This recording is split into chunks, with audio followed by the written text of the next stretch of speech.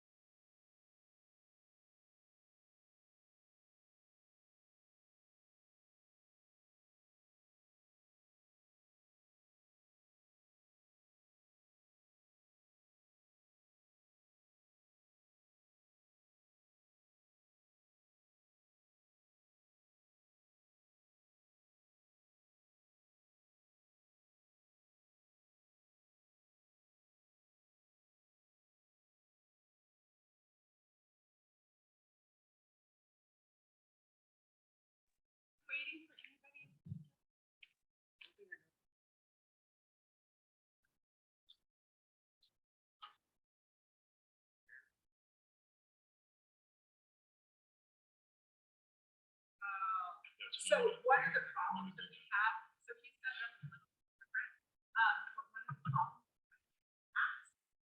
and it confuses the owl. So when somebody opens the snap, yeah. So I'm gonna do this. So it's gonna look like this.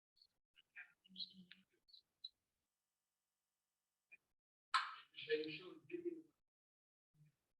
Yeah. Oh, gotcha. Yeah. Still learning. That was the first one. Yeah, no, I appreciate that.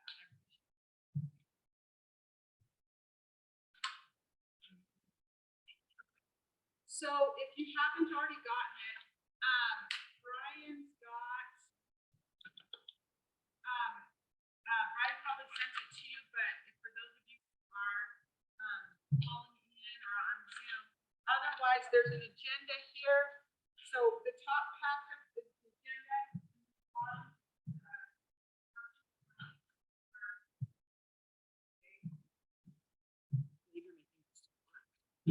I know, right? I gotta send a new agenda. It's like this is for All the credit. Right, no kidding. Right. We don't work at work and you want us to work here. I don't understand.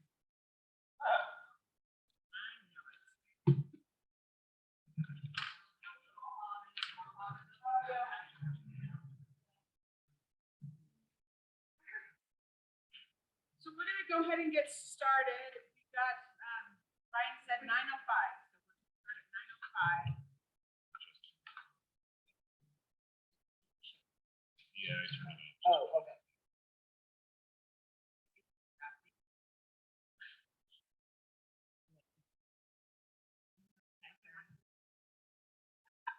So How do I look? do a sound check. 1, 2, 3. The time has come, the walrus said. Just talk to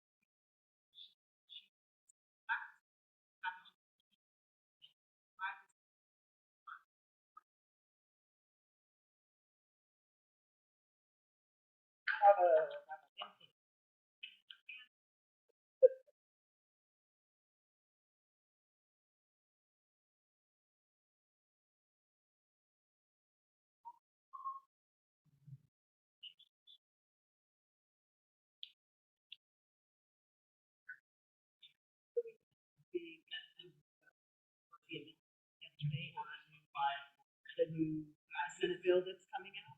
2:13. Interesting. Brian, there's a seat right here. I saved it just for you. You get a signed seat. I get it. I'm not sure that's a good Morning. thing. Go for it. Gotcha. I want to sit in the back of the class. Yeah, smart man. So if every, Well, how are you today?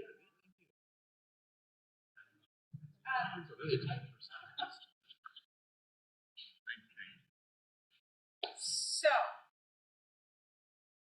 good leader is a servant, someone that is very cognizant of the needs of the people they're serving, that have pour their heart and soul into what they're doing, that are constantly trying to improve themselves and those around them. A great leader, all of those things, and in addition to that, they are obsessed with mission. Whatever their mission is, they're obsessed with it. And in addition to that, they bring a lot of people, they inspire a lot of followers in that obsession. True leaders do both of those things. Plus, they turn around and they develop those characteristics of everything. So, what we wanted to do today is, or for the next 2 days, and we are going to cover a lot in the next 2 days, of really that leadership. You know, there's a saying that the ship is safe in the harbor, but that's not where the ship is. What we want all of you to do is to identify where you're at in your leadership journey personally, assess where your organization, whatever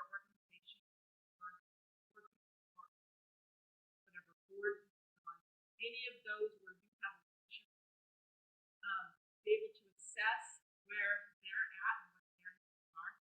Take yourself next level and those around you. We put together some really important high level pieces. We're going to touch on a few low hanging fruit, but we're just going to touch on those things next days because it's information that you can get just about anywhere. But the aggregate of leadership development next days are either people that I have turned to develop or somebody that's inspired. So we're gonna, I'll talk about Micah in a second, but it's Micah, and then Chad Worthman is the executive vice president on Farm Bureau, and he is, for me, one of the more fascinating leaders. One of those kinds of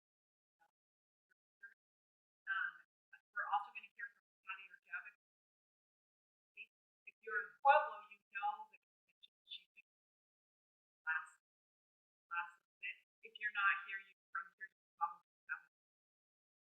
Pueblo's very eager, and so they're sort of obsessed with it right now.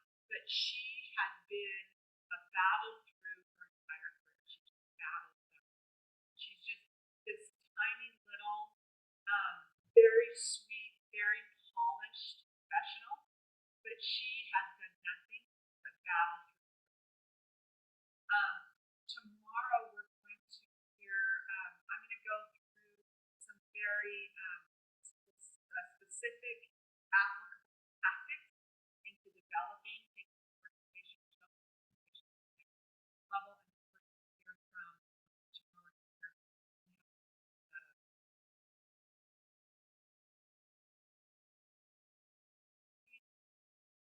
Impressive thing that makes rare, but now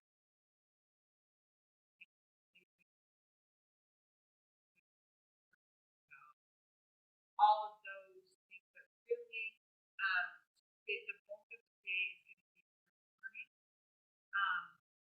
and then tomorrow is going to be assessment application.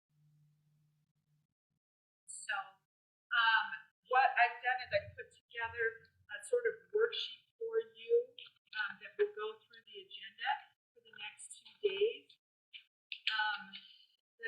We're only going to get through to the capacity building today, and then that leadership and nonprofit animal, that will be tomorrow. So that's how those things play out. I don't know how you guys, everybody does their notes differently, but I have this extra paper there. I have posted however you guys know.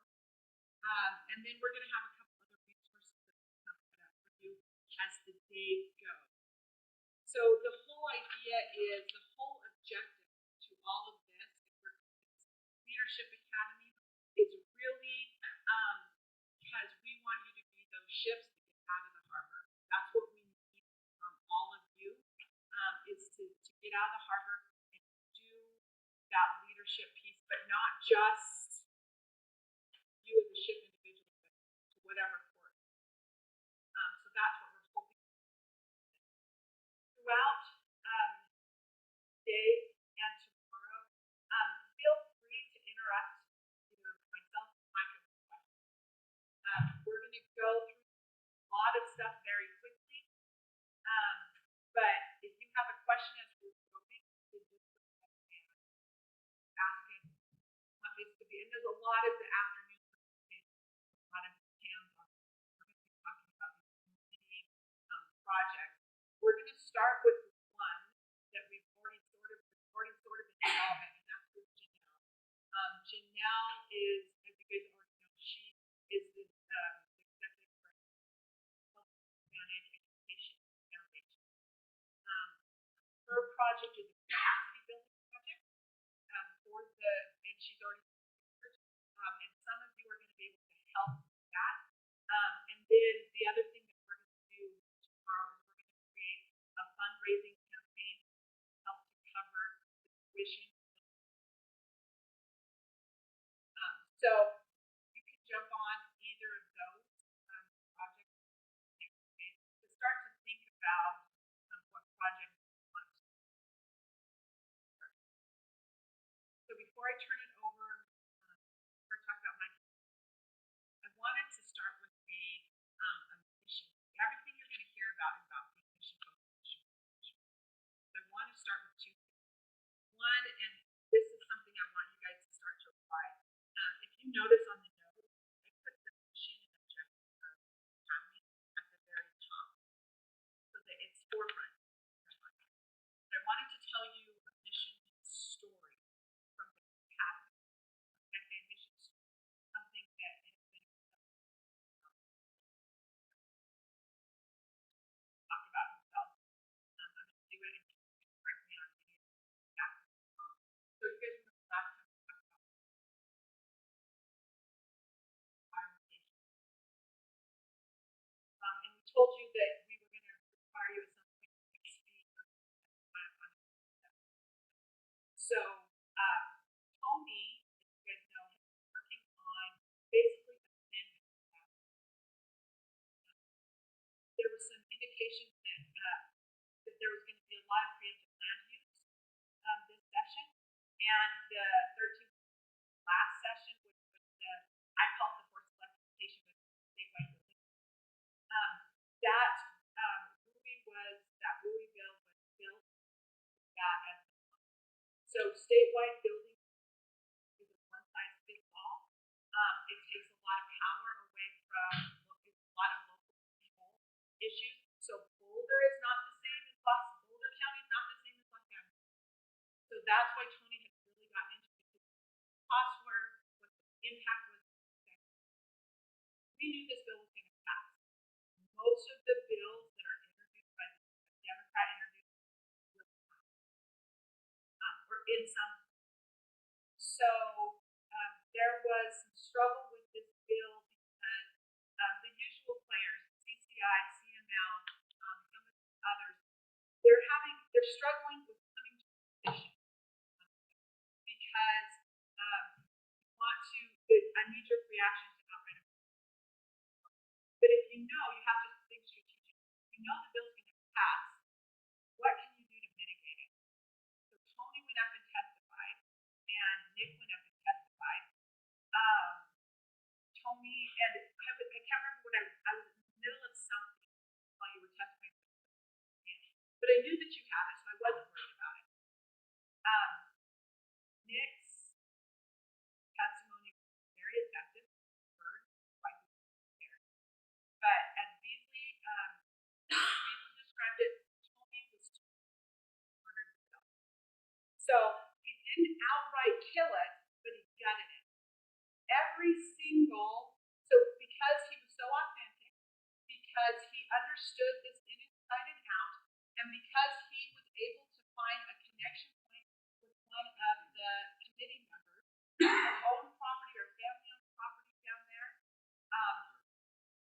they were like, wait, and so they started asking questions. So not only were they able to get every single amendment that Tony put up, but the senator continued to text Tony during testimony and say, what should I be asking? What should I be asking? What should I be asking? It was a perfectly executed plan, strategic throughout, and frankly, and I think I've told you this before, I have a scoreboard in my head. Everybody can have a scoreboard. When Beasley asked and did something, I put a score. So he calls me and he says, Tony, we're going to do 20. And I said, it barely passed. It was 4 to 12, which was completely unheard of. They got all the amendments, and in fact, the next day they were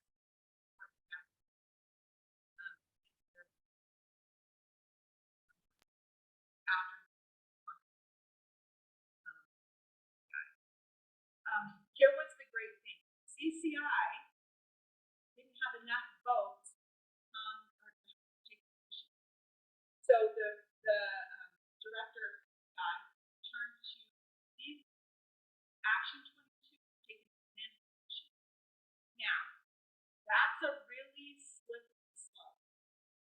lot of political collaboration. A lot of political collaboration. Because, you know, it's people are starting to question where, right? But they can we can introduce, here's what we want, here's how it's done. So we're working on something right now on 213, whether right now Action 22 and everybody else. But Tony did this perfect. What happened with she introduced that final. Oh, it hasn't come back.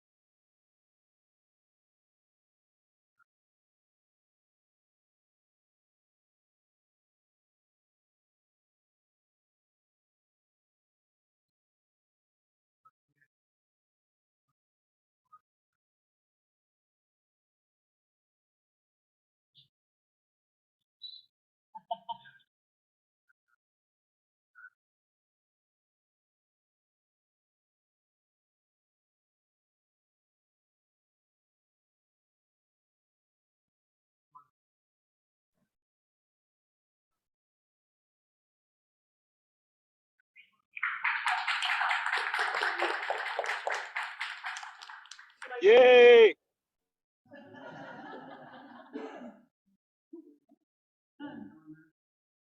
No, he's in class. So I just wanted you guys to all know that there is serious power and impact. So I have trust issues. It takes a lot for me to turn things over, to lay things down, to rely on other people. It's one of my biggest shortcomings. But in the last, especially the last 2 years, two and a half years when I realized I was at capacity, there was nothing more that I could do something drastic. First it was, I brought Brian. I asked Brian. I'll still never know why. You brought me. Or brought me. I said brought. Brought Brian. Right. I did. I should have charged more. Brian, you know, you've heard this story before. He's the one that encouraged me to go for this job. And encouraged me. It was a second try before I was 2 tries. And then he came on back to 2. I had done all of it. And then one of the best coaches that I know is Micah Espinosa, who happens to be my brother. I don't listen to a lot of people. You don't listen to people, you know. I mean, he thinks it's a big joke when somebody, you know, recognizes me for my contributions to my community. You know, he makes a big joke of when I'm introduced with the dignitaries. That being said, he has been able to coach me to another level of leadership that frankly I didn't believe myself. He helps me see things, he helps me understand where my strengths are and where my shortcomings. And so I asked him, and then of course he has a master's degree. So I asked him to do this next part of talking about giving some instruction on a higher level. I'm going to turn it over to Micah to do all of that. And again, ask him lots of questions. He had a cough through most of the night, so he's rallying. But ask the right Project your voice. I would want.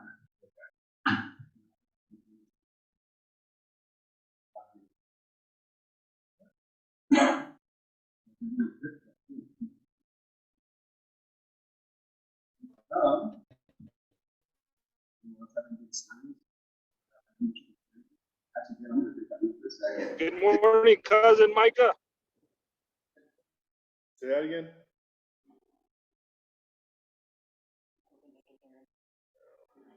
Because one of the things we asked you guys to do is also start recruiting for your for our next class.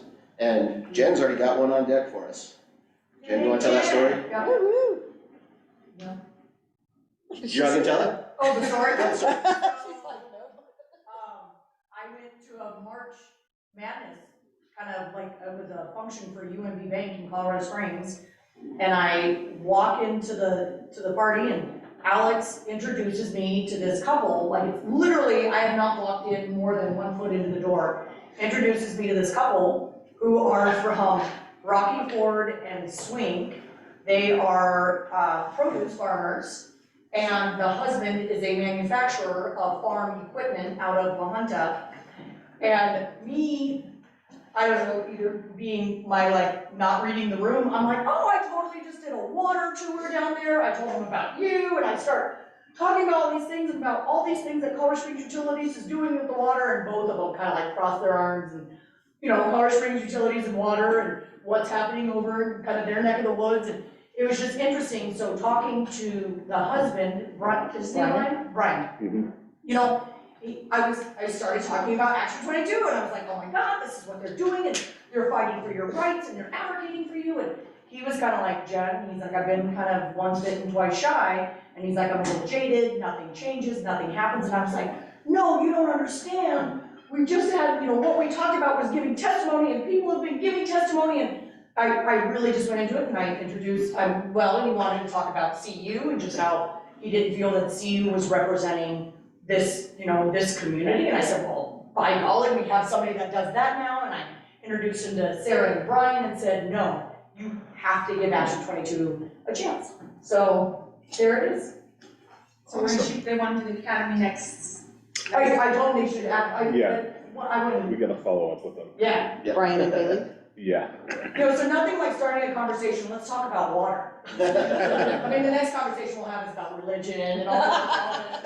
And obviously, you know, they were a great couple, and I think we'll get a massive punch. I know, right? Yeah, exactly. That's awesome.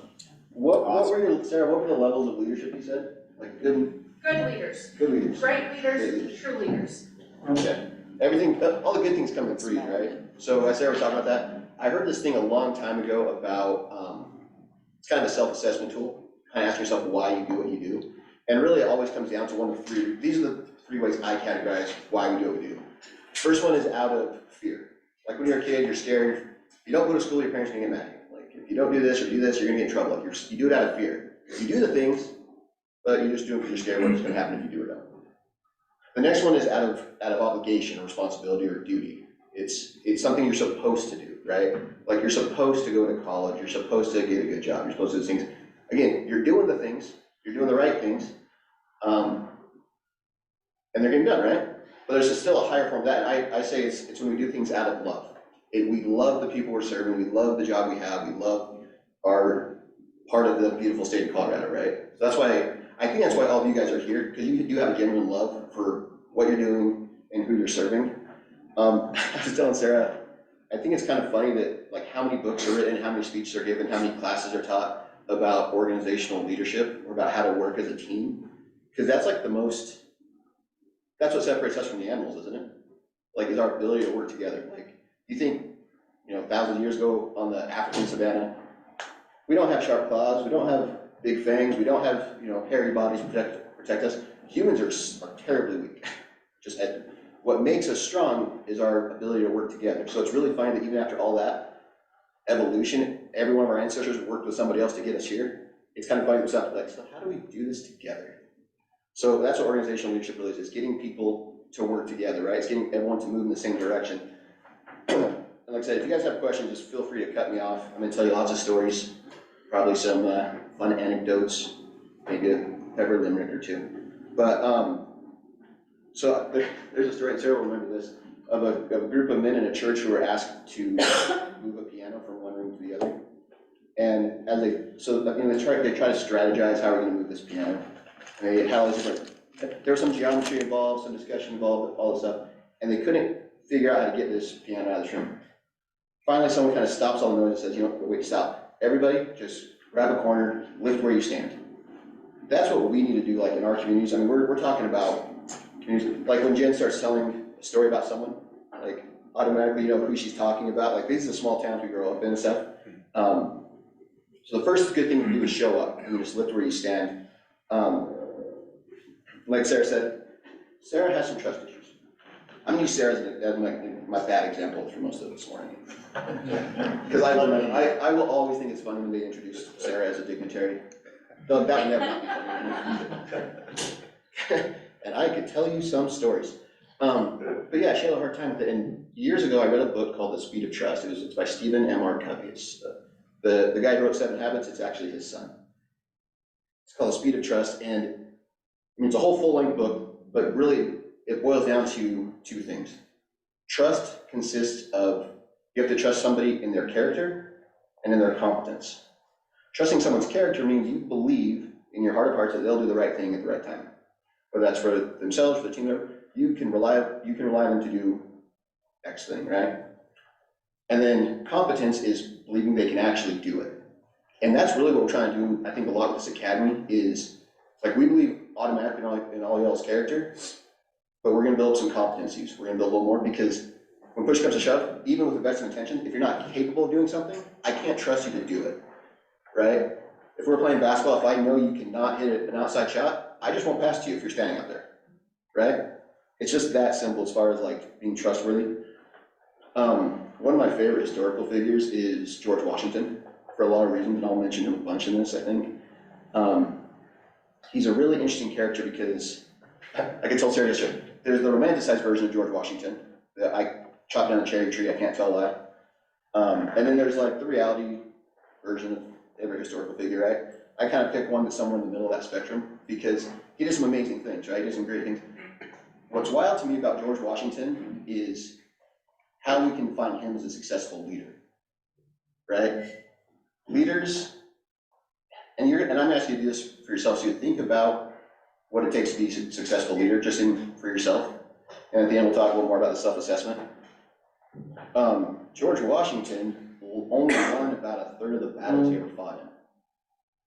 Like, that doesn't sound, like, if you fail twice as often as you succeed, that doesn't sound very successful, right? But what makes him special as a leader was his broad scope vision of what he was trying to accomplish. What I mean by that, so he knew how important it was for us, for the United States to be the first democratic nation in the modern era, of course, and to have a true national identity. So all the times when they were fighting, when they were losing, when they were understaffed, when they didn't have good supplies, good rations, worthwhile shoes to walk in the snow, I mean, when they didn't have anything like that, his ability to redirect them to this ultimate goal is what made him a successful leader. Because, I mean, bad things happen. Things don't always go according to plan for any of us. The way to stay on that path, the way to stay successful, is to keep everything focused on what's going to be the end game. Like, what are we actually working for? And again, that's kind of why we started this academy, right? Like Sarah and Brian especially were stressing over how do we duplicate our efforts? How do we multiply our efforts? Well, you train the next batch of people, right? So I think, so as far as trust goes, George Washington proved himself that he was trustworthy because he never wavered. Like his character was never in question. Even what his competence as a leader of men was never in question. Because developing trust, it's kind of funny, someone pointed this out to me. We often trust people very blindly. Like you think, so I always think about this when I'm driving up into Rye. When you drive up into Rye, there's this big sweeping left-hand turn before you come into town, like the mountains are just there, all picturesque, right? But it's a pretty sharp turn, and that lane, those lanes feel awfully narrow when you come around those turns. But every time I go down that turn, I trust that the car coming towards me is gonna stay in its own lane. That's what you have to think about trust. I believe this person isn't gonna swerve to hit me, and I believe the fact that they're driving, they have a license, someone has declared that, at least in the academic sense, they're capable of driving. And I trust that that's true. Whether it is or not doesn't really matter, because we always have to trust other people at some point. One thing that Sarah has a hard time with, she calls it trust, it is trust, but it's delegation. Like, how many of you have a hard time with delegating? I'm gonna pick on Janelle. Janelle, why do you have a hard time delegating? Because I have the end goal in mind and I know what I want to do and focus on in order to get there. But I don't know that I have articulated that enough to my team to help me get there. And sometimes the goal has to be met faster than usual. So then in my mind, taking time out to teach somebody else to do what I can just do myself is very hard. So then I end up just saying, I'll do it. Right. Does anyone have, I mean, I think that's probably fairly consistent how we all feel, right, as far as delegation. Anyone have anything different? Why it's hard to delegate? Ryan, why is it hard for you to delegate? Me? Ryan? Oh, I thought you said that. No, Ryan, I won't do it. Yeah. Hey, pick on me. I think it comes down to lack of trust always. You know, there is that competency or the character, one of the two, that it does wind up being the trust issue where you don't trust that that person has either the knowledge, which is competency, or you don't trust them with character, like they will actually then maybe take their idea instead of the idea of the organization or your idea and you're off. So I think the biggest underlying element is definitely trust. Would anyone here say they enjoy delegating, or they're good at it, or they look forward to it? All right? No, I'm with you. I think delegation is one of the most important things you can do. Well, I mean, we all are so busy, and like you said, you only have so much bandwidth. And so what I've tried to do, and it takes a lot, is not everybody's gonna do it the way I'm gonna do it. Mhm. But if they're gonna do it in a way that still meets the goal, and it's 90% of the way that I would do it, okay, we're good. And then I just check in on them, hey, are you going on the right azimuth? And if they're not, then I just kind of guide them to where the project needs to go. So I don't have enough time. I mean, we all don't have enough time. Right. So as long as it's meeting the organizational goals, it's good. But that's kind of hard. It took many years to be able to do that. And then you got to trust your people that they're going to do the right thing. So here's the question I have for that though, is then how do you not have more stress when you see them failing? And because and you have to then redo it, or you have to fix it. So that gets into your point of developing them, because that's part of developing them as well. They're gonna have to, I mean, as long as it's not catastrophic, right? You know, I mean, if somebody's not, as long as it's not catastrophic, then we're gonna be okay. But, you know, it's part of developing those that are, you know, that I manage as well. Because that's how I learned. I mean, we all failed at some point, you know. Oh, yeah. So, and then you learn from it, and then, okay. And then you kind of provide them, you know, afterwards, after it's all done, hey, why did you do it that way? You know, and then you could provide, or maybe then you learn something. You're like, oh, okay, I didn't think of it like that. The feedback loop. Yeah. Agreed. Yeah. because some of the folks that I manage, you know, runs the spectrum, I know we're gonna get into that later, where, you know, the generational spectrum. So I'm not as tech savvy as some of the younger folks, but then they educate me, oh, this is why we need to do it this way. So. But I think it goes back to getting the right people around you, surround yourself with good people, Yeah. and then getting out of their way. So I think from a delegation standpoint, now, can you always get the best people around you? And I mean, where we are, but I think, because I think I'm a fairly good delegator as well, get the right people, give them the end game, and then get out of their way. Be there to be the guardrails, because they're not gonna do it exactly like you, but I mean, I think there is beauty in getting out of good people's way.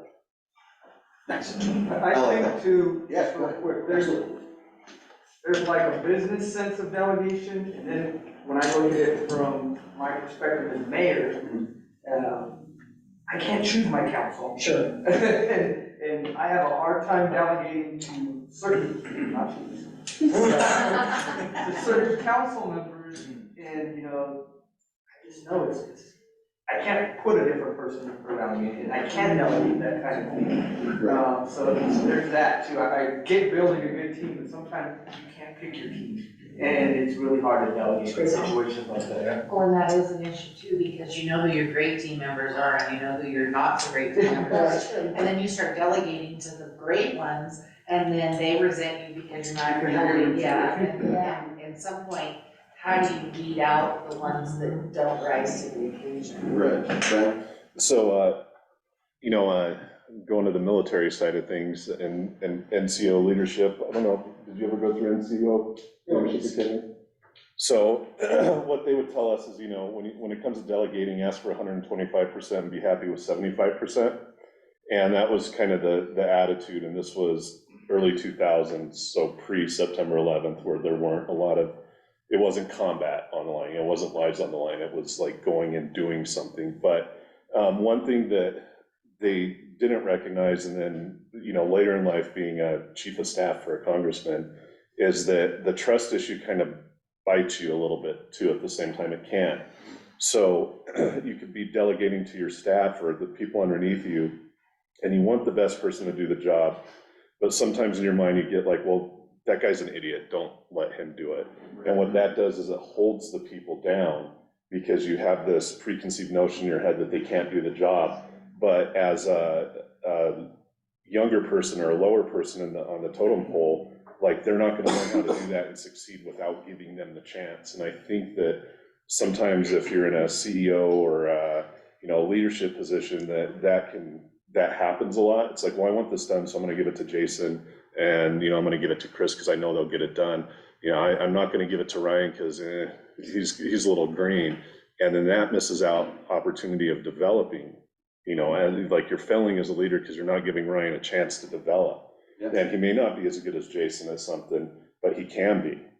And that's something that I know, and again, going back to the military, that a lot of us as NCOs kind of fell into that loop a lot.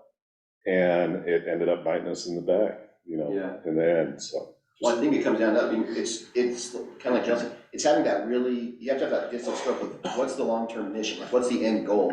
Everything you're doing has to lead towards that, and that's how you can stop and assess it, like, is my project still on track? If I'm trying to get, I don't know, 2,000 new members in the next 2 years, well, 6 months in, I should have 500 new members. If I don't, where am I going wrong? And you can use those as stopgaps. Tony, and then we'll come right back to you. So, and the military guys in here will understand what I'm saying. Trust is a two-way street, though. If you're a leader, for those guys that are under you to trust you, you have to give them something to trust in. Yeah. So you can't be somebody that delegates and you don't do your portion too. So you need to get into the trenches with them and show them that you're trustworthy. And when I was a regional manager for the Colorado Farm Bureau, we're going to have a great individual talking to us here pretty quick with Shot Borthman. I was in the middle of fighting the Pinyon Canyon expansion. My property was going to be in phase 1, and I just purchased that property, and I wasn't going to let it happen. Whatever I could do to stop this. Chad Borthman heard my plea, asked me to come work for him because I had testified a couple of different times for the opposition. And then he put me in a regional manager position to where now I'm representing 14 counties. And he told me, Pinion Canyon's gotta go on the back burner. You can't be the face of Pinion Canyon anymore. So then I had to delegate. So I had to make sure that I could get some of those individuals from those counties to put the message forward, feed them the seed, and help them develop the message. And then they were the ones that were testifying on behalf. And but they trusted me to help them do that. And you gotta have that two-way street of trust. I'm gonna add one more thing to that really quick, and then, Chad, who we're gonna hear from in a minute, is on my executive board. And he was, it was really his insistence that I got this job. So, we needed another board member, in, Los Angeles County, and he tells me Tony Haas. So, my trust with Chad is absolute. So I brought in, and he said he would do it, and, Chad, so he was gonna do whatever Chad said, I was gonna do whatever Chad said. Had my first conversation with Tony, I called Chad up, I go, what the hell did you get me into? Because I did not know if he was gonna run me over or if he was gonna be my biggest ally. And he said, Tony Haas has more integrity than anybody you'll ever meet. Trust me. Loyalty is big, and you gotta develop that. So he said, trust me, he's gonna be your best friend. He's gonna be your the best partner you've brought on so far onto your board. And he was right.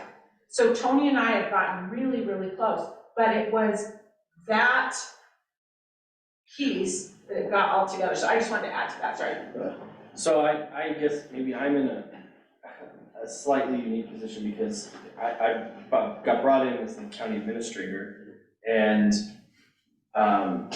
every department head is much older and more experienced than me. And so on the one hand, I felt like I need to build that trust with them, right? To say, I trust you because you are the subject matter experts on your department and I'm not. And so there's been a lot of that as I get started, right? But now I'm kind of getting to the point where I can see inefficiencies or things that might need to be improved. And so I'm trying to figure out the balance between continuing to have that trust built, acknowledging that they have more expertise than me on this subject, while also still trying to maybe cash in a little bit of that and say, you are the expert, you tell me how to fix this, but this is a problem that needs fixed. Yeah. And so I don't know, it's just I feel like I'm in a little different situation than some people in the room because of that. And I'm interested to hear any thoughts on cashing in that trust a little bit, to say, this is maybe a harder conversation than we've had. Well, like Tony said, it's a two-way street. So that same guy, Stephen M. R. Covey, his newest book is called Trust and Inspire. And he talks about that, how it's trust. So I said, so I quoted him originally saying it's a combination of character and competence. He goes on in this next book to say it's actually trust equals trusting plus trustworthiness. Like, you gotta be trustworthy. It's like for you, for example, being the new guy, being the young guy, being like fresh from moving back, there's probably a lot of doubts. Like, you are under bigger scrutiny to prove yourself early. Like, I think that's totally legitimate. But again, you do the right thing by extending that trust. It gives them an opportunity to give trust back. Also, like with Tony saying, like loyalty is that same way. You gotta extend loyalty to expecting loyalty back. But then that integrity piece, I think, is really critical, where people, like, for example, when you have something like you start to see these like little inefficiencies and stuff like that, if you don't have that trust, let's call it trust capital built up, you can't correct somebody, tell them you're doing something wrong. Like, you gotta build up your trustworthiness, your trust capital, and then extend trust, they'll give it back to you. I think that's like a big piece of that. Yeah, Lisa? What about when you have individuals that you think you could trust, but you don't ever see any initiative from them? And so how do you help people? So there's. Oh, go ahead. You go ahead, and then I'm gonna say something. Go ahead. Cause mine's gonna be better, so I'll wait. So let me tell you, I think sometimes you almost have to prioritize which relationships are the most important to build that trust. If it's something that is going to serve the mission, if it's something that absolutely isn't like, I have to work with this person and they're mission critical, then that's the priority. I'm gonna be really honest with you. When I asked Brian to move across the hall and start working with Action 22, I didn't actually think he was gonna say yes. And I didn't, the relationship, I had to work on that because of my trust issues. It took me a long time, believe it or leave it, to trust Brian. To go, okay, let Brian be Brian and don't worry about it.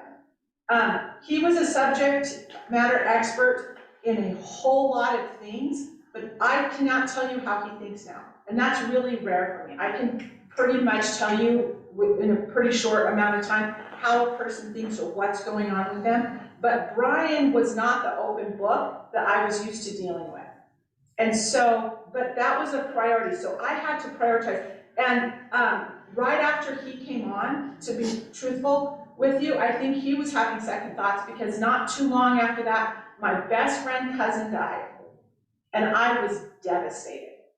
And he walks in the office and I'm just doing everything I can to hold it together. So Brian's reaction to that was a bottle of whiskey. And Mike had to come pick me up. So that's what we're talking about. Because I think he was thinking that. But when you're in a when you're in what is going on with you, triage it. Can the relationship be saved? Is it worth saving? Those are the tough questions as leaders you have to ask. If you don't have any other choice, then you move forward. But prioritize what's important and what you need out of that. What's mission critical and what's not, is what I would say. Okay, say something better. I got a whole bunch of stuff for that, but go ahead, Tony. When managing those counties, you've always got the wallflower in the back of the room that doesn't say much. And lots of times they have some really neat ideas. So if you engage that person and give them a menial task, is what I used to do, something that you know they could get done, but you put your trust in them to get that done, sometimes that'll help boost their self-esteem, and then pretty soon they want to be part of the project. Right. That was better. That was.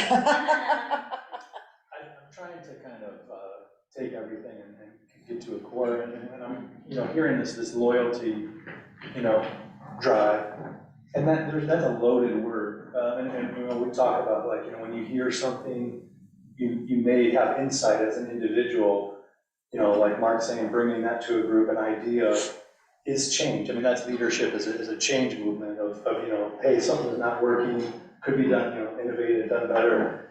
And the question is, that I've just found, like, this sensitivity on, finding that based on, individual insights with others who may not be in the loyalty group, but recognizing that, there's a growth opportunity with, additional people. Right. And that's, I think, when I think about leadership, it's really kind of coming to the core of the objectives and working, like having a process to work that out. And that naturally, every individual then contributes.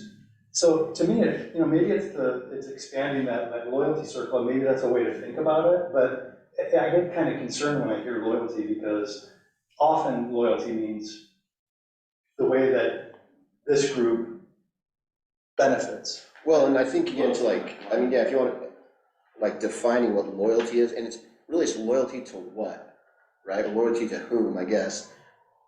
I would say if it's loyalty to whom, you're probably already off track. Yeah. It's loyalty to what? Everyone needs to be engaged in the same mission and moving in the same direction. I was gonna make that correction too. It's loyalty to the organization. Yeah, It's not like loyalty to critical, it's loyalty to the organization that we're successful. It's never about me personally, it's about what's best for the organization. Right. And what I wanted to mention for her comment was, you know, and for the military folks here, we always had counseling sessions, you know, and that's where I'm starting to introduce that. Well, it depends on how you do it, because the military counseling was just, it was a check the box, you know, you never really got anything out of it, which was sad, because it was an opportunity to develop young kids to be future leaders. But when you're talking about that individual, how do you get them to have more initiative? It would be in some sort of setting where you're sitting down with them and telling them, hey, this is where we need to see your improvement. Because if you don't tell them, they're just gonna continue on doing what they're doing, because they're thinking they're doing fine. So, I mean, that's where organizational leadership comes in, right? I mean, one, being a leader, it means being able to see the entire, like, and let's put it in military terms, seeing the entire battlefield and seeing where your troops are lined up, where they should be moving, where they're losing ground, right? Your job is to see those things and make those little adjustments throughout. And like I said, so boil all this back down. When we have those people on our team we don't trust, again, don't make it personal, don't make it about them. You either don't trust their character or their competence. The character you can't do so much about. That's when you start just avoiding them, you don't give them responsibilities. Like, I don't trust their character, so especially when you don't get to pick your team. Your job as a leader is to know each individual person's strengths and weaknesses, each person's contribution, and understand that each one of those pieces is part of the greater whole. One of my favorite stories about, like, because being a leader also sometimes means you have to think outside the box to correct course. What is it called? Actually, I have it here.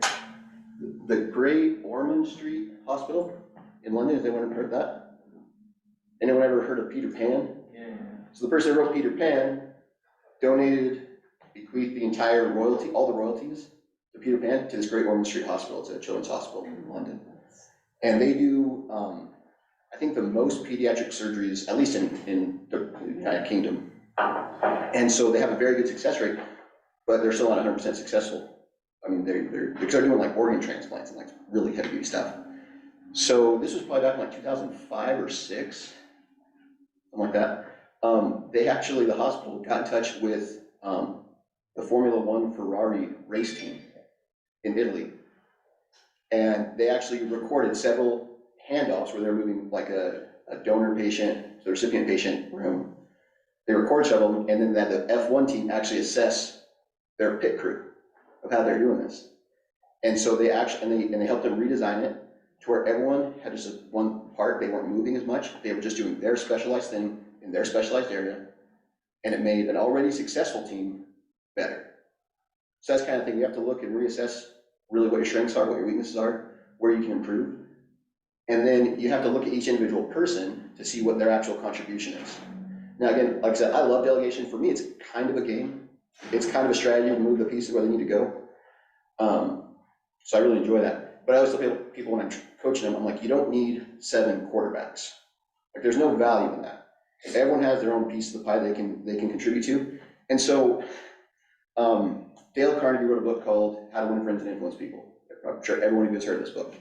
He also wrote another book that's not quite as famous, but also very cleverly named, called How to Stop Worrying and Start Living.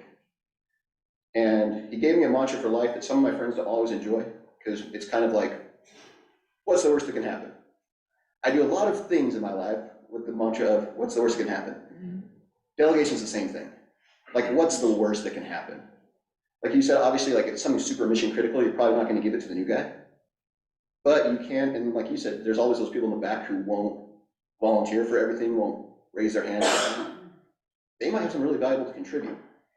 So it's our job as leaders to reveal those talents. And so you have to extend that trust to let them show you what they're capable of. And if they screw it up, so what? Either they're going to learn from it, or you're going to learn from it. And those mistakes don't happen again. So you have to approach leadership that way, I think. Me personally say, what's the worst that can happen? Tony? I want to expand on that loyalty a little bit further. How many of you watch Yellowstone? And you know those ranchers, the guys that work for that ranch, man, they are loyal to that ranch, right? That's called riding for the brand. And that's what I was talking about when I was talking about loyalty. Not to Rick, not to Dutton, but to the ranch and to see it. So like everybody in here, is to action 22. And what you did, that's loyalty to this organization by trying to pull in that new member. Yeah. That's awesome.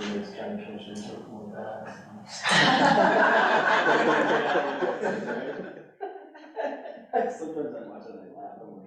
I think everyone should check those parts. And Mike, I would add too, like with the whole thing that, in leadership and when it gets into leadership and delegation and, you know, up here to down here, there's always gonna be a little bit of distrust from the individuals down here that you're delegating to the top.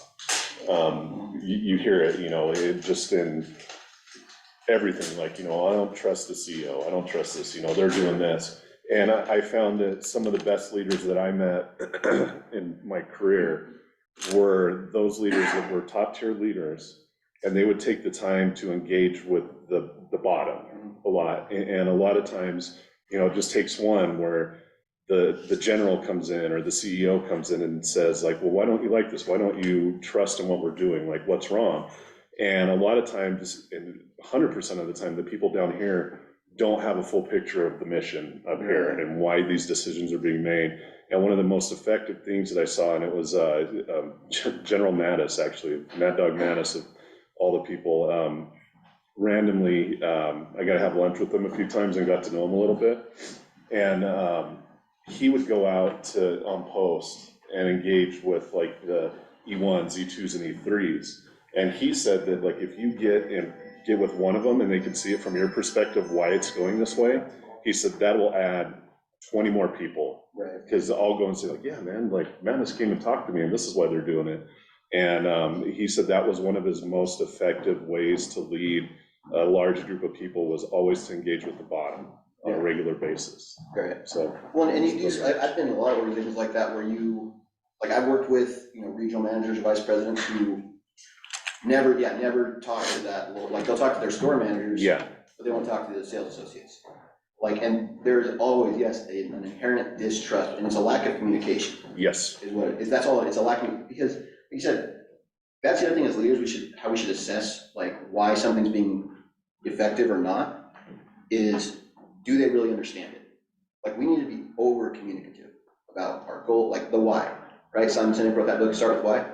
You have to have a very clear picture in your mind of why we're doing this, what we're doing, what we want to accomplish with it. And then when things start to get off track, are we still doing all of our activities going towards the end goal? And if you touch on that same thing, like the things that get in our way, like, you know, I have so much going on, I don't have time to train this other person. You gotta look at that as an investment in the future. You taking that time now is an investment for later. You gotta divide those activities up into, are they urgent or are they important? Because there's some stuff, it drops in your lap and you gotta get taken care of right now. But you don't need to spend a disproportionate amount of effort on those urgent things at the expense of the important things, right? Was there someone else that had a comment? Well, I wanted to Go kind ahead. of expand a little bit on the idea that what Brian's talking about is transparency.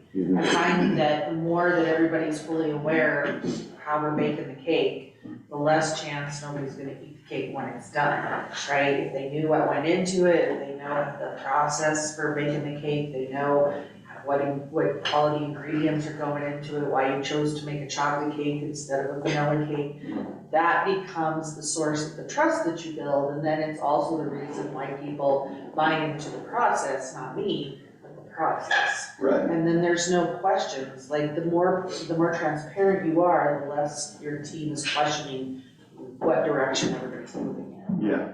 Well, I think a lot of that is kind of like, that's how you build your culture, right? Like it's building a culture. Like that's one thing I think is really important when it comes to leadership is you actually get to control that culture. That Daniel Meyer,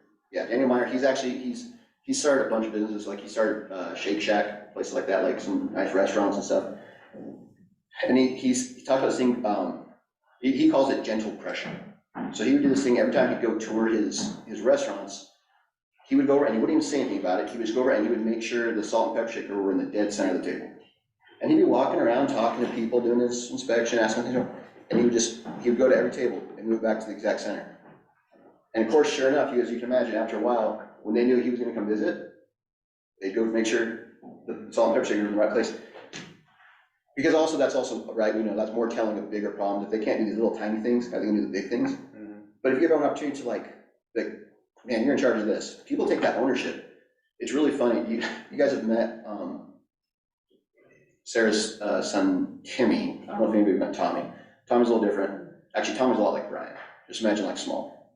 But very, very similar thought process. But it's really funny because they use a wood burning stove at their house, and they put Tommy in charge of keeping the fire going. And I mean, he's 15, like that's not like a difficult job. But it was so funny because, so they actually taught him how to build a fire properly, how to clean the stove out, all that stuff.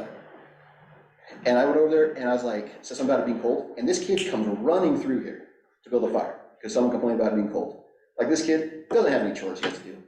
He's very soft. His neck is gonna be permanently bent like this because he stares at his phone. But when Sarah gave him that ownership of the fireplace, I mean, he took it and ran with it. Like he made sure that fire was always going. And everyone's like that. People like to contribute. They like to help. They like to feel needed. They like to feel important. Our job as leaders is to reinforce that. Just a quick story. I used to work at Sears many years ago, and the GM, I can't remember his name, but he was a nice guy, and I mean, he would talk to the associates here and there, but he was a store manager.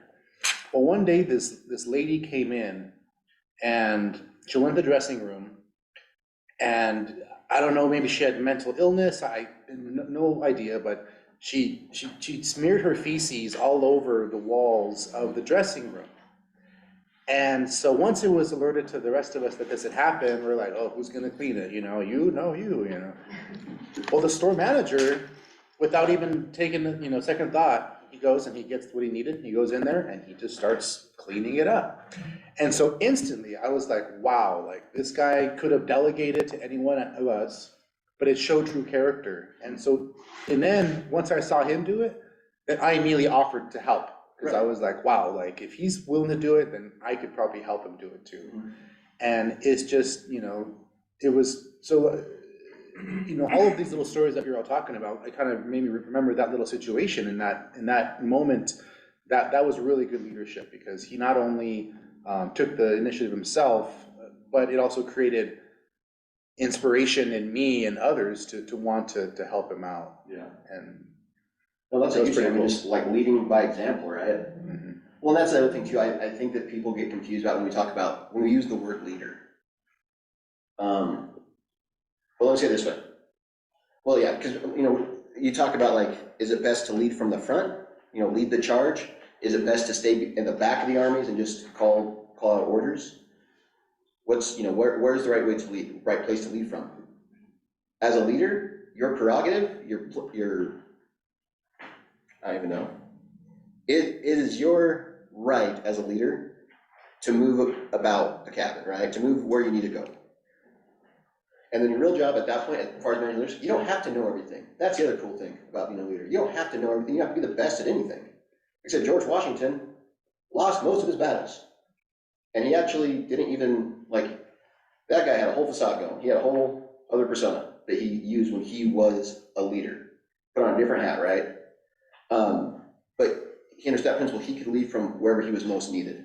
And I know Chad's gonna talk about that a little more, so he has a better metaphor than I do about it. But that's a really critical thing, like I said, showing people you're willing to do the things you're gonna ask them to do. That's the best thing you can possibly do for you as a leader.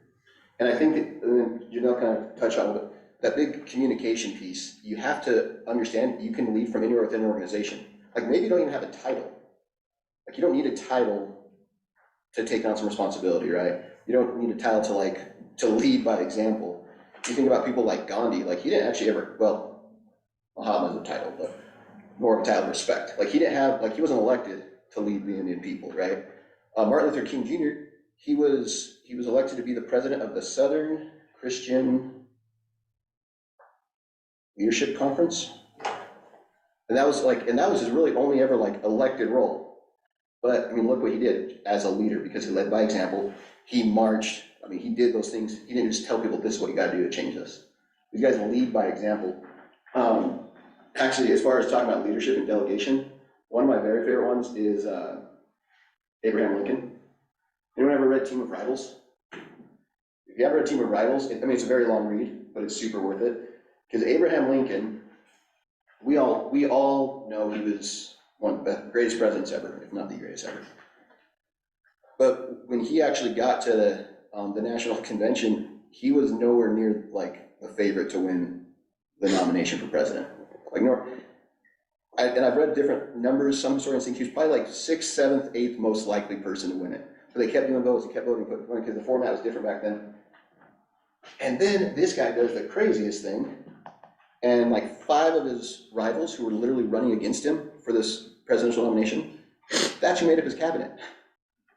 Like, I think a lot of people, it's really funny. I think one of the biggest flaws that a lot of people have with leadership is, well, 1, they're scared to delegate. But 2, I've seen a lot of leaders, and you guys have all, I think, seen the same leader, where they're like insecure about their leadership. Like they think you're gonna take their job. And I honestly, I don't believe this of anybody in here, but I know people who have titles, manager, director, whatever, who almost intentionally keep their people down, right? What you should always be looking for as a leader is training your replacement, finding your replacement, training your replacement, because you're not gonna be there forever, right? Does anybody know where the term mentor comes from? We all know, like, your mentor. And you probably, like as I said, you probably think like, oh, this person was a good mentor to me. You wanna know where that word comes from? So it's actually a name, it's actually the name of a character from Homer's The Odyssey. When Odysseus leaves, he leaves his family, and so he left kind of a caregiver with his son. I'm not blank on the name. But the caregiver, the teacher was named Mentor, so he was his mentor. It was actually Athena, the Greek goddess wisdom, disguised as this old man caretaker. So that's the other thing too, is like, anyone can be a mentor, anyone can be a leader, but it's actually those underlying characteristics where you teach them. Just because you look the part, because you walk the part. I was listening to this book the other day on tape, and they were talking about, what's the name of the company? It's this investment firm. I'm blanking on the name of it, but they kind of pride themselves on operating business the cheapest in the industry. I almost had it. And so one day one of these financial consultants walks in, and he's wearing like this like threadbare suit. The shoes have been like resold multiple times.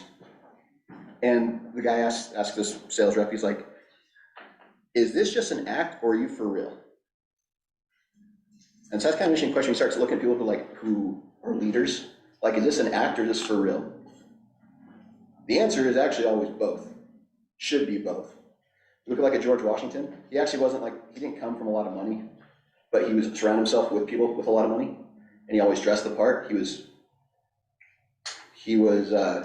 very careful to always look and dress the part. He had like this list of rules he carried with him about how to act. It's actually really funny if you ever read the list of his rules. It's like 110 rules for civility, something like that. And one of them includes not to put your feet by the fire when there's meat on the fire. But he was so conscientious about how people perceived him. So then when it came time to have like the first Continental Congress, like he was unanimously elected because they trusted his character, they trusted his competence, they knew he was unwavering, and he looked the part. Like, I mean, and he stayed at Valley Forge with his troops, like he was in the trenches, he suffered with his people. I mean, that's a religion. Is it just an act, or is this who you really are? It's both. Like yes, the pretty girl in the back. Oh, thanks. That's the nicest thing you said all day. The dignified lady back there.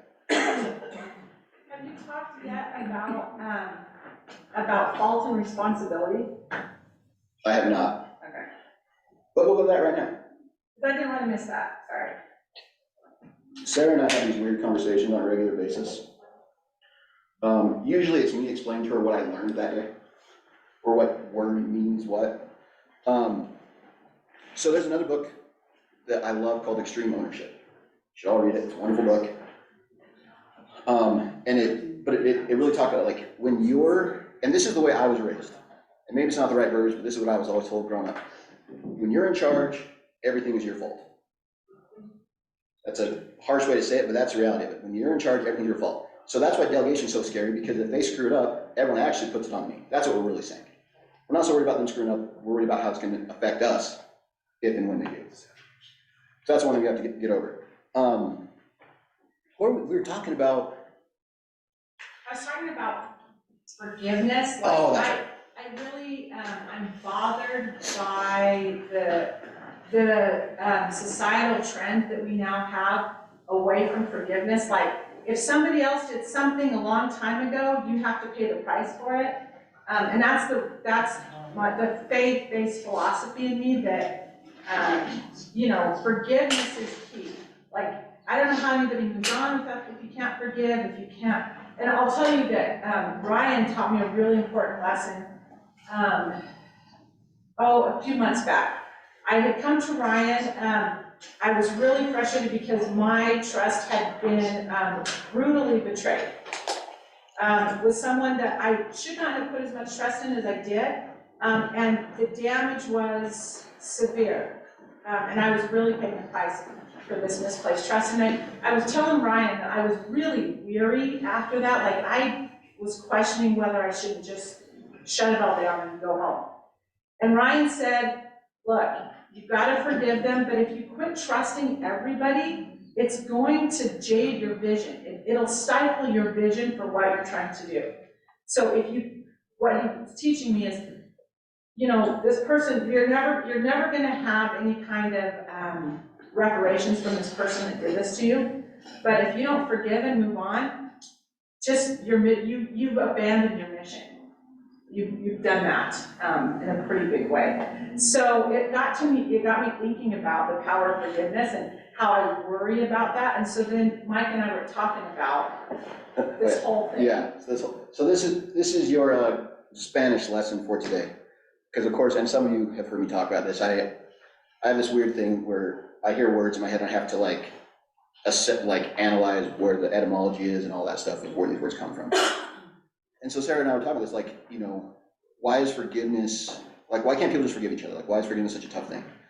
And it dawned on me then that forgiveness is hard because we kind of view it as a weakness, like, in a way. If we forgive someone, we kind of view it as, or we're admitting they won, something like that. Like, we have it's hard for all of us to forgive someone.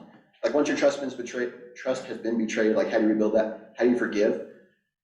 And I was thinking about it, and Sarah was talking to me about this forgiveness piece. In Spanish, the verb to forgive is desculparse, which literally means to remove the fault, to remove the blame. So a lot of times, I think for us as, not even as leaders in the sense, as people in general, people within organizations, people have to work with other people, we don't want to forgive them because we don't want to give up something. The truth is, all we're doing is taking the blame out of the equation. Like, we're not blaming them for what happened. We're not blaming ourselves for being too dumb to predict they were going to screw us over. All you're just taking that fault out of the equation. So, like, as leaders, and that's something you can extend to your organization as well. You can forgive others because all you're doing is just taking out the blame. Like, we're just not blaming anybody for this. Like, this is what happened. It's just a reality. Like, everyone makes mistakes. People do dumb things. People do selfish things. Do things without thinking. If you can take the blame out, what are you actually left with? That's how you actually assess that. Jason? I think in a team context, like, it's being authentic about, like, where things went wrong as a leader. And that means, like, if the feces, we create our own feces in the team. You know, it's not even an outsider sometimes, you know. And then so who fesses up and cleans that up? And, like, a lot of times I just see in organizations, it's like only the good, you know, especially from a leader. You know, it's always that positive thing. So it's kind of that full circle of, like, you know, when you have something go wrong, the leader needs to, you know, first admit that something went wrong, and then understand in the team context, like, where that went wrong. And that is, it's not a blame game, but it's like, you know, really the process of you know, coming to an understanding of how to do better next time, you know, team camaraderie. Well, and that's how, like, when you really have integrity, when you really act with integrity, and people can trust you, then that's really the only way you can have those conversations. Because if you don't have that trust, where you've extended trust, you've received trust, if you don't have that, it is so hard to correct people. And someone said it over here, I think, like, it's easy to cross that line as well. Like I'm the type of person, I want to be friends with everybody. I love everybody. And I've worked in times, I learned this lesson really early on. I had a kid who worked for me in a jewelry store, and kid could sell the lights out. He was great at sales. He wasn't good at anything else in the store, but he sure thought he was the boss. Like, and so he would, when I wasn't there, he wouldn't do it to me, but when I wasn't there, he would like just boss people around and make it. He didn't do them. He was like, hey, you need to do this, you need to do this, you need to do this. So of course, no one really trusted him. And so I went to go try to have this conversation with him about like, you know, try to shore up maybe his people skills. He's like, dude, why are you mad at me? I thought we were friends. Like, I learned real, like, I crossed that line. I couldn't walk that back. Like, he thought we were best friends. I didn't think we were friends. I could not stand the kid. But he thought we were friends. So you gotta be careful about not going over that line. But at the same time, like having that communication, having that authenticity and transparency is how we can actually have those conversations to where we actually assess, where did we go wrong? You need to do this different or better next time. You can't have the conversations if you don't have that trust. All this stuff, it can also suss out, if it's done the right way, I think it can also suss out the people who are part of the team who really don't want to be part of the team or aren't going to actually contribute in the long term. Right. And I have kind of an example that I've been thinking about with some of the points that we've said already. And one of the first things that happened when I got this job was a department director left. Like, tomorrow, I'm gone. And so my job is, I have to now go into that department and help run it, basically, right? And I had no idea. So one of the first things I did, I had each employee, so talk about getting in the trenches, I had each employee come in and talk to me and just say what is going well and what's going not well, right? And then I told all of them, there's been some problems here, obviously, enough that a director just quit, and you all know he quit. But we're going to, on that forgiveness side, kind of like clean slate start today. You've all given me your goods and bads, and I'm gonna put them all together. I'm not saying I'm gonna solve every problem that you've told me, but the big ones we're gonna try to address. And that clean slate, for some of them, we saw a total 180 in their work ethic, in their leadership, and everything and they've become really great workers. And there were about 4 who took that and just ran with it in the other direction, and they're all gone. Yeah. Because they were the ones who we found out were creating all of the problems and the gossip and the conspiracies in the office. And we found that out because when the director left, all of a sudden they were all pointing them at me. Yeah. Now it was I'm the conspiracy theorist and I'm the conspiracist, and the complaints are coming in saying, oh, it goes up even higher than we thought, and there's all these problems, and you know, we were able to take that information and say, well, you aren't actually helping contribute. So we gave everyone that clean slate, and you went the wrong direction with it, and so it's a very easy decision at that point, right? But so it was kind of it ended up being kind of a combination of that, getting into the trenches, transparency with what we want to do here, forgiveness of things have gone wrong, we're going to admit that, and we're going to wipe it clean right now, and also in cutting out the cancer that was creating the problem, that we couldn't tell. From the outside, I couldn't tell. I knew there were problems in the department, but we couldn't tell what was actually happening until we gave everyone that like level playing field. All write-ups are gone, everything's gone, because we don't know really what was happening. Right. That's that company culture that has to be built. And like, and said, the people who can't accommodate the company culture and can't follow the expectations that have been set, they weed themselves out, which is the best thing, right? Because you don't fire anybody. Well, you don't fire anybody, people fire themselves.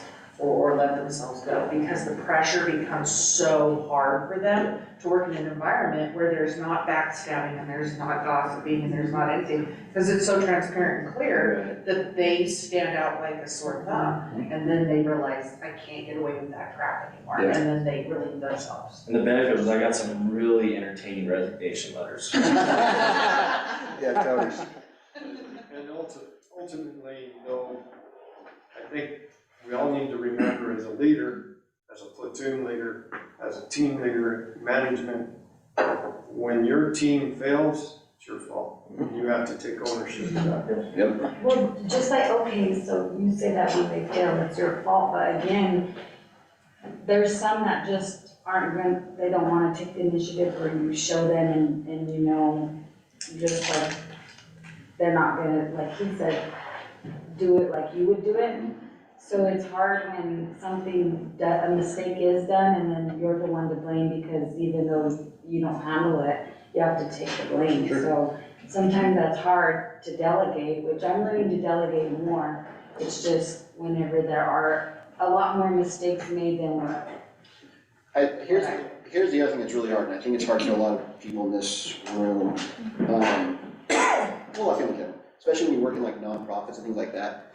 Almost as a rule, nonprofit leaders tend to lead more with their heart, and then like the straight corporation business leaders, where they're protecting the bottom line, it's a little more pragmatic, more with your head.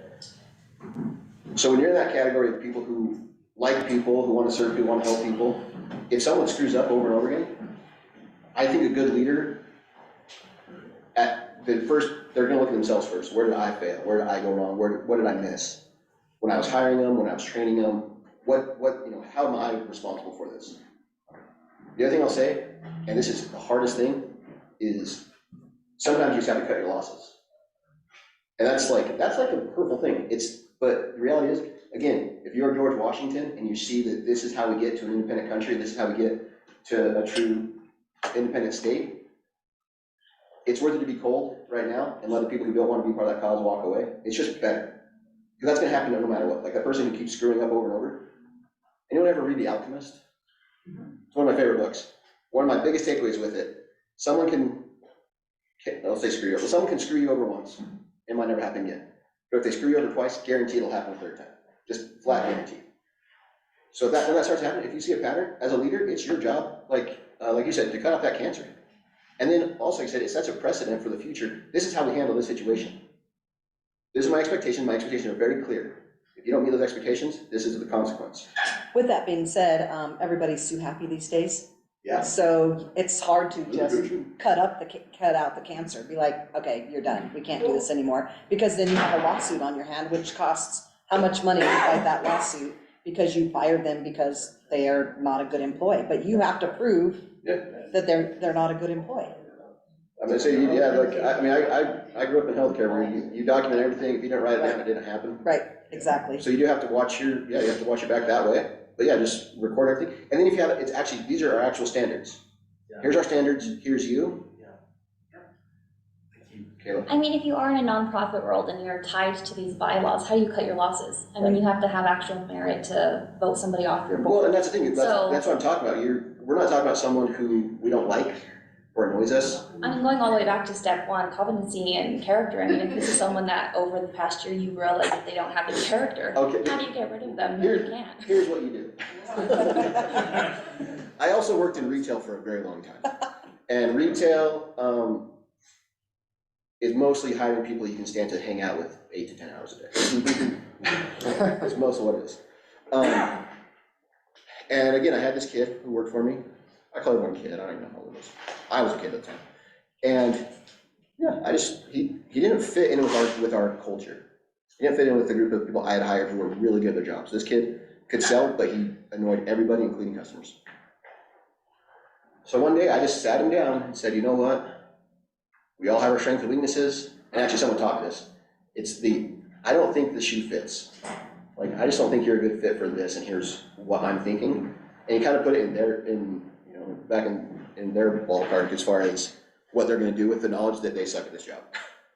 Because some people will just hang on and cling to that, but like, there's a lot of things you just let them know that they're something. And I know people in this room who, instead of firing people, help them find another job.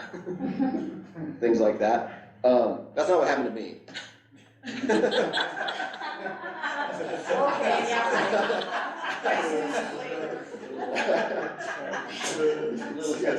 What about this right here, if you bring that up to, you're a leader, but you're not a boss, and you bring it to the boss, and then they don't address it? Because you're not their supervisor to be able to. Well, I mean, what's really gonna happen in that case is, because here's what people don't quit their jobs, they quit their boss. So yeah, if you take your boss, don't do anything about it, I mean, it sets a precedent, that's the culture, right? It's their responsibility for it. And if that's the way it's gonna go, maybe you find yourself in other gigs. Honestly, I mean, that's like kind of a harsh thing to say, but I actually worked for a guy one time. I worked for a dignitary once. No, I worked for this guy and he told me, he goes, after someone's been here for 30 days, I like to share with them the feedback I've gotten about them. I was like, I've been here for 2 weeks. He's like, I'm gonna share it with you anyway. This guy literally went around to like all the different like departments and asked them what they disliked about me. And they brought it back to me. Which was the craziest thing ever. So I was like, okay, I'm done. Like that, like sometimes you just gotta know, you cut your losses. Because again, it's that long range view of things. So like I said, that's what I was thinking about as I was kind of preparing for today was, you know, who do I look up to, who are great leaders, and try to find a common thread with them. One, they build great teams because they extend trust, they themselves are trustworthy, and they make sure that everything they're doing, whether it's urgent, whether it's important, whether it's day-to-day, whether it's a huge, big, audacious goal, they make sure it all aligns with their long-term plan. And they communicate that constantly. So if someone's not helping them, they're hurting them. It's about building your best team. So that's all. Any questions? Yeah, I would like to share one of Washington's rules of civility. Renew no man's face with your spittle by approaching too near him when you speak. See, there's some good rules. Yeah, 110 days. And Sarah, are you introducing Chad? Yep, I'm Oh, well, Chad. right on time, brother. Excellent. Especially during. Good job. Well, that fits the famously like never raised his voice. Yeah. So we've already talked about him a bunch this morning. If you listen to our show, you usually hear a shout out from me to Chad Borthman, but I wanted to give you a little bit of background. So Chad was on the hiring committee when they hired me. And he didn't say very much then, and I didn't know what transpired, obviously, in that. I didn't learn till later, but the first time I met Chad, we picked up right where we had left off in whatever other life that we had met. And I have, just like Mike, I have that list of characteristics that I'm always looking for. And Chad does the same thing. I have never seen anybody in my entire career better at developing leadership. He is a masterful strategic thinker, and probably in a way that I think very few people would recognize. He sees the field. We just talked about he sees the field. So he doesn't see just his field. He's a 30,000-foot view of all the other fields, all the players in those fields, and what needs to happen with them. He's masterful at problem solving. So any of these things that you're thinking about, and we'll do, tomorrow we'll do a little more of that workshopping scenarios, but he has a good answer. I've learned more from Chad in the last 5 years, cumulatively, than I've learned from just about anybody else in that same amount of time. He's been a wonderful mentor to me and a partner. He's on our executive team. Please help me welcome Chad Borthman to talk about it.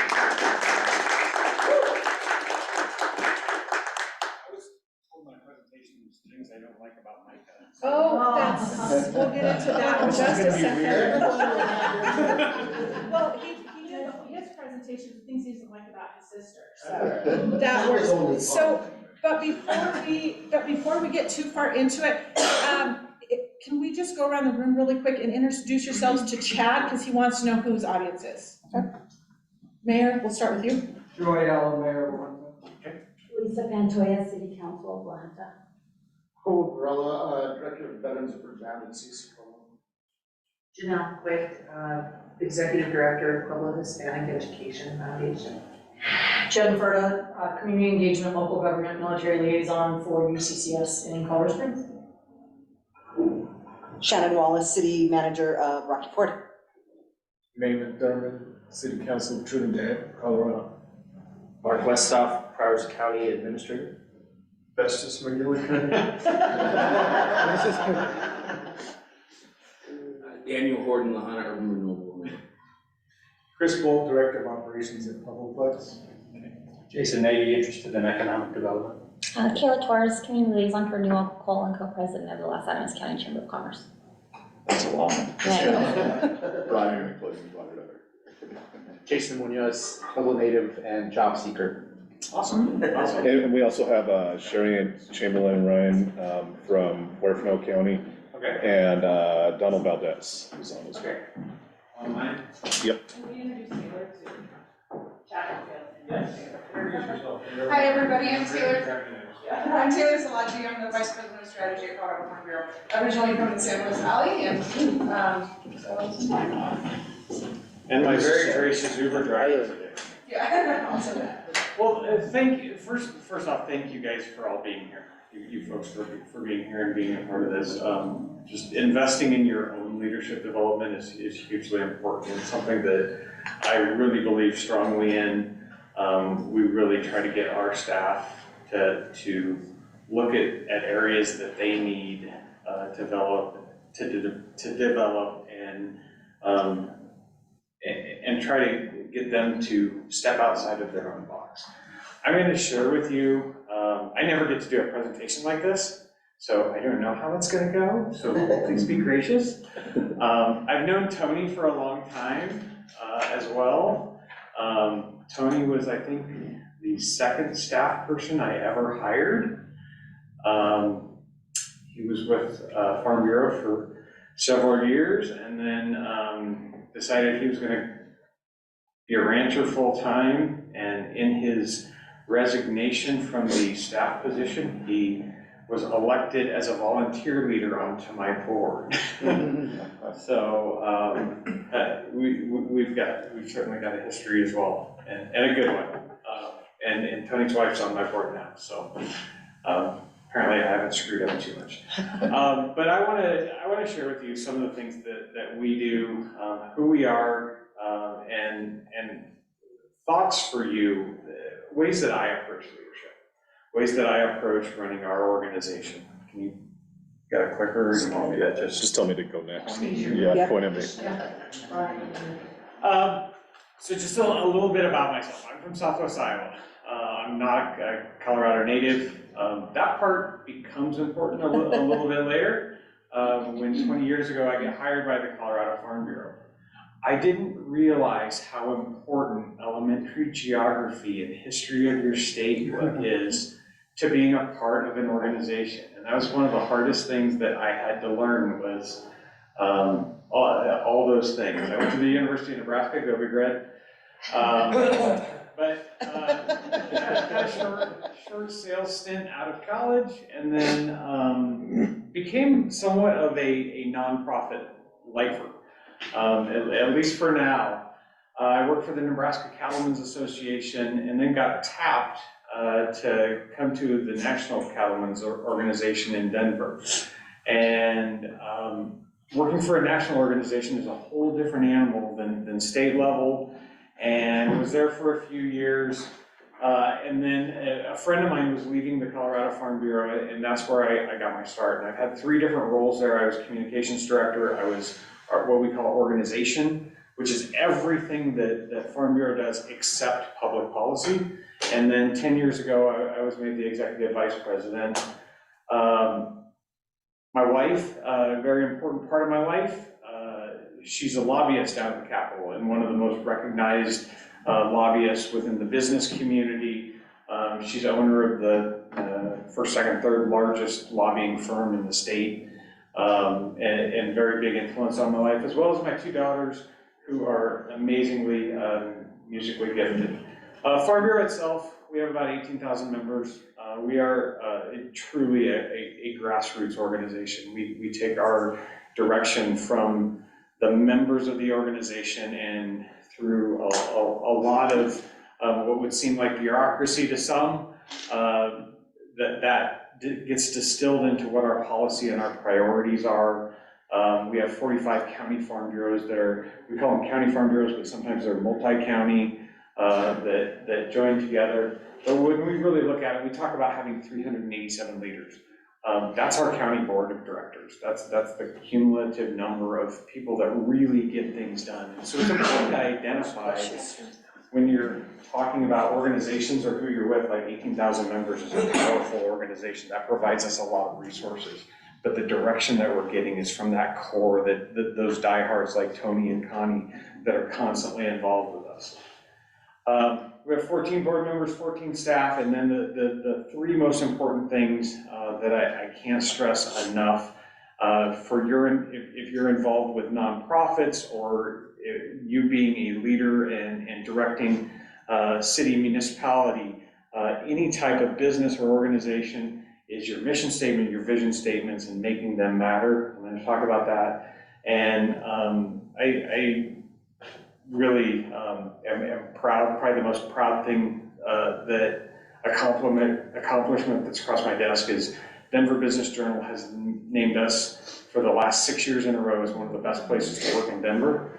That's not an easy accomplishment to get. We go through a fairly vigorous screening process with them. But as a small category, which means under 15 or under 20 employees, we're up against venture capital firms that have private planes and fly their staff to Aspen to do goat yoga once a week. I mean, it's insane that it's a nonprofit staff that certainly those of you that work with nonprofits or know municipalities, I think are the same way. You're struggling with budgets and we don't pay those same rates that others get it. So that's a little background about me. When I talk, I really like this slide, and I want this to be interactive, so if there's something I say, ask a question but I really like this slide because you can sub out member engagement. You can talk constituents, you can talk citizens that you represent, anything like that, but I really see that there's three things that when we're in this public space that we need to be aware of, and that's our member engagement or our constituent engagement, our governance, how our organization runs, what it looks like, what the perception of it is from the outside, and then the action that we take, and how that action is perceived. What do those three things have in common? What is the grounding force when you bring those three things together? Any guesses? Policy? Communication? Policy, no, communications, hit the next slide, button. Relevance. It's being relevant as an organization. And that's one of the things that I think when I walk into the Capitol and I talk to legislators about the policy positions, that all those things build into being relevant organizationally. We did a member survey, I guess it's been 3 years now, or 2.5 years in 2020. We had a dispersed annual meeting. We had one of the groups in this room that was Zoomed all together when we were all locked down under COVID regulations. But we did a member survey at that time that asked our members to think about the state demographically and where they were politically. Then think about us organizationally and where we are demographically. Now, if you know farmers and ranchers, they're pretty conservative by nature on their own. Like that's tends to be the type of people that go into farming and ranching. They want to farm, they want to ranch, they want to be left alone, they don't want a lot of regulations because they see the difference that things make. So they answered organizationally, we're pretty right of center. We asked them, where do you think the state is? Where's the demographics of Colorado? Who thinks Colorado is pretty far left right now? Who thinks Colorado's pretty far right? Who thinks Colorado's kind of in the center left, maybe? Yeah. Yeah. I do.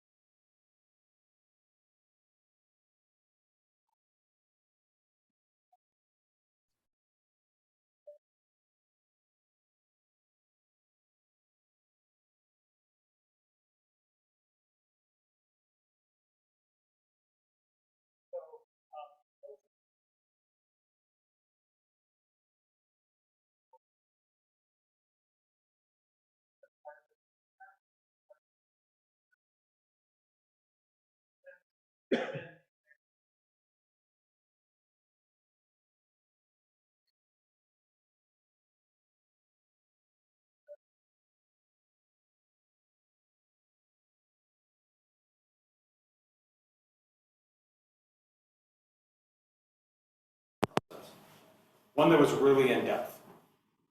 Yeah, one that was an afternoon.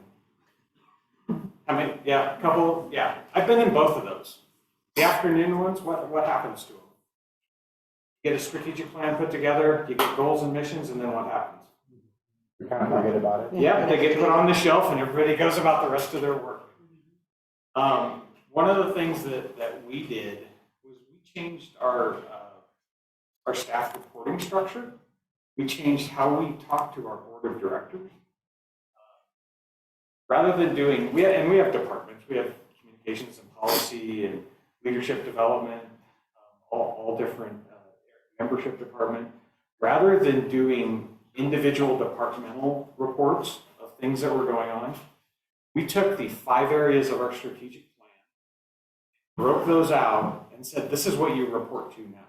You report to these goals within, the vision statements within this, what you're doing. So sometimes staff is reporting the same program in different areas because it does apply. But it keeps the strategic plan in front of our board of directors and it keeps it in front of our staff. So we know we're meeting the goals. I'll share with you a little bit how we one of the things that I think is really important is making the qualitative quantifiable and some of the things that we do with that. Stick to your plan. That from a nonprofit standpoint, that's probably one of the most important things. And one of the reasons that I like to keep the strategic plan, particularly board members, particularly volunteer leaders, people that you rely on for advisory boards or advisory committees. They have other jobs. And as staff that runs the organization, we think about these things constantly. They come into a board meeting and we ask them questions and then can go about our way. That's why it's so important to keep the strategic plan in front of folks. Committees change, leadership changes, and you really need to have that ongoing momentum so that you can say, this is what our goal is and this is how we're adhere to priorities. This is one of the things that organizationally we've had challenges with over the years, is there's always a bright new shiny object that comes along. You have to be, this sounds like I'm talking against myself, you have to be nimble enough to respond when an opportunity is presented, but you have to stick to your priorities and know what you do really well. I think that is tremendously important, and those two play together really well. One of the things, how many of you are involved with nonprofits? Good group of you. Awesome. One of the things that I think is the biggest challenge amongst nonprofits is I want to do more. people that work for nonprofits, people that volunteer for nonprofits, they have a passion. And they want to make things bigger and bigger and bigger. One of the things that we've done with our leadership group is make sure that they are in the mindset when they graduate to be ready to do more. One of the things that I think is the biggest challenge, or when I took over Farm Bureau 10 years ago, was we had to go through and quantify programs and start cutting. Because the leader that was before me, his thought and his mentality was, if you're not doing new things, if you're not always putting something new out there, then you're not moving. You're not. But what it became was staff was so laden and so burdened down that they were running from fire to fire to fire to fire. So I think it's super important to adhere to priorities, because when those great opportunities do come up, we were getting to a point on our staff that we couldn't start pursuing new opportunities or new ideas. We couldn't respond.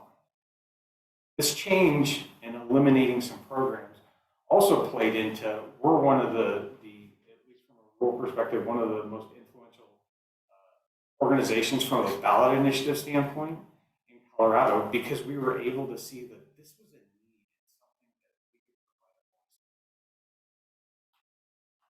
we could provide. Embrace transparency. This one is as big, if not bigger, than any of the others. When people are giving their time, giving their dollars, they want to know what's going on. And that's one of the things that we've tried to do, especially with controversial issues, is make sure that everything is always on the table. Everybody around the table, you wouldn't be in a leadership class if that wasn't. I love the recruit part. This goes into our staff and our staff development. It wasn't too long after I took over that I realized really quickly our office is located on the south end of Denver. We're right next to that. And realized that whether it's from a member perspective or a staff perspective, we're not hiring anybody. We're not signing people up to be members of the organization. We're recruiting them to be with us.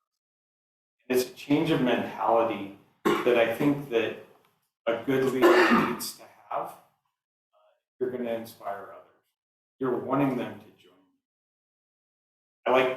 I like to put a lot of my thoughts or analogies into football. Right? I think of what we do and the way that we're trying to get players onto our team. When we sit down and have conversations with new employees, we talk probably as much, if not more, about us, who we are, and what we expect from one another than we do about their skills. There's ways that you can evaluate people for their skills, and you'll know by their resume or skills tests that they accomplish whether they're qualified for the job. There's more people out there that are qualified for jobs than I think we give credit. It's finding the right people that fit you. One of the things that we've established, because we're a nonprofit, we don't have the salary lines that the for-profit companies are on, is we were one of the first to adopt the unlimited vacation policy. If you're meeting your goals, it doesn't matter if you want to take 3 days off or 3 weeks off. If you can continue to meet your goals, that's available. We don't clock in and clock out. When I started at 20 years ago, everybody was in their seat at 7:59, and at 5:01, everyone went out the door. We don't do anything like that because we trust one another. It's about accomplishing goals. Changing the standard of from that transparency standpoint of what's important. What's important is our strategic plan. So we have those conversations. There's one of the interesting parts of that conversation that we always have is talking about we are hyper collaborative there's nothing that, almost nothing that goes out that hasn't had 3 or 4 sets of eyes on it. And can be in a matter of minutes when we do it. It's become part of our. Who wants to be part of a collaborative? That sounds good to a lot of people, right? And what employees see. Good. We really talk about what's that mean. Who knows somebody that likes to come to work? Not you, but like somebody else that likes to come to work and they like to just good or work done. Yeah, we all know somebody like that, right?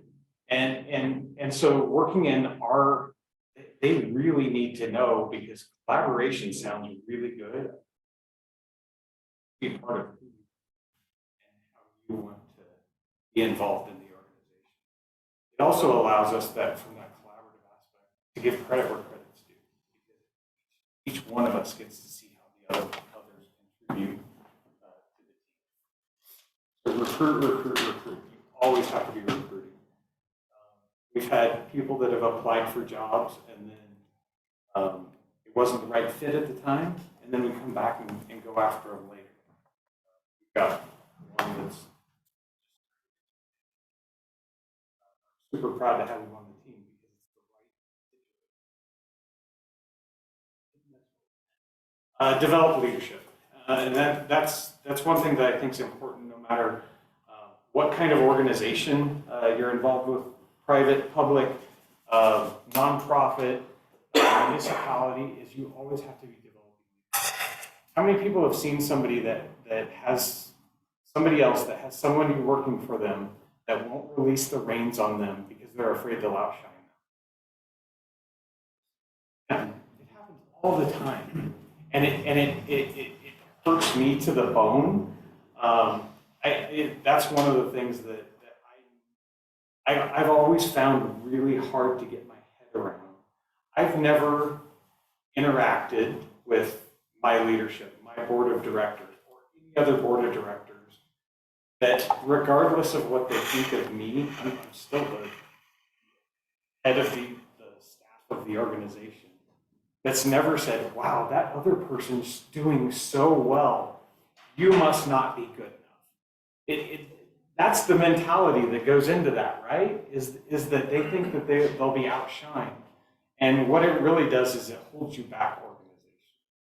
So developing leadership is hugely important. Letting them try new things, letting them fail once in a while. I'm going to talk and share with you a little bit about some of the basis for where I come from on my leadership style is understanding generations and generational differences. Has anybody been through like a generations class or generations presentation? No? This will be good. It's a really bad one. It's kind of fun, but you need to think about when you're interacting with other people, some of the precepts that they may come with, and some of the preconceived notions or preconceived outcomes that they may see, and then how you can direct them together. Say yes, but, and that goes back to my comment earlier about you need to look for opportunities, but don't just say yes to absolutely everything that makes you too extended and too busy. When the really good opportunity comes along, you have to be ready to grab one. Get the next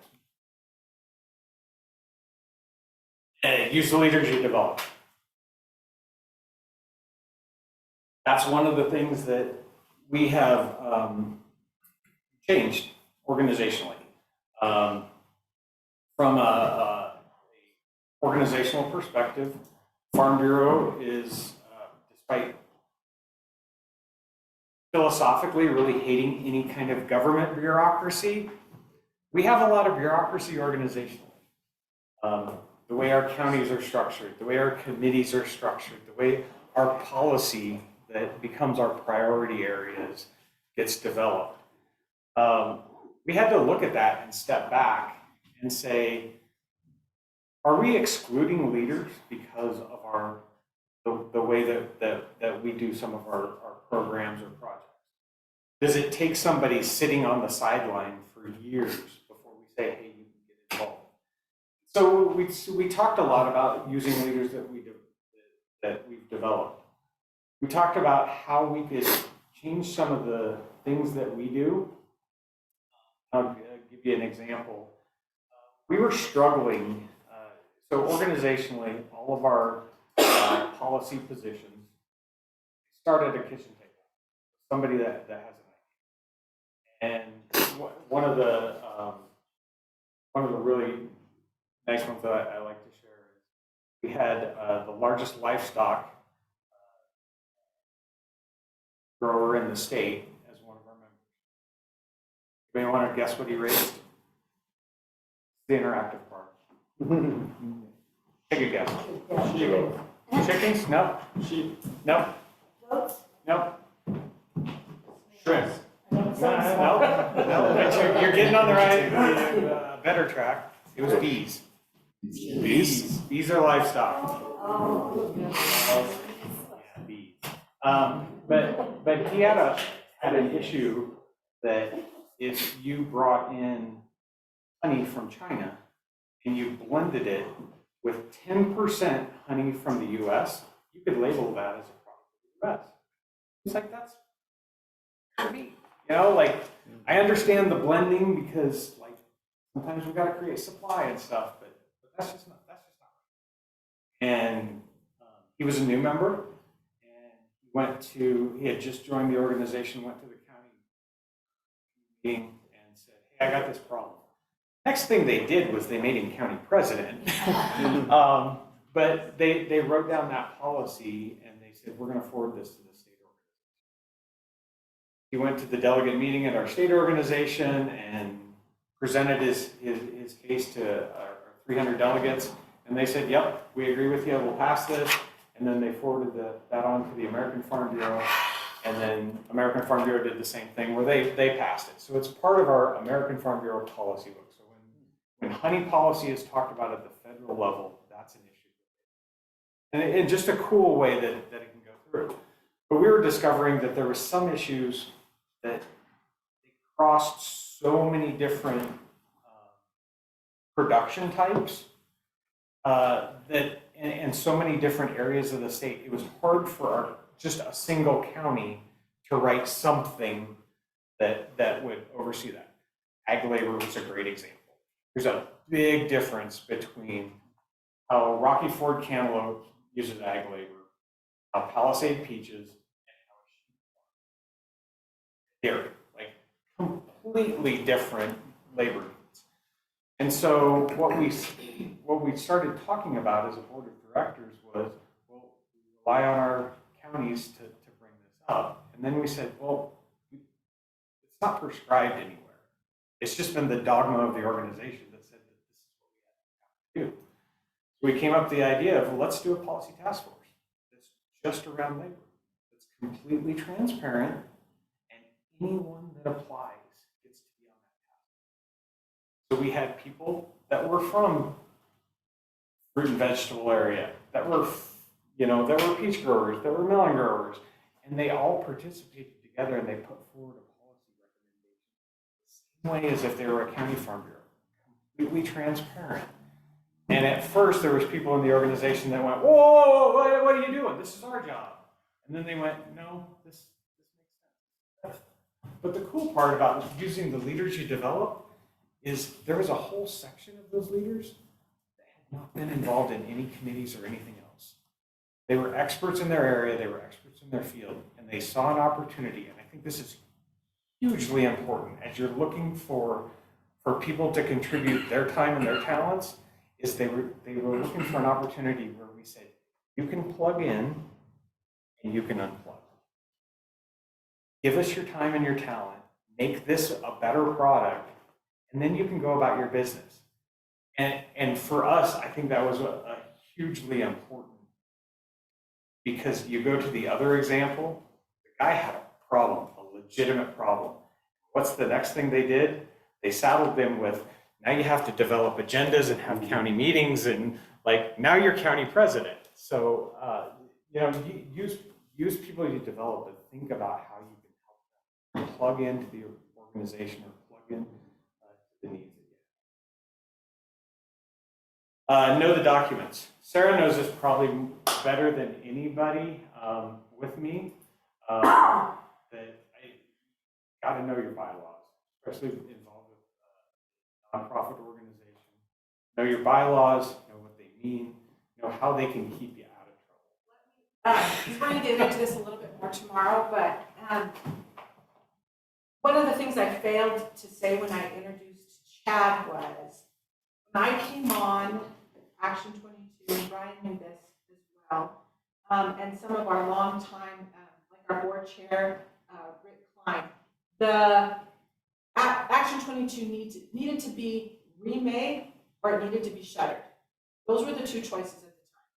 So when I started, I analyzed, let me say it this way, I wasn't being paid enough to be like it's do or die. I analyzed the organization to see if it was relevant, if the mission was still relevant, if it was worth moving forward. At the same time, unbeknownst to me, Chad and Rick and a few others were doing the same thing. It was that race for relevance. But one of the things that Chad has been instrumental in the remaking of that was basically, I don't know, with the bylaws going, okay, what does it, so one of the things that he's done is completely rewritten the bylaws, which meant it was stripped down to its core. What do you need to have, what don't you need to have? Because if you go through your bylaws, there were so many changes, it was. The Action 22 bylaws, to be on the board of directors, had been amended over the years to deal with personal grievances. It wasn't directional for the organization. It was, how can we divide the power up that puts this person this way or this group this way? And looking through it, there's a plethora of other ways that you can deal with that, but looking through it, when I started at Nebraska Cattlemen, one of my really great mentors and leaders said, well, as long as you know the documents, you know what you can do, you know how far you can go, and you know what is going to make you stop. And so I've always thought bylaws were hugely important. We went through and we rewrote all of the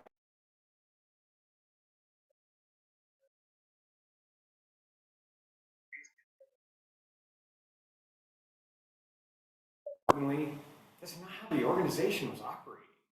And if you're not operating within your bylaws, there's no point in having them. So we do procedures, so they're very basic bylaws. And then what you go, so it's not every 2 years you're going to update your bylaws. Now it's, bylaws are the bylaws, and we can revisit procedures every 2 years. That keeps us relevant, that keeps us mission focused. And it keeps the leadership, both the volunteer leadership and staff, focused on what needs to be done instead of every time we have a meeting, it's a discussion about the bylaws and what we need to change, what we need to do here and there. It's not mission focused, it's minutia. And until you do that, you're in the weeds. Read the guiding documents.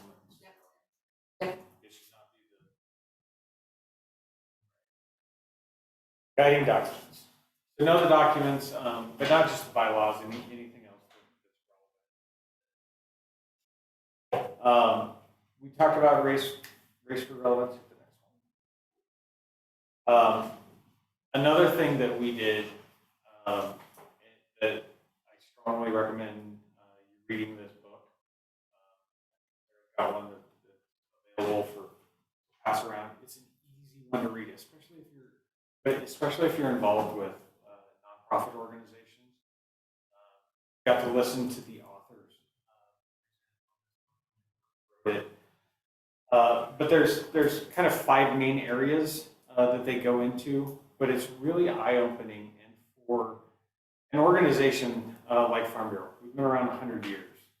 You get caught in a lot of, we've been doing these things the way that we've done them, because we've always done them that way. Nobody that's in leadership anymore really understands why, but we still do them that way, right? But it really digs into how you can overhaul the governance model and committee operations. It talks about empowering the CEO and enhancing staff. Rigorously defining the market. I think that goes into your strategic plan. If you don't know which members you're after and who you're trying to get to be a part of your group or your organization, or who you're trying to reach, how can you define the model of communication to deliver? Rationalizing programs and services. One of the things that we did, and I should have thrown one of these slides in, but it has, Tony's seen it, he can tell you about it. We went through our programs, and I think all the programs that we had would single space cover 3 or 4 pages. A lot of programs, a lot of activities, a lot of things that were going on. We distilled them into 27 program areas. And then we gave the board of directors this question. We used, I think this is an important way to do strategic planning. We used kind of one of those clickers. You could vote on your phone, but it was like people could vote anonymously. We said, of these 27 programs, what are the 5? You get 5 votes, 5 you must keep. And we asked, what are the 5 you must get rid of? And we put them on the board. It didn't say, we had people, board members freak out. It didn't say we have to get rid of it. Even because we voted this way, we don't have to get rid of it. But it distills up to the surface the elephant that's in the room. It gets rid of hall conversations. You can have those votes anonymously and then talk about the results. So that's one of the things that we did. We do that a lot. We really try when we're looking at projects, programs to make qualitative quantify the quality. Is that right? Yeah. All right, thank you. And I think what that means is things as simple as one of our county one of the questions, and we rate it on a scale, is it a good annual meeting? And you can go through and you can do, and we've seen it where they did checklists. Do they do this? Do they do that? Do they do this? Do they do that? Yeah, it also started at 6 p.m. and ended at 11:45. There was 3 people left in the room by the end of the meeting. They were asleep. Like, you can do checklists that cover everything. Just asking the simple question of, really the outcome that we wanted. And it's one of those things that sometimes you know when you see them. And when you compare them to other programs or activities, then you start going, okay, so this is a 3, this is a 2, that's a 0, and one of the things that, as a leader, I think that you need to do is set the ground rules, kind of like we did with the board of directors. Say they're all important.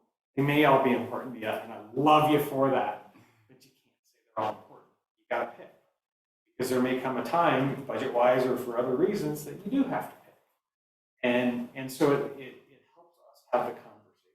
I think that component of Race for Relevance in that chapter really spoke to me on helping lead the organization, because I think in every nonprofit, almost every situation I've been in, there's as many conversations that happen or decisions that happen in the hall before you get to the boardroom.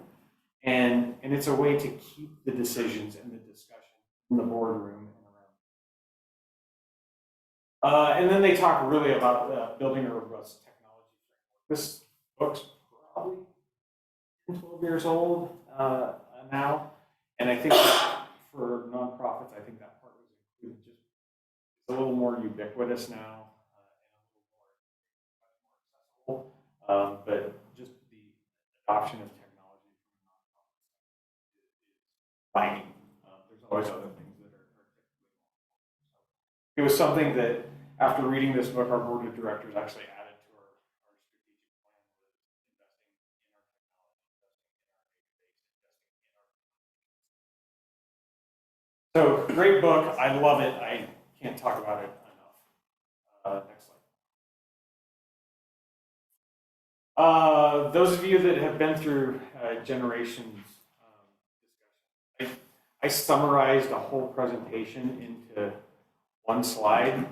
Tried to do my best, but I thought it grabbed some of the best parts. One of the things that I think is super important about being a leader is knowing and understanding yourself and your personality, so that you know when you can step outside your personality. I have to deal with different members of our organization.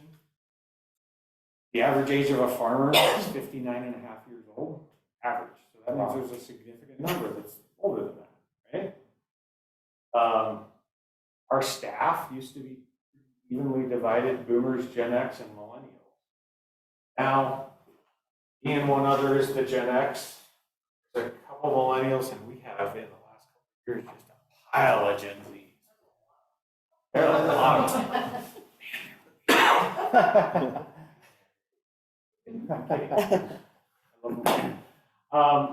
But just understanding, like in when we're boomers optimistic, they were born at a time that they were looking for Gen Xers as latchkey kids. We're skeptical. We've been burned. We're the smallest generation, right? You're hearing me, aren't you? Yeah. Stupid boomers and stinking millennials. I tell you, I agree completely. You can have this.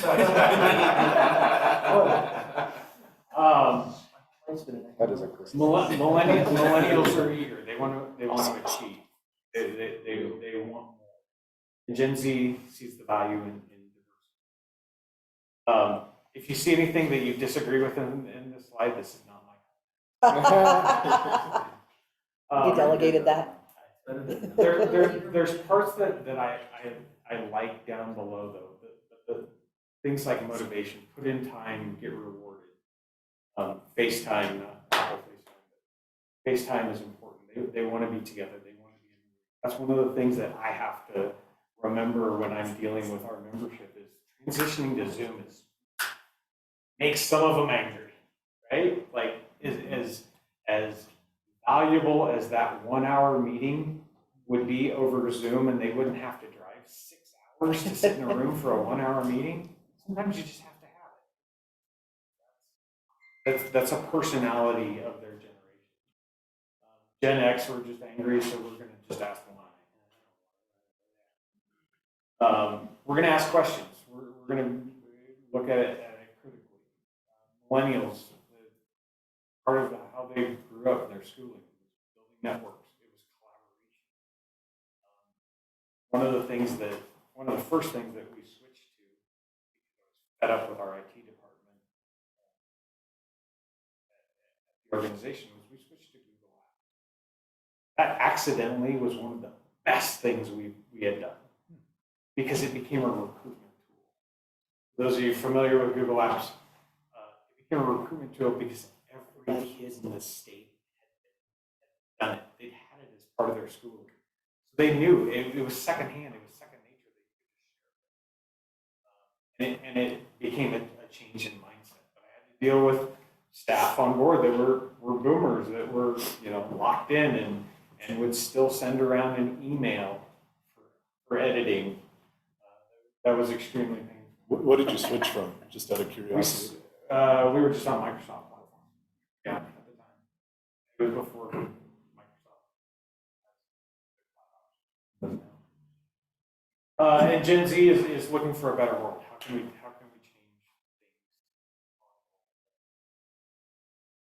I love this decision-making line.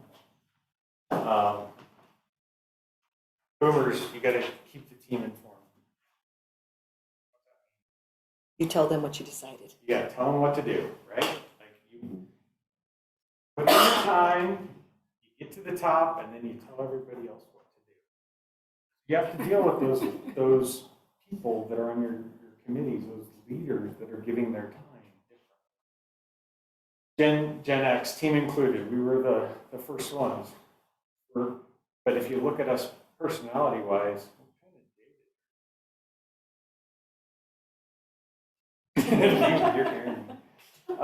we're kind of jaded, but team included, for some of us, means going back to college and remembering the group project you had to do, that who did all the work. Yeah, it was a group project, but for me. Millennials are looking for satisfaction. That's one of the things that we changed, I think, changed about the culture of how we operated as an organization. About our vacation policy. Did the millennials start the participation awards? Did the millennials start the participation awards? The boomers gave us participation awards when we were kids. That's what happened. Not this one, but that's where they came from. Sorry, didn't mean to stir that can. No, you're good. We got them as kids. I do have a question on that. Is anyone taking advantage of that situation? Or is it working on policy? Of the unlimited vacation? The unlimited vacation has been a fabulous policy for us. Oh, really? And I would say this is the main reason why. Managers have to manage. Right. It does not allow you to sit and say, well, they've accrued this much time and so they get it. For us, being a small nonprofit, we have 14 members, staff, right? So we're keeping track of 14 people's time. Tony's job when he was a regional manager, his time was, getting paid for 40 hours a week, but most of it was in the evening, driving to meetings, late at night, 3 counties over, and driving back. And then he'd be on conference calls during the day. So he had a lot of flexible time between that. So they gave me another program, the safety and health program. You got too much time, we're gonna Agreed with that, though, yeah. But it became a situation where he didn't need to take vacation. So our biggest problem was people were accruing their cap in the time that, like, in a couple of years. And then they would just sit there and then we would have numbers on the books and have huge payouts. For us, when we went back and analyzed it, pretty much the exact same vacations being taken. As far as time goes, in a non-election year, it's about 3 or 4 days more. In an election year, for us, because we're so politically active, it's 3 or 4 days less. My favorite comment, and I'll get to you, my favorite comment was from my boomer, and Richard. Tony knows who he is, crustiest guy on the face of the earth. He was always angry because he'd been with the organization 26 years when he retired, something like that. 20 years ago, at the end of the year when I reached my cap, they used to pay me for that. You guys don't do that. He would always complain about that annually. It's not the policy. I don't even know who the exec was when that policy was in place. And we presented this idea, this concept. All the millennials were like, oh, heck yeah, that's easy. I can just go to my boss if I'm getting my goals done. That's easy. Like, I can take what time I need. And it sounds fabulous. It sounds like I can take them off. Right. Nobody does. Nobody does. Taylor's taken probably the most consecutive time off. When you went to Germany, was that 2.5 weeks? That's the most anybody's taken off. But it also fits in with like our maternity leave and stuff like that. We don't have any formal maternity leave policy. We'll work with the employee when they want to take off and when they want to come back, how they want to come back, stuff like that. So it has helped us fit a lot of things into a more easily. But really, it makes the managers, they've got to be managing, because if you have an employee that you're like, well, they're slacking off, But my favorite comment, back to my boomer, was he goes, I like this. I like this from the concept, I'm not giving anything up. I'm never reaching my cap, I can just take whatever I want. And his mindset absolutely changed on something that had been a thorn in his side for 20 years. That's the one that shocked me, was he was just so happy about this new program that he could like, hey Chad, I want to take Friday off. Okay. Right. How many millennials or Gen Zs do you have in your I haven't counted lately. Are there? We're probably 40% Gen Z. 40, 20? From staff perspective. They're not taking advantage of that. No, like Chad said, I mean, we, for as much as we have the opportunity to take what we need, I would even say,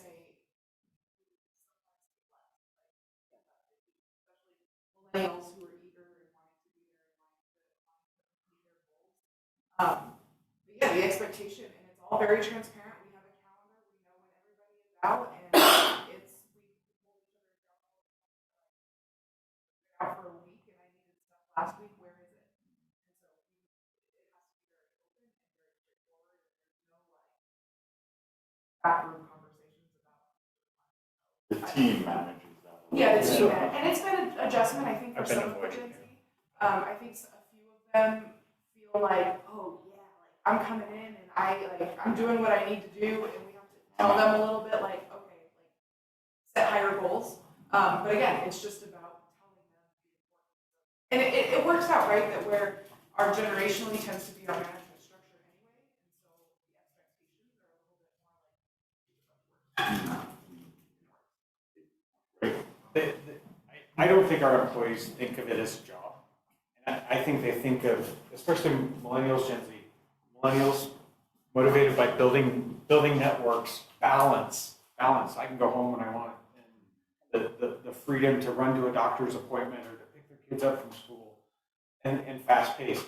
Gen Z wants to be included in the team. They want to be a part of it. So we're one of the, we could be remote, 100% remote tomorrow like that. Our staff won't allow it.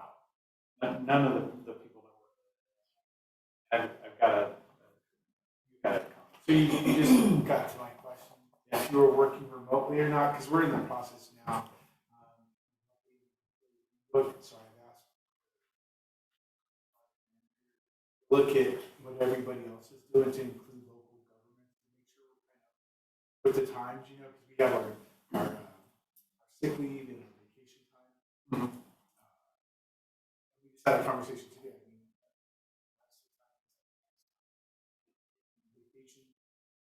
I got a few hours, but I'm just interested to see how the managers like this, what we're doing there, and have they had to tell somebody you can't go on vacation? How did that conversation go? Did the employee, I mean, it sounds like you guys are self, which is good. But you're always gonna have that one, so how to, sure. Was there a negative outcome anytime? Yeah. Right. So we've not had that situation.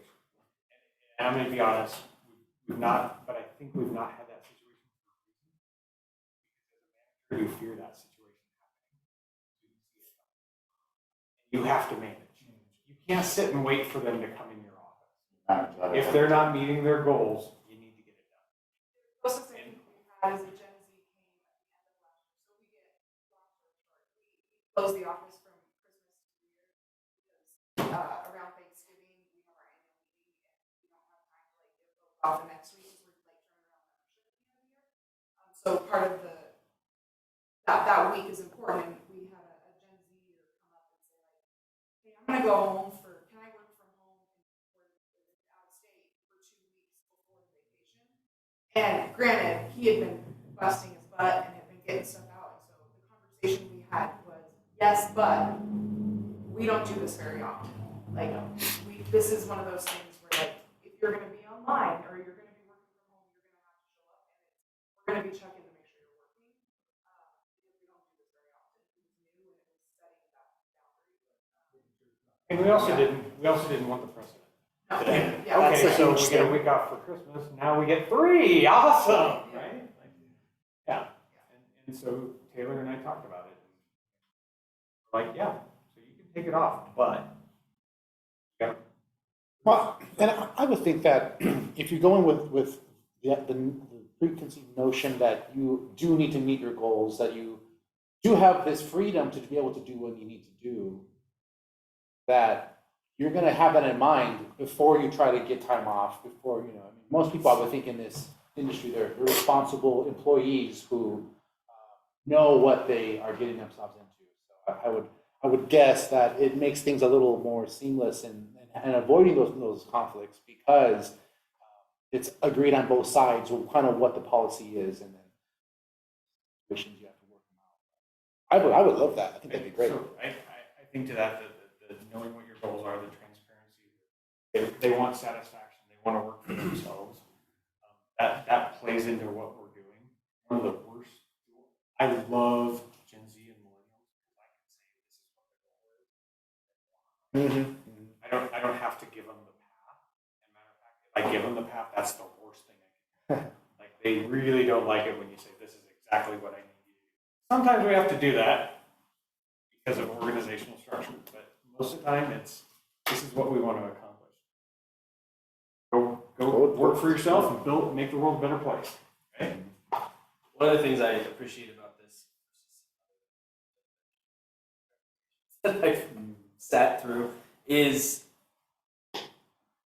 one of the things that millennials have been hearing, and now Gen Z is hearing, is you guys don't want to work. You guys don't want to put in the hard work. But what the reality actually is, and what I always push back on, is no, we just want to work. Like, and what you're saying in your organization is the Gen Zers are working just as hard. The millennials are working and getting probably close to getting into management level, those kind of things.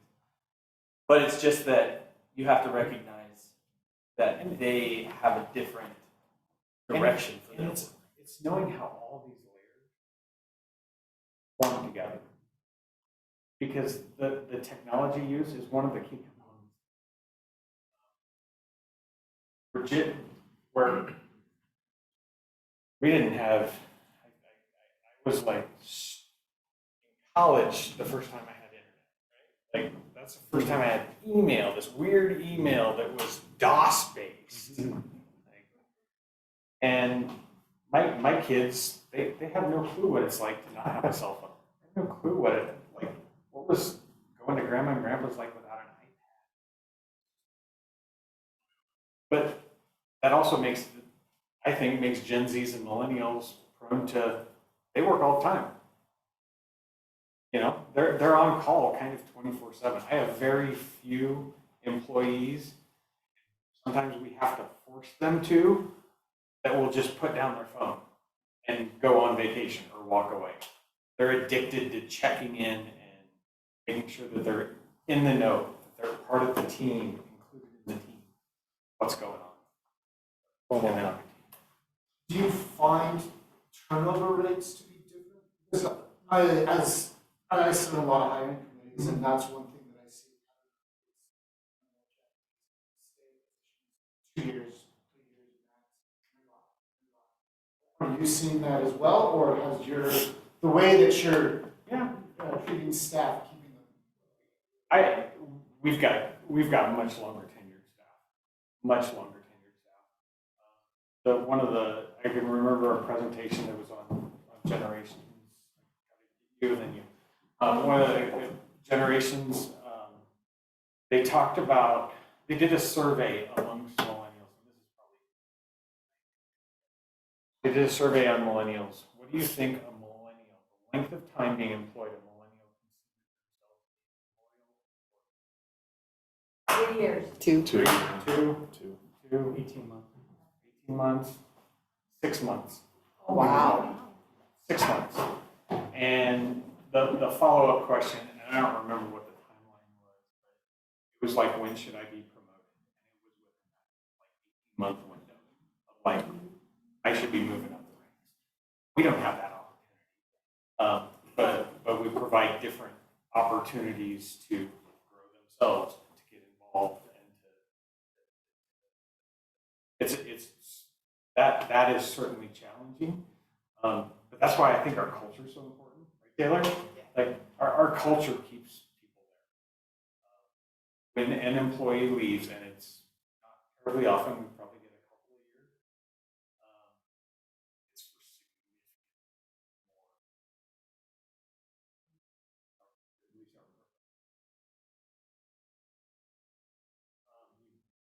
I was gonna ask the same question, and it relates to your chart here, and, you know, the millennials and Gen Zs being more future thinking, and the role that you would have as a leader, shepherd that, you know, in the context of obviously your organizational goals, but recognizing that likelihood of a quicker turn. I was curious about the you know, the timeline. Be thinking now with this larger population of Gen Z and millennials. So you touched on that issue, but I wanted to have another question as well. Maybe related to I don't think that, I think I'm always recruiting. I'm always looking for somebody to add. Somebody that will be, that I can ping, or a network of who can I talk to that knows people. Yeah, and I think that was it too, is like, okay, well, these people, you know, will churn and move into better positions that you could still leverage as an those relationships, and recognizing that it's like a leader, you know, holding down the people. Yeah. That also goes to an organization trying to retain people, and maybe not seeing the picture of deployment. You know, like Micah, for example, going out into a new, you know, further afield, and other you know, institutional interactions, and growing that way. That allegiance and how you treat that individual at that younger stage pay off in spades as they rise into higher prominence. No doubt. We know that you have to have clear eyes. You have to know the space that you're competing in, what you can pay. The culture is what keeps our employees. The culture is what has been coming back. The culture is also open to letting it go. And we've had one employee that left and came back. Employees that have said, boy, I want the right opportunity, like I want to come back. Because sometimes they get out in the world and they go, oh, man, work-life balance is more important than the paycheck. You got to pay them enough, and we pay them enough,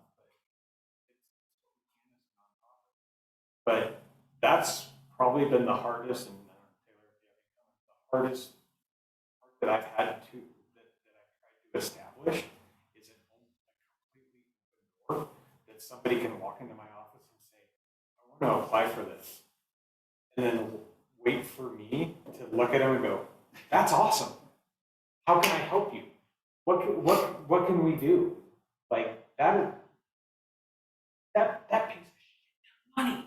Like that's awesome. Those are great benefits. That's a good company. Or I can go, you know, that's a lot of money. You need to consider what you're going to be doing and how they treat their employees and how they work, because we know a lot of them, you know, and we're trying to spread our network.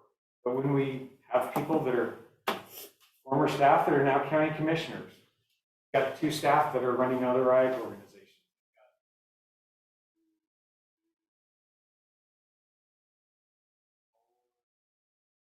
We've got 4 lobbyists down at the Capitol that don't work for us anymore, that started their own lobby shops, and that's good influence to have and to spread. And if they walk out the door mad, it did you no good. They were going to walk out the door anyway. The other thing I wanted to dig into is the relevance issue, and that's again another loaded word. And I think like a lot of that is your process that you talked about. I really see the value of this transparency movement and the tools for that. Like how do you stakeholder? How do you ask for input? You know, it's these collaborative documents, and that membership thing is a really hard thing of you form a committee and a working group, and then does that go off and do its thing and produce a plan? And it's the civics of the process, I guess. Yeah. And I'm curious of your particular organization, how you manage. I think the biggest thing in managing the transparency aspect is So whatever committee is put together, whatever group is put together, they know where the boundaries are, and that there is the ability to step outside of it. When I'm having conversations with my staff about something that they might want to do, sometimes the answer is, we can't do this, and reasons why, I can think of one really clear one. But it's like, there are really clear reasons why. Sometimes they've just never been told that that's the sidewalk that's happening. But I strongly believe in, if your committee doesn't know exactly how far that they can go, they'll go any direction that and that ultimately starts creating problems. Other members say, or other people in the organization say, what are they doing? Why? Where did they get that authority? And then the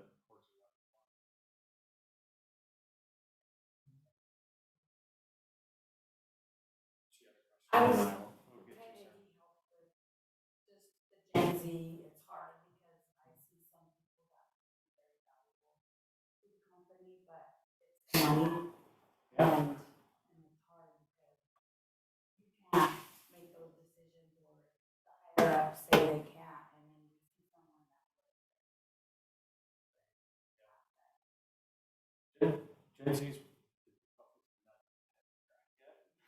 probably because they're another generation away from me and my generation. and the flexibility helps.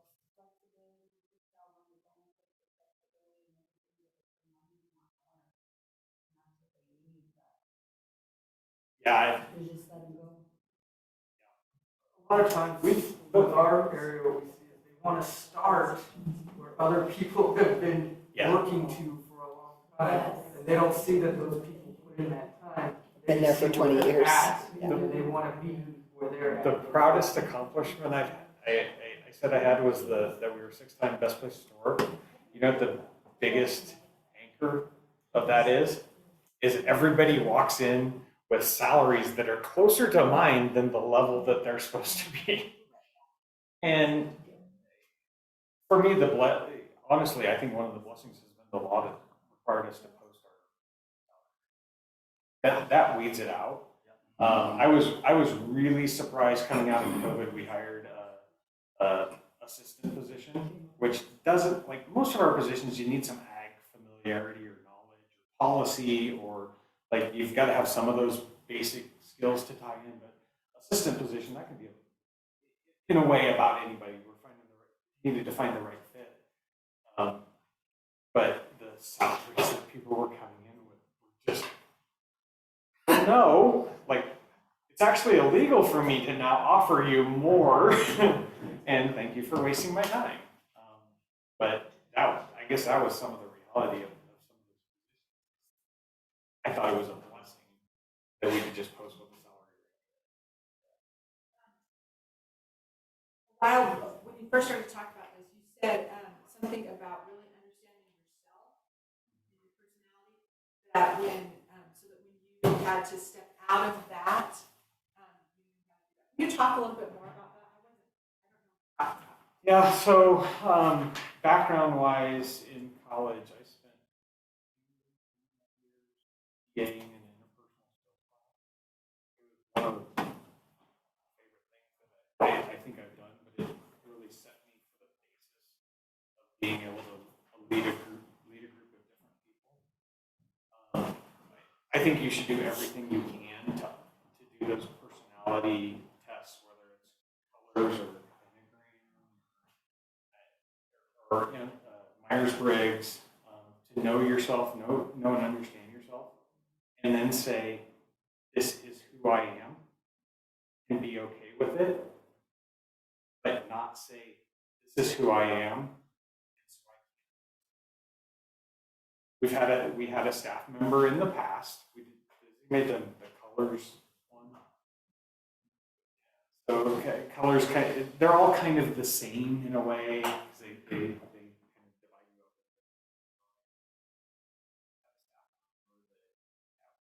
At one point when they got extremely stressed would go, well, I'm blue, I'm emotional, so I just. And it's like, whoa, time out, you're in charge of this program. This is not a crutch, you know. Now knowing your personality is not a crutch. It's an opportunity to say, next 20 minutes, I gotta put on a brave face, and I gotta go out there and I gotta get things. That's one of the things I see in myself. I was in college, I had a professor that I became really close with. He gave me some of the best advice for my personality type that I could have ever gotten. Fairly introverted. Sarah won't believe it, Ryan won't believe it, Taylor will say I'm lying. I have to force myself to be extrovert. He told me, he goes, I'm the same personality as you. I was like, well, how do you teach? In a room, he goes, because that's my job. So once you start thinking about it in that capacity, and you know, it's not, being an introvert is not about the ability to present or the ability to talk in front of the room. Being an introvert means when I'm done with this, and when I'm done with today, because I have a lot of other things on our schedule today, I'm gonna go home, 3 hours, wonderful. So you just have to know what your personality is and what your personality is. Also, the more you study it, it helps you identify the personality of others so that you can lean in on that. If somebody's really extroverted, you can, keep drawing more out of them because that's where they get their energy. I think it's one of the really important things that's missed when we talk about diversity is diversity of personality types. It's something that I think that we need in our organization. One of the recent hires that Taylor and I just hired, one of the discussions that we had was, so nice. Like having somebody that's just bubbly in the office and just wants to talk and create that buzz and that energy. And so that's one of the things that we consider it and look at if they're going to fit in our culture. Our nonprofit leadership program, and I highly encourage anybody who works in nonprofits to do it because it takes your leadership style. You have a leadership style. You're a leader already. You have ingrained in you what kind of leader you are, and they run you through a similar Myers-Briggs type test that you do ahead of time. And they give you this like 25-page printout of who you are as a leader, how you lead, what your strengths in leadership are, the things that you tend to shy away from, and then they teach you during that course how to best use your leadership style in order to move forward. And it was one of the best things I ever did, and I highly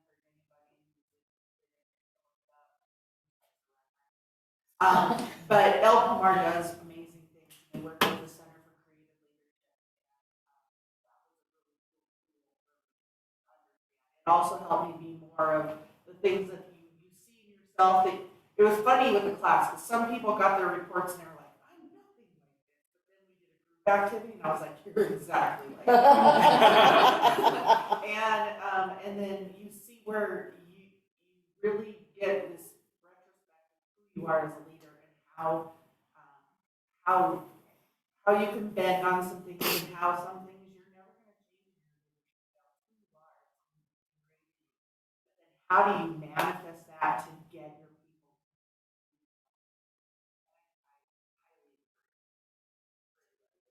Can you send us that information? Sure, Or? I will. That'd be great. So really quick, we're going to pause really quick. I need a couple volunteers to go help Micah bring. Yeah, I think there's waters downstairs that he's bringing up. 2 cases of water. What we're gonna do is we're gonna take a break, grab some lunch, and then one of the things, were you pretty much done? No, Not even close. I got the good stuff left. Oh, so what we'll Can do I is- keep going? Yes, eat. Let's take a quick little, let's grab lunch and all of that, water. And then we'll start over, and all that. start again. And then, he's gonna keep going, because we told him he gets to talk as long as he wants. But write down the questions, because the other thing is, or not write down the questions, but keep things in mind. He is very good at workshopping specific situations. If you have something, I do this with him all the time, like, what about this, what about this, what about this? So don't be afraid to do that with him and ask him. So can we take a quick break, grab some lunch? Let's grab food. And then we do that. Oh, what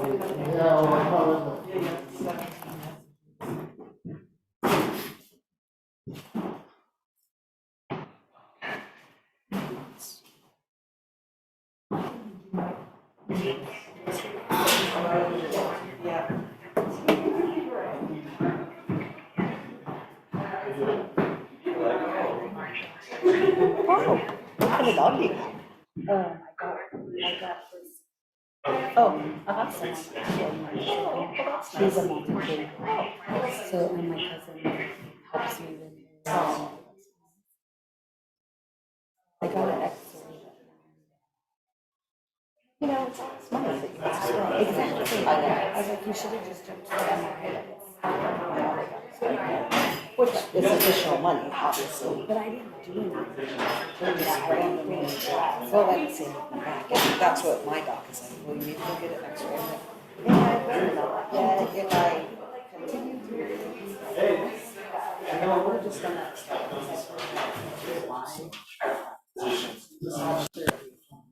You know, and then you start.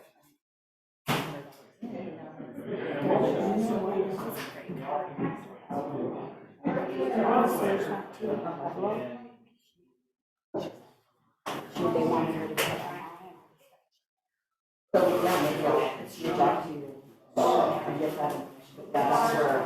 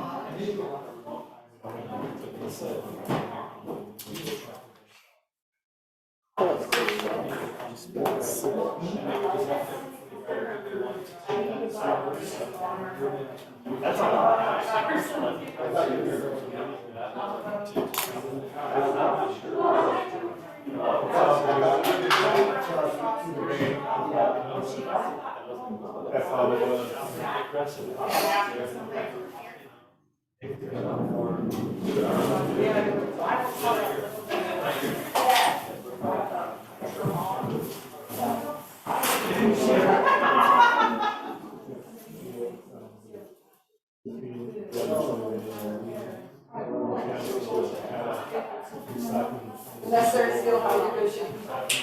Now you got it.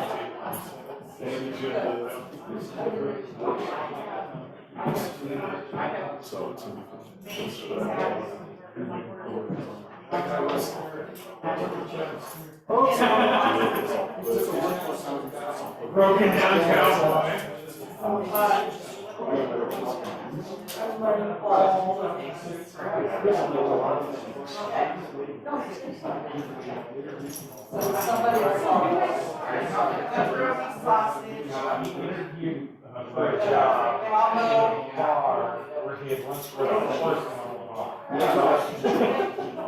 How can you not hire that? That's the process. The billboard with Congress.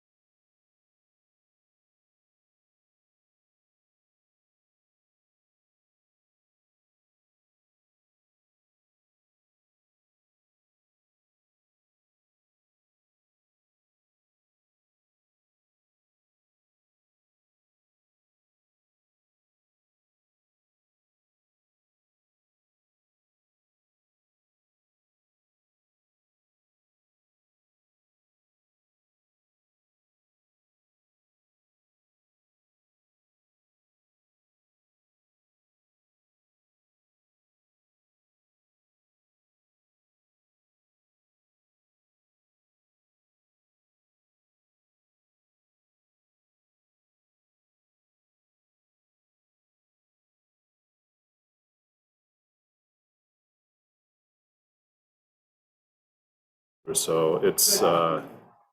Live? Good. All good? Are we good? Can you hear me?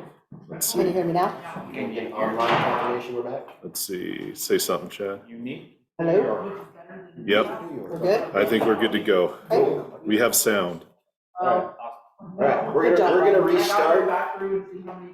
Jen, restart. This is not a work. You gotta teach your name. 1, 2, 3. Flash the lights. All right, so we're gonna restart. I wanna tell you, Sarah went down, I think, to grab, she brought a few books she liked. She actually had this copy of Race for Relevance that Chad already talked about a little bit. And I think what we should do is probably start like a monthly book club and call it Chad's Choice. And your first reading assignment is Race for Relevance. But no, Chad's Book Club. Because Sarah and I were joking about it, because like I have a pretty long list of books. I should have brought it. But like my personal Audible library, I'm pretty proud of. You should look, if you ever need ideas about what books to read, please ask us. Otherwise, time is back to Mr. Forthman. Cool, thank you. Because you're eating, like, feel free to, if you want more, get more. Don't feel like you have to sit there and wait. One of the things that, I don't know, this was cathartic for me, because I wanted to talk a little bit more about our culture and some of the things that we share with potential employees. And these are things that I've consciously developed over the last 10 years. I think going into it, I had ideas of things I wanted to do. I had been with Farm Bureau, I'd been with the organization for 10 years. I've worked in 2 different positions and managed the vast majority of the organization. I knew the budget inside and out, and I had a list of things that I wanted. Little did I know when I walked into the big guy's office that 80% of the things that I'd be doing had nothing to do with all the aspirational items. And all those things had to wait because I suddenly had to deal with accounting and HR and this problem that arises in staff conflict or board conflict or membership concerns or questions. And it got me off course. But one of the things that I've kind of tried to put together over the years is a little bit of a management philosophy, and it's things that when we have employees interviewing, one of the first things that we tell them is you're probably gonna think, because it's most likely unlike any interview you've ever been. A lot about us organizationally, and we're gonna share a lot of stories. We assume if you're here sitting in the room, you're a competent individual, that you're somebody that's qualified for the job. I don't need to know all the ins and outs. I think that's one of the approaches that I have with anybody that we're hiring. If they think they need to know the minutia of detail, we're not an engineering firm, right? Like, they don't need to know those things. And more than likely, and I will say this even with a member in the room and a member that I've hired, more than likely, if they know them, they're probably wrong. It's probably not how we do things or how we organizationally think. So those are the things that they're going to learn along the way. One of the stories I really like to share with everybody, and I have no idea if the basis of this is actually true, but it's true in my head. So this is how I think it happened. One of my management philosophies comes from a pirate ship. The History Channel, as I remember this, the History Channel was doing a series on pirates when one of the Pirates of the Caribbean movies came out. And they had actual historians talking about pirates and pirate ships and how they operated and their management structure. One of the things that they said that struck me was a pirate ship was not like you see in the movies. It wasn't Jack Sparrow bossing everybody around, Captain Barbossa, right? It wasn't somebody at the command. It wasn't like a military ship where you have a command. It was the captain was crew. The captain could do any job, and the crew would do any job. They would split. Pirate ships were actually democratic, and they would split everything apart.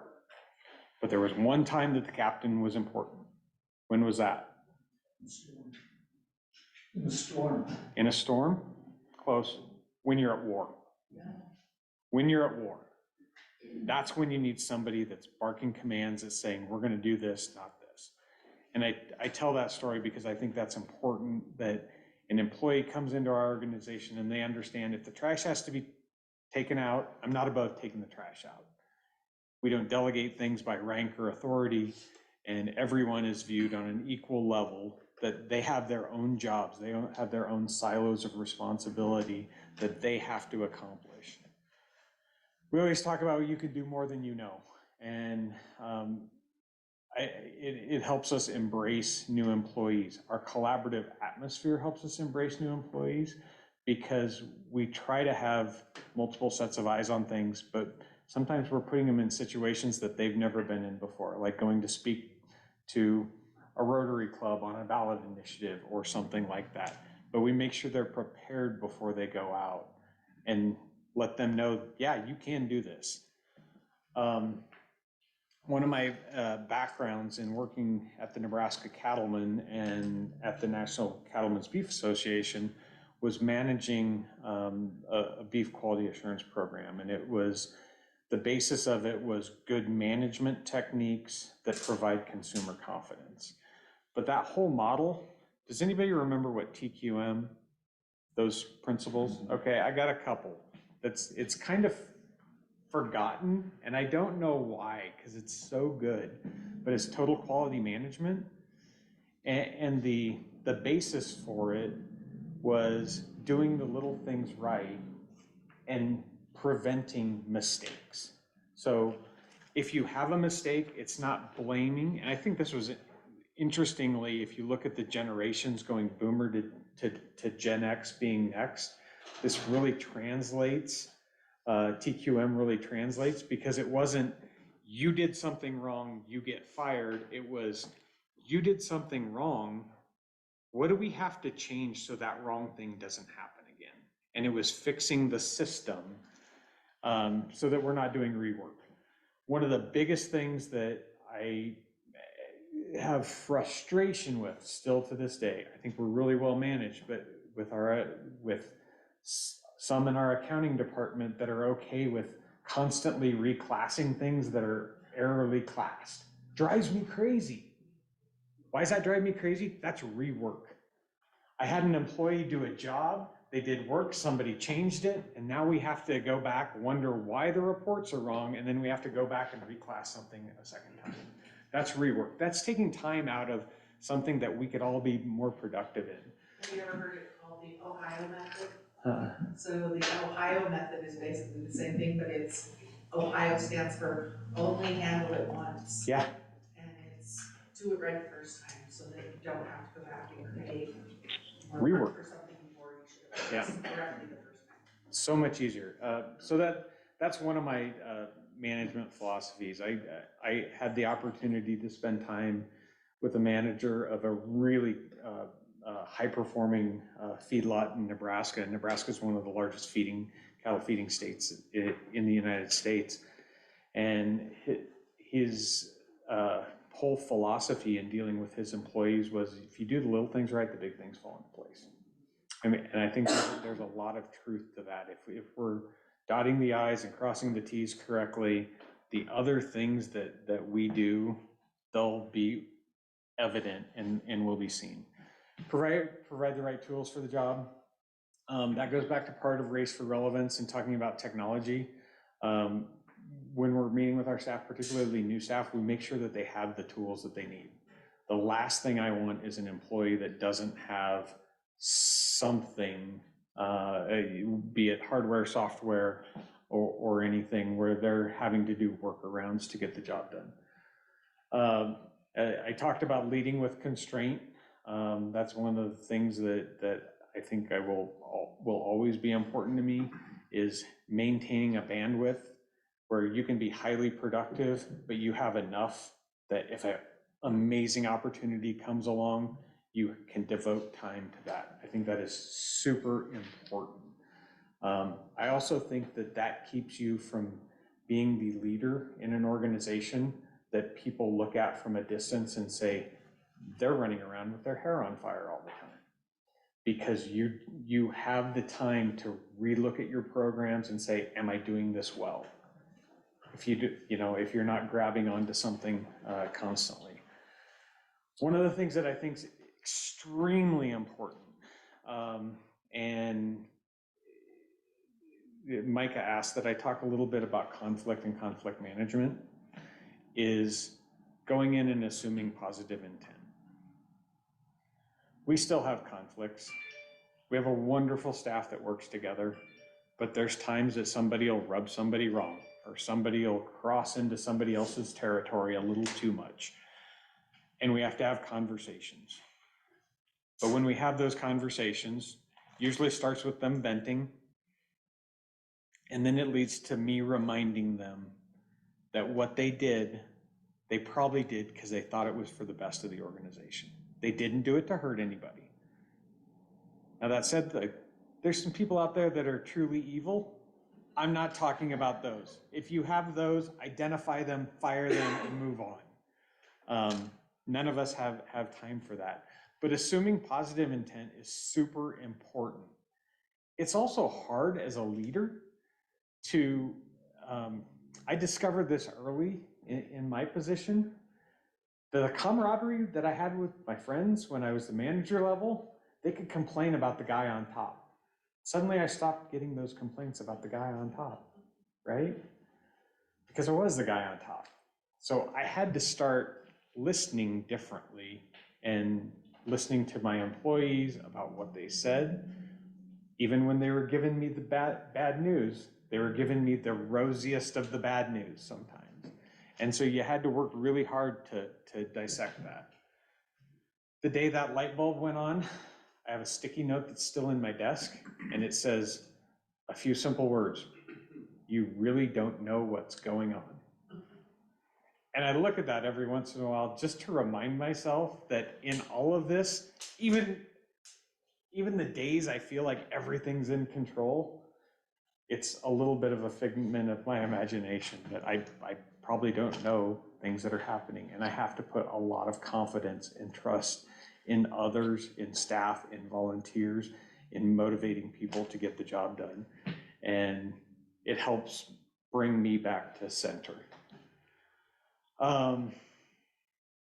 Another one that I think is hugely important is maintaining your own composure. I've never seen anybody maybe grow as much as that bald man with the goatee right there in maintaining his composure. I think the statement is absolutely true. In times of crisis, no one will ever criticize a leader for being too calm. Think about that. And those situations always happen. Somebody flies off the handle, but if you can be the one that maintains the level of civility, it makes it much easier to get to a solution. So I've always tried to approach any high stress situation with let's calm down, let's figure out what's going on, and then let's move forward as fast as we can. I talked about having an open door. We already had that discussion. It's super important. It's hard to establish in your culture. It's always also hard to maintain because as you get new employees, particularly ones that have had bad past experiences, they wince. We had an employee that was brought on the same time as Taylor. I love this. And I said, hey, you wanna go to lunch? And he goes, yeah, why? And I said, just catch up. And so he's like all fidgety and we get in the car and I'm like, how about we go to Red Robin? He goes, why do you wanna go? And finally I got out of him. His former employer, every time she wanted to chew his ass, she took him to Red Robin and yelled at him. And so he had PTSD from that. And it took years. I don't know if it's still out of him. It probably isn't. And then the last thing, and this is advice for all of you, and I take it myself, when you're looking for a job, when you're looking for a volunteer opportunity, there's things that you can believe in, but man, chase good management. That's more important than a few $1,000s. It's more important than benefits. It creates a good work-life balance. It creates opportunities that you can grow yourself and you can achieve much bigger and better things. I would say that's the number one reason the employee that we had that left, he left for dollars and he left for, this is going to be fun being in the consulting world. And he came back because he said, that wasn't at all what I thought it was going to be. And he was, I want to learn more and I want to grow and I want to, use my talents. So chase good management, look for good people to put around you.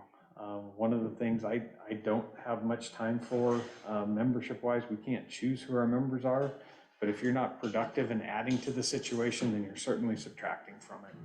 And I don't spend a whole lot of time focusing on the negative. I focus on what we can do to continually be moving forward.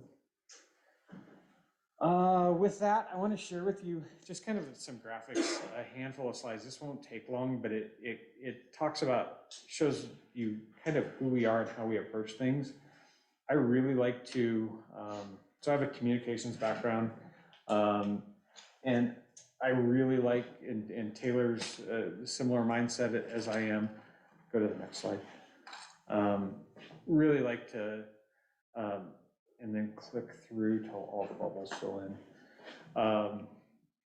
Show things in different ways because it gets people are different people learn differently.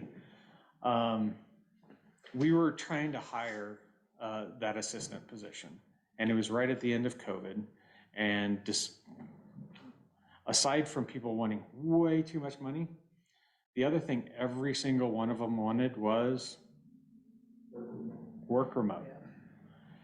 And our office, even though you can come and go as you please, we're not a work remote. We thrive, the innovation that happens in a nonprofit area, we have to come up with ideas for meetings, for committees, for motivating membership, for seeking policy solutions. It doesn't work for remote. So we would get to the end of the interview process, even though they acknowledged through the screening that they knew that this was an in-person. And we had 3 or 4 of them that would get to the end and be like, yeah, I just want to work remote, Bill. I thought you would change your mind. And it was like, no, darn it, no, I was honest, right? But thank you for being honest and self-selecting out of the pool.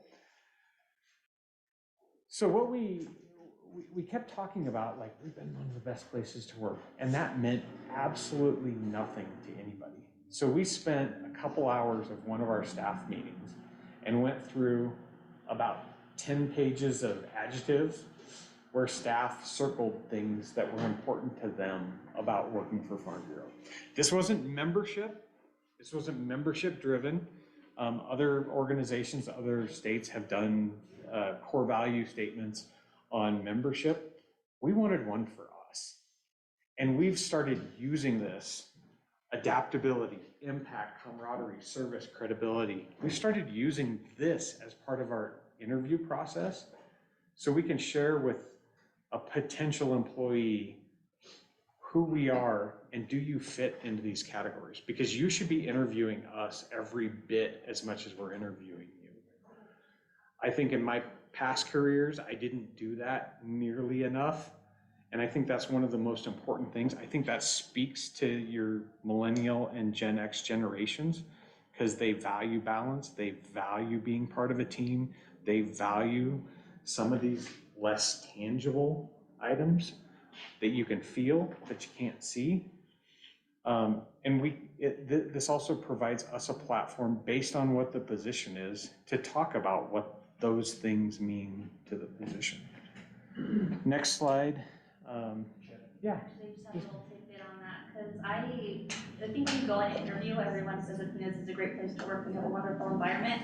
But one time actually was effective for me is I did a shadow interview. So I went in, I sat down with the manager, and then he invited me back a couple days later to come and just shadow, and I actually got to see the camaraderie. Yeah. And I think that was just influential in actually putting value to what they were saying. Seeing it with your own eyes. Mhm. Yeah. Yeah, you can feel it, right? Yeah, versus them just saying it. The next slide is about our how we explained our strategic planning process.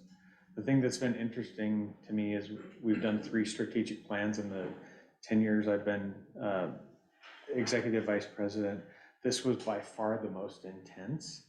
And what it really showed me is as we continued to lean in on the strategic plan, the board didn't have better ideas for direction. The board wanted more information.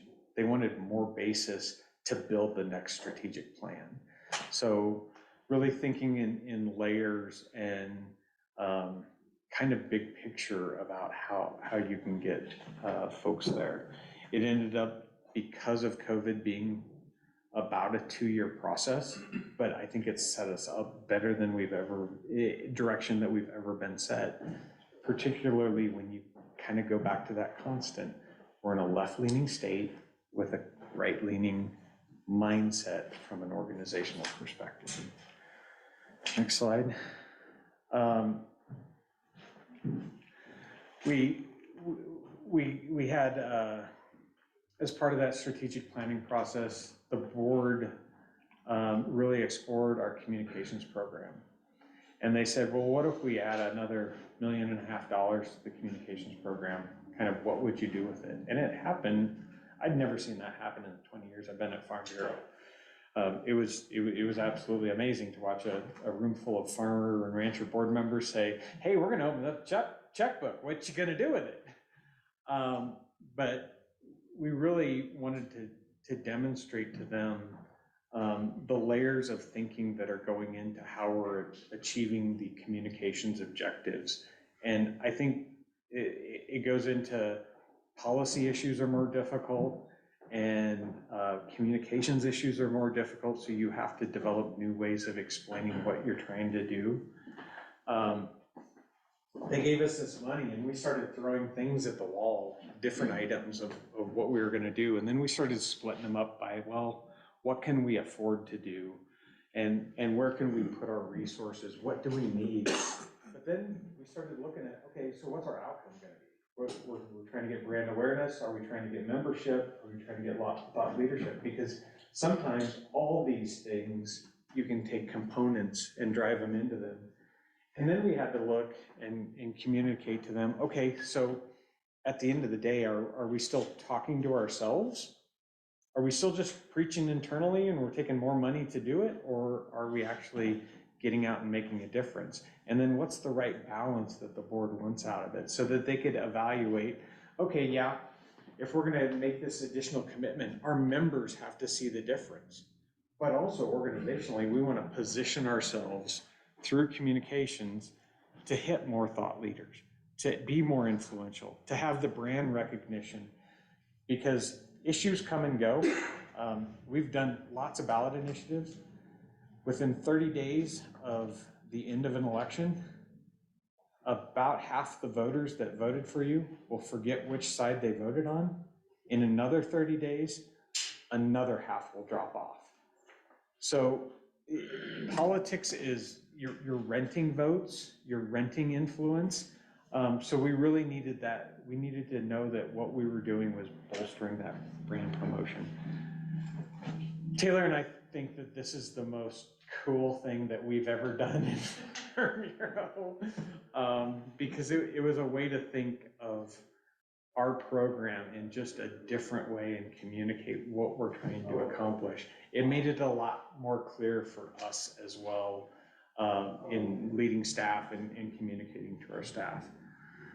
I talk about the importance of the strategic plan. Go to the next slide. Our strategic plan is not much different than many others. Mission statement, 5 vision statements. Under those vision statements is a series of goals. We wanted to make it quantifiable. So each one of those gets a designation. Is this a new goal? Is it not started? Is it in progress? Is it done? Is it ongoing? Do we need to reconsider it? How many people have been through a strategic plan where you actually dusted it off the shelf after 3 years and read through it and went, what the hell does this mean? Yeah, we're looking at this constantly, but we review each goal on an individual basis once a year. So we keep maintaining that, like, look forward, but keep it dynamic. But we do the same thing, and we end up with a handful of goals that was like, boy, that sure sounded nice last year. What do you think we meant? And so we'll have the board take a look at it. We also split it into and this is all the same data. We split it into different areas, so I can see from a management perspective, am I putting too much of a load on one of the areas of the organization? I can look across our 5 different vision areas, and I can say, okay, how are we doing in those? How are we doing in those areas? And we can communicate this to the board of directors so that they can see a dashboard of just how much progress we're making with the strategic plan. I think it's super important to figure out ways to make things quantifiable.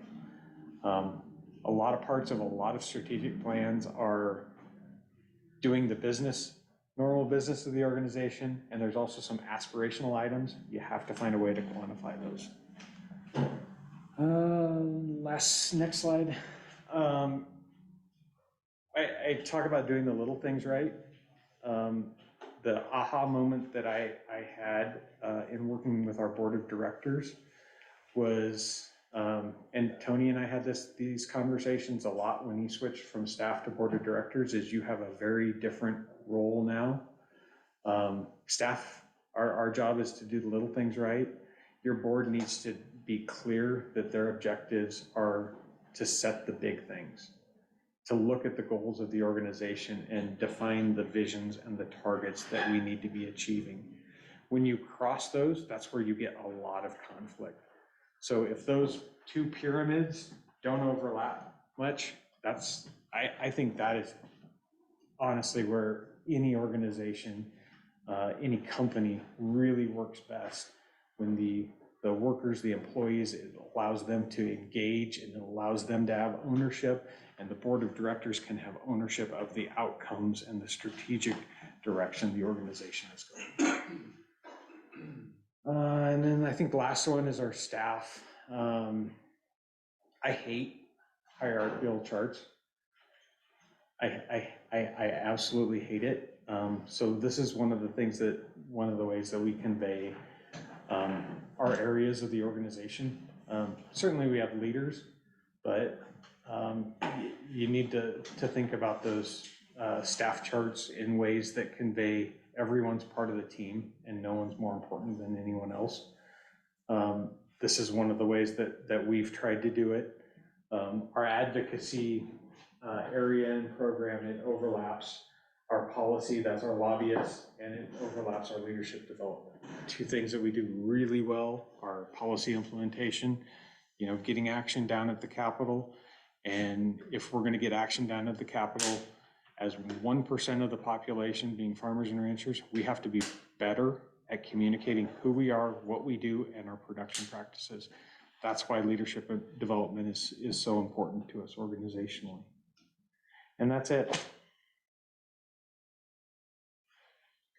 That's it. So thank you.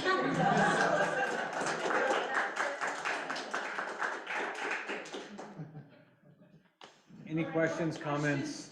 What questions do you have for Chad? Where did I confuse? A special, yeah. Pirate ship. Everybody's feeling a little inadequate right now. I'm feeling a little inadequate, but with that in mind, what questions do you have for Chad? Or workshop some scenarios that you're trying to overcome, some difficulties you're having. He might have a good idea from a different perspective on some of the things that you're working on. You can contact me later too. You can contact Or later contact if you Sarah. want. What is your board comprised of, going back to the generational? So,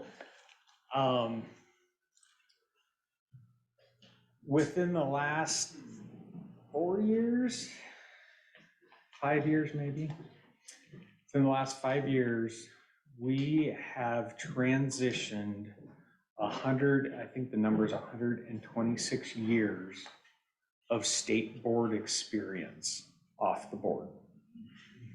So we have went from 2 people that were 20-year, almost 30-year state board members, a lot of institutional knowledge, to almost all brand new. Partially, I talk about leadership development being important. We've got three major leadership programs. We have a women's leadership program that's a lot focused on ag education. We have a young farmer and rancher leadership program that's, I would say, mostly focused on networking and kind of connecting within the agricultural community. But the one that we started 10 years ago, we call it our Elite Leadership Program. We're kind of evaluating the name because Elite's been, it doesn't have the good moniker it used to. But that program, we only allow 6 people in. We believe in a very small elite trained group. We kind of modeled it in our head off of Navy SEALs. Like, we want an elite group that can go in, that can defend each other, but it also, and I'm not talking negative about a big group, but in a big group, you can develop cliques. And as a leader, don't do that. Like in this program, don't do that. Don't sit at the same spot on the table that you're sitting now at the next meeting. Get out, visit with others in your class. It's too easy to develop cliques in a lot of committees and a lot of programs because they're big enough to do it. We limit it to 6 people for that reason. And of our board now, of our 14-member board now, I think 8 or 9 of them have been through that program that just started 10 years ago. We've had some negative feedback at the beginning of it because we trained people and gave them a lot of skills, and they said, okay, what are we gonna do? What do you want us to do? And I said, wait. And they didn't like that because they're highly motivated people, right? Said, wait. Every single one of them has had a major issue hit them in their county, where somebody's went to the local county commissioners or a city council and wanted to ban pesticides or ban GMOs or like, and we do a lot of work organizationally. We do a lot of work with energy production, all energy production, but oil and gas in Colorado has been under a lot of scrutiny, and a lot of that, there's a good portion of that scrutiny is because they hadn't been telling their story all along. They've been in the oil field, they've been drilling and providing cheap, clean energy. Well, guess what? We're kind of doing the same thing in agriculture, and so we have to be better at telling our story because we're providing a lot of good, cheap food that's clean, you know, and we're doing a really good job of it. We should be appreciated, right? And consumers don't see it that way. So you have to do it. So we did, we really focused in on that leadership component. Our board now, I'm guessing, a couple zennials, mostly millennials, and then 4 that are boomers. I don't know where Connie fits in. Boomer. So, Sarah. When you're doing, so you have an employee and you're doing that development piece, or you have a board member that you're developing, what's sort of the decision making, what's the metrics you use, even if it's internally, to go, okay, this person needs this, I need to get them to this place. How do you workshop that? Some it is more purposeful. Most people I treat like my kids.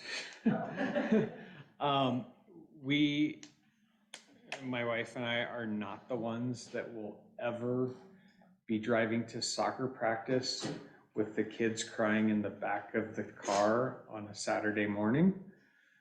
They have to say they want it.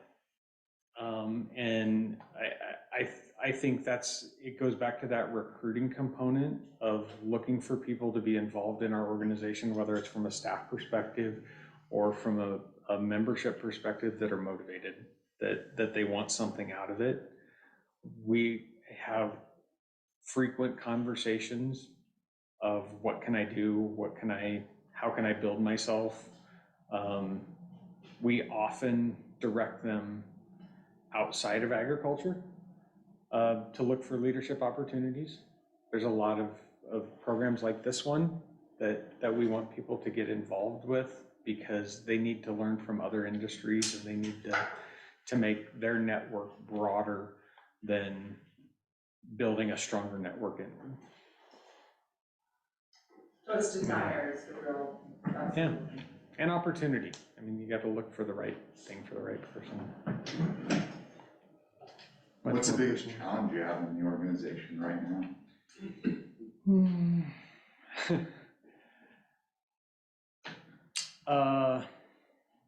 Living in two worlds. Politically living in two worlds. People that, I think COVID had a great influence on people's involvement in politics and their passion, but it also created an atmosphere combined with social media where they have no responsibility. And I think whether you're I don't care whether you're on the left side of the aisle or the right side of the aisle, I think there's people in both camps that have delusions of grandeur. And there's a lot of conflict because of that. Whereas the vast majority of the population just wants to do their job, go home, and be happy with their family. And I think we have to remember that. I think that's the biggest the biggest challenge is helping people, helping some of our very motivated members understand that there's a good percentage of the population that no matter what you do, they're not gonna care about you, right? They don't care about anything, and you wonder why, and you wonder how, and it makes you mad. But it is somewhat of the reality. But at the same time, living in the two worlds, we've done some polling of voters in Colorado. We did it in a non-issue setting. So it was, there wasn't anything burning on the ballot or advertisements that they would see. And we dug down to understand, what do you care about in agriculture from a granular perspective? They care about water. When it comes to agriculture, they care about water, care about sustainability, climate change. They care about profitability, actually. Care about farmers and ranchers being able to make a living. Am I missing one in there, Taylor? Kind of top 3, top 4? She's checking her phone. Millennial. I was trying to think in the polling, they care about water, climate sustainability, profitability. Those, okay, I couldn't remember if I was missing one. But at the same time, the other foot is down at the legislature, where they're trying to ban horse slaughter or transportation to horse slaughter, which horse slaughter is already illegal in the United States. They're trying to implement right to repair for tractors. Nobody knows what that means. I know, I know, that's kind of the point of it, but it's not the problems that we face. It's not the problems that we should be looking at 20 years down the road. We should be having more productive, broad water discussions. That's going to affect the infrastructure, the future of our state, population growth. We can't keep people out. COVID showed that, right? Like, things just got more expensive and more people moved here. I don't know how, and I don't understand how, but I think that's the biggest challenge is being able to bridge those two areas without going crazy. The engagement process, you had a huge, I was surprised at the size of the polling chunk of communications, which is kind of finger on the pulse for your organization. Was this kind of year-to-year regular tools, or was that new money for the communications? That was all new money. And so, that polling piece, you talked about different technology, and it's also like following up, like even from a recruitment standpoint of who to work with, where work with, on what issues that you're talking about. But you got into this earlier in just this conversation in terms of like what you think should be important, and you kind of want to run events probably to promote an agenda that you think as an organization is bigger and more impactful, but you may be hearing from the polling process kind of populist, talking points or whatever. Sure. Or how deep does that get, that process? Sure. So I would say a good example is the climate change and sustainability. It's probably the worst thing that agriculture talks about, because if you go to our annual meeting and somebody brings up the word sustainability, what's the first thing somebody says, Tony? We're sustainable. Why wouldn't we be sustainable? We've been around for 5 generations. That's sustainability, and they don't want to talk about it.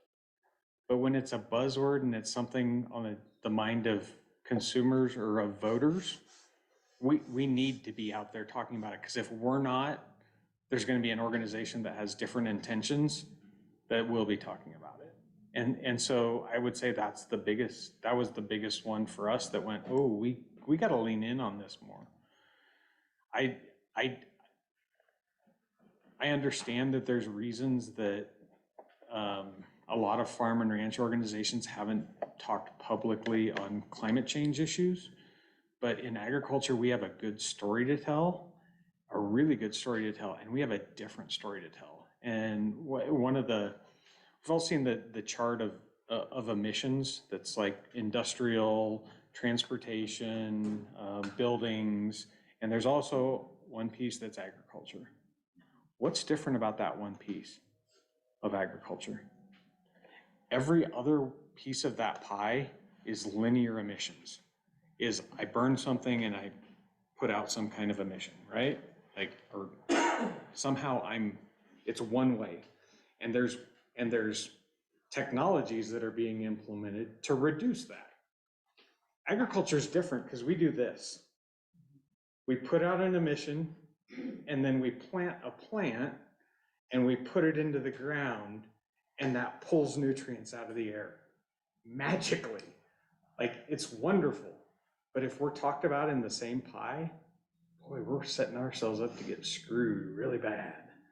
And so we've started looking at that issue a lot more. This year's polling is going to dive into that conversation a whole lot more because we've got to bridge that gap. This is not oil and gas versus renewables anymore. We've got to talk about how we fit in the carbon cycle and how we should be having a different conversation when it comes to climate change. And the big conversation. No, go ahead, Tony, and then The big conversation after that is food security. Mhm. I mean, that will come to. Yeah. So along the same vein of challenges, if you could wave your magic wand, what's one thing you would change in your organization? I don't know. I don't know.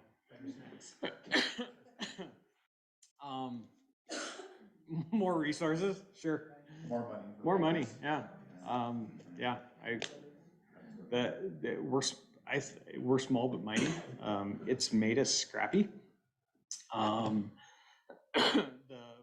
We've 2.3 million. I mean, it's not bad. But we spend a lot of it on county resources and internally. It would be nice to have that kind of money where we could do some really huge communications campaigns and reach a lot more people with our message. I said we do a lot of work with oil and gas industry, and they have things like Coloradans for responsible energy development and stuff like that, where they're telling their story. It would be wonderful to have those kind of resources. We lean in on a lot of ballot initiatives. One of them that we ran was the Wolf Initiative in 2020. That initiative started about 18 points to our detriment of people saying yes, they would vote for that initiative, and it finished at 50.9% of the vote. As we were being out, we raised $800,000. We were outspent 3-1. I mean, so we're tiny but scrappy, and that's. I lean back on data a lot. That's one, we spent about a quarter of our budget on polling and research so that we knew how we could exactly target and who we exactly needed to target that would move. Because we had a lot of messages, and this was one of the funnest things about when you dive into a project like that with polling. We had a lot of messages that people would lean in on and go, oh yeah, I get that. Yep, I like they the vast majority of voters understood introducing wolves in Colorado would hurt farmers and ranchers. But you have to differentiate between the messages that they go, yeah, I understand that, and the ones that they go, yeah, I understand that, now I'm changing my vote.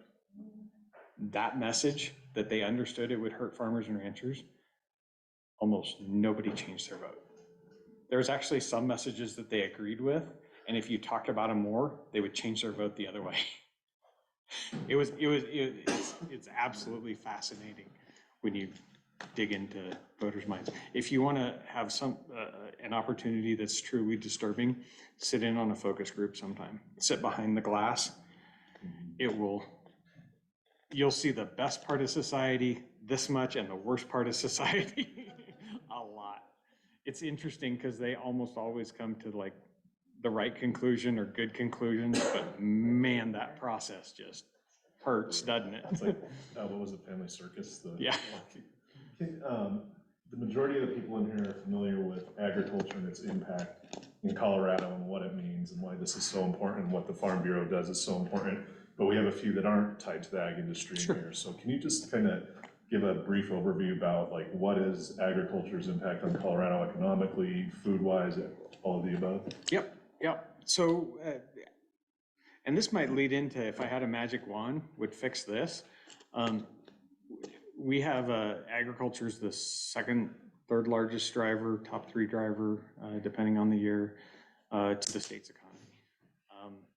But throughout all of agriculture, we're very low margin. There's not a whole lot of money left for marketing and promotion.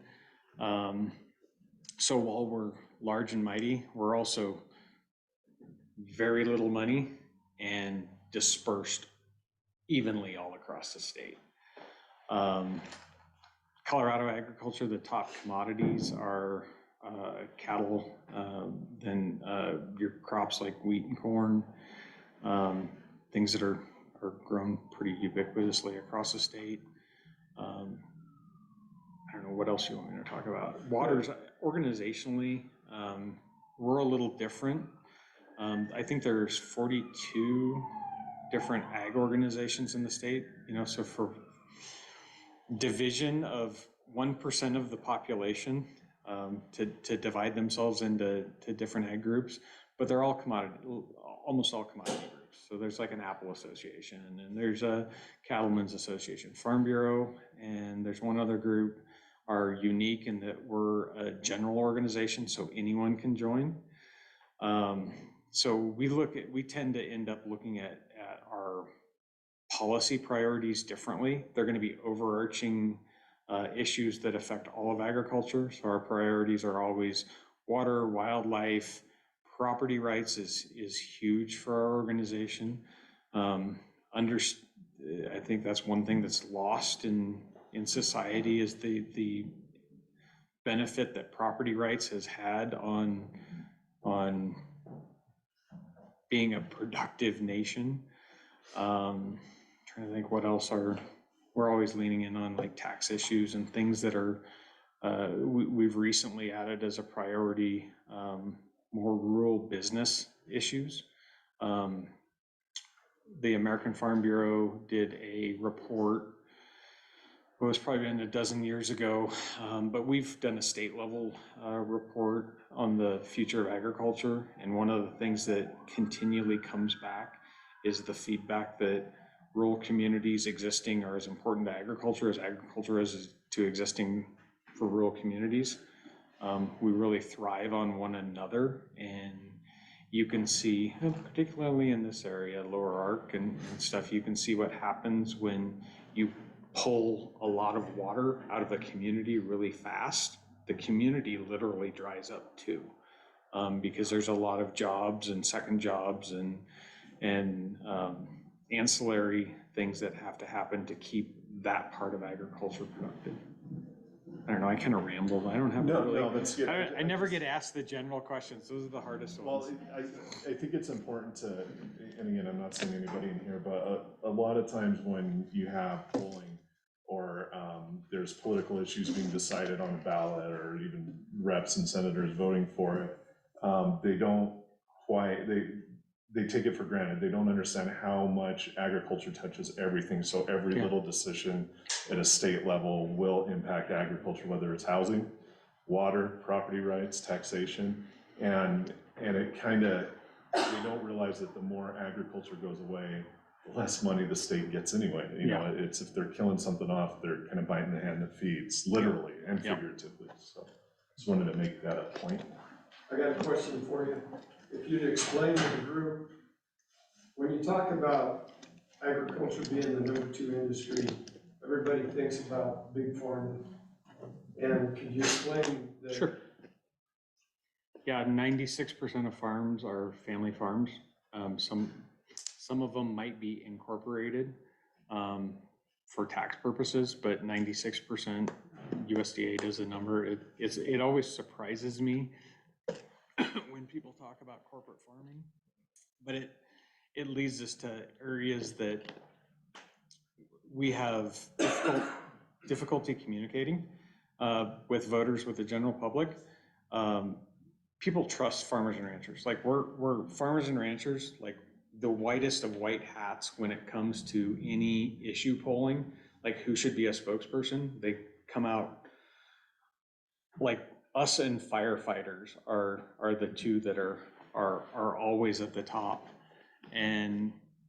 But what people don't like or don't feel comfortable or get scared about are production practices and things that they see on a documentary like Food Inc. or something like that, things that they think that we've lost our way on, and they don't understand that the amount of care and time and thought that goes into how we produce what we do.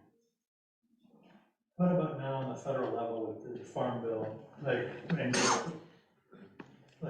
Again, trying to be ahead of the curve, or, I know family farms are sophisticated, but this is a very active federal government. Right now, with a lot of incentive programs. I imagine there's gonna be a lot of PPP kind of, trying to get the private investment to go certain ways, like with this bill, like little tools. There's actually been some of that during COVID, of incentives that were put towards meat processing and expanding meat processing and things like that.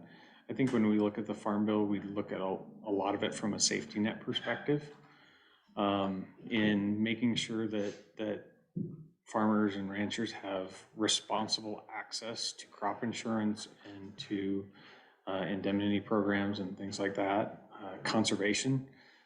Things that the general public wants. None of us wants highly erodible land,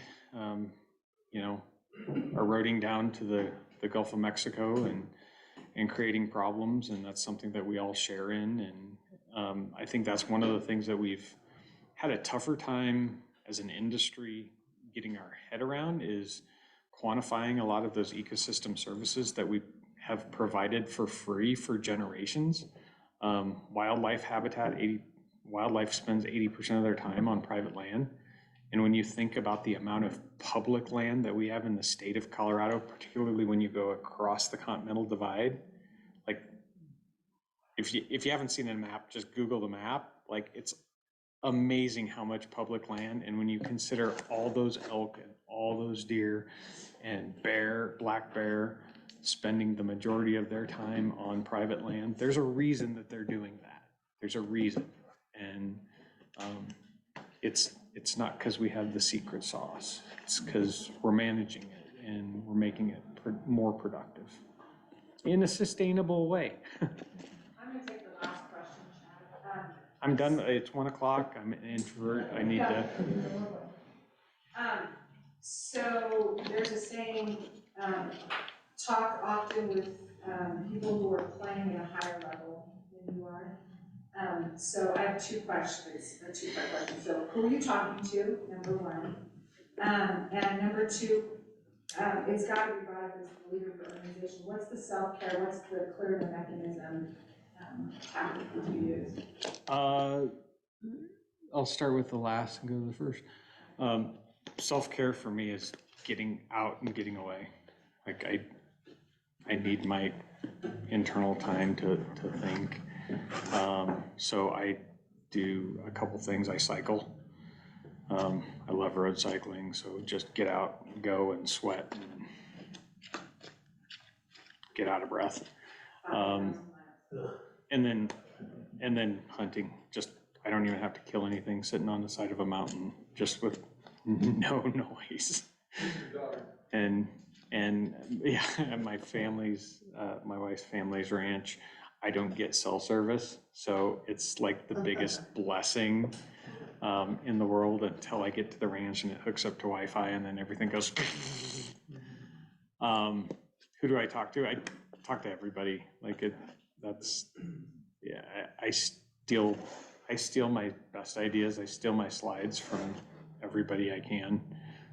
There's not an original thought up there, so don't leave this thinking that, wow, that was a great speaker, I stole it all. I believe in creative plagiarism and encourage my staff to creatively plagiarize as well, because there's a lot of good ideas out there, so. One last question. Oh, go ahead, Ryan. You were talking about the fact that you don't have a lot of money for media and other things, so I assume you have looked at media channels and what is the most effective for you? What is the most effective channel? What are you using right now? Depends on who we're talking to. I think if we're talking to the public, our best bet is paid, obviously, when you're online, that's where people are at. And we've had to get really creative and be really targeted in the folks that we're talking to. So part of the reason we did the poll was to figure out who that audience is. So we've done a lot of targeting towards suburban, politically involved folks. So you'll find advertising from us in the Denver Business Journal, in Colorado Politics, in digitally where those people exist. If we're talking about generally as like an organization about gaining some influence, our best dollars are spent in sponsorships and showing up at different events, and making sure that we're sitting at the table, like the Colorado Chamber of Commerce, we have a board member who sits on their policy committee. We sponsor legislative events. We are a big part of our policy budget goes towards having a seat at the table with legislators, and that's a lot of where our influence comes from. So does that depends on who we're talking to? Traditional media is not in the picture, is what I heard as well. To some extent we do, some earned media, it depends, that's a lot of bit of our thought leadership. A lot of that doesn't have a Farm Bureau name attached to it, a lot of that is James Henderson, rancher from the San Luis Valley, it's Carlisle Courier, rancher from Molina. And we have really good relationships with local reporters. We're not necessarily proactive on our earned media, but we do op-eds and stuff like that, but that's a very targeted. We've done a little bit of radio advertisements, and that's from a brand recognition standpoint of just saying the name and not having an ask affiliated with it. But in terms of moving the needle with like the general public and issue-based stuff, it's all digital. You're all online. Yeah, you have to pay to play. As much as I would think we have a better message than everybody else thinks that's too. So. And that's how that's how digital companies make their money. So. I have a question. Do you help, like you said, 96% of the farms were family owned? Do you help any of the families with any succession planning? Yes, kind of. We're also have an affiliate organization with the same name that's Farm Bureau Insurance that has succession planning tools and can help them with that. We've done some succession planning workshops over the years just to help people understand the components of the tools, but not really give them any direction one way or another. Every succession plan is different and unique, and I think that's one of the challenges that we've seen is that it has to almost be custom built based on their financial situation at the time and capital and all that kind of stuff. So, but we can guide people. Yeah, happy to. All right, guys. Thank you.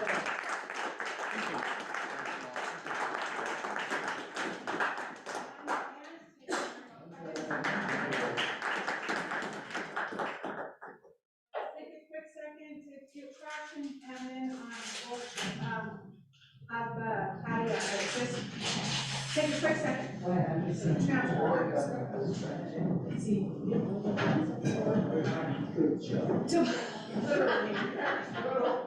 Literal folder.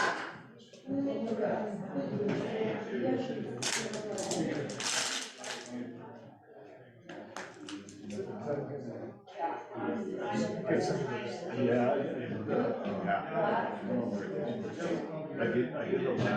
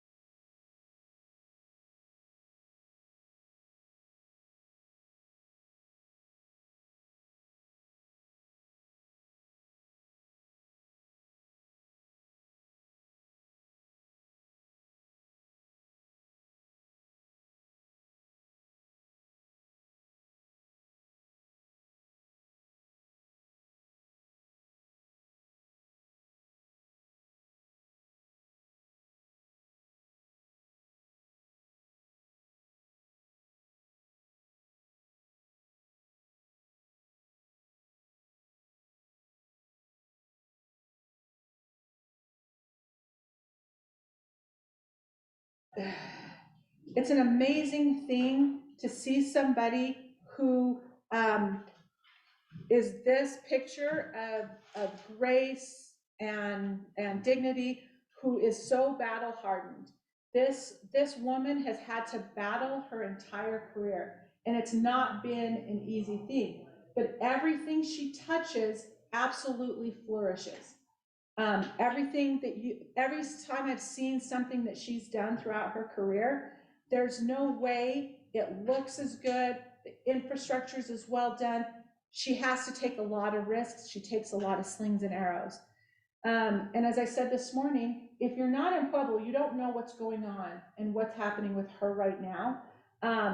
But if you are in Pueblo, you know that she took a pretty big hit recently, but she is bouncing back, and I wanted her in particular, because as leaders, you're gonna face this, I promise you, especially if you're running for office or anything like that, you're gonna take some hits.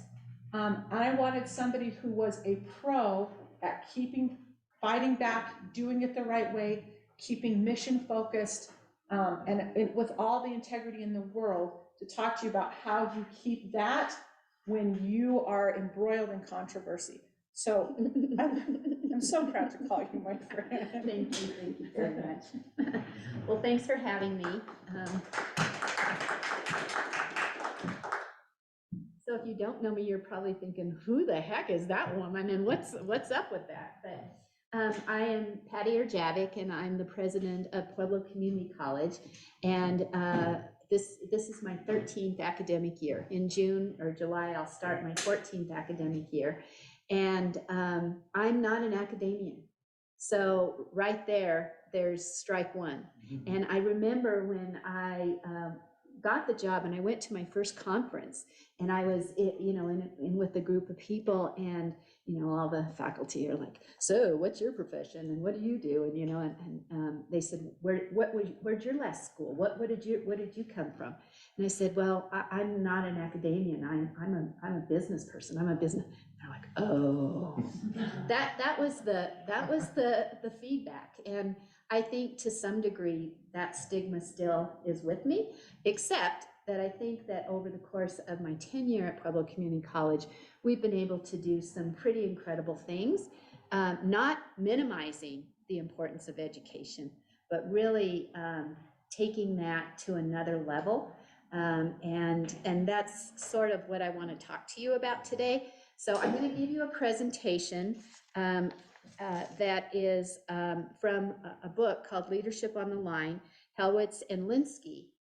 And this is the theory part. This is the research part. And then let's just have a discussion about in things that you've been involved in, or situations that you've been involved in, that we all can learn from each other. Because really that's what this opportunity is to hear from each other, to know that you're not alone, but also to give you some courage that you can do anything you set your mind to, as long as you have a heart and a passion for whatever it is, for whatever work it is that you do. So does that sound like a plan? Yeah. Okay, so let's start out by saying that on any day, any one of us are faced with challenges. And do you consider yourself a leader? Who considers themselves a leader? Come on, you can't be in this. I do, Patty. Holy cow. So every day, surely you experience something in life that you can call upon to make some sort of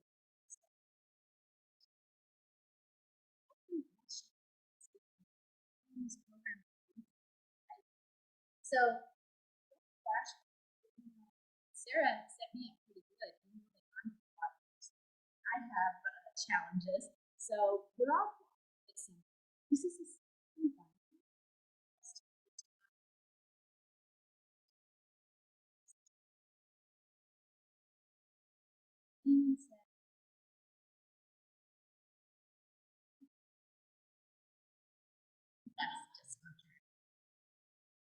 But there's home. I don't want to be in politics. Who wants to be in politics today the way things are? Who in their right mind would want to sit on a city council? Who would want that?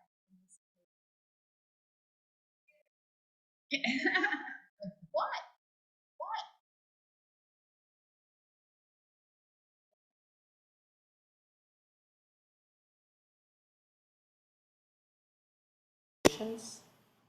Infighting.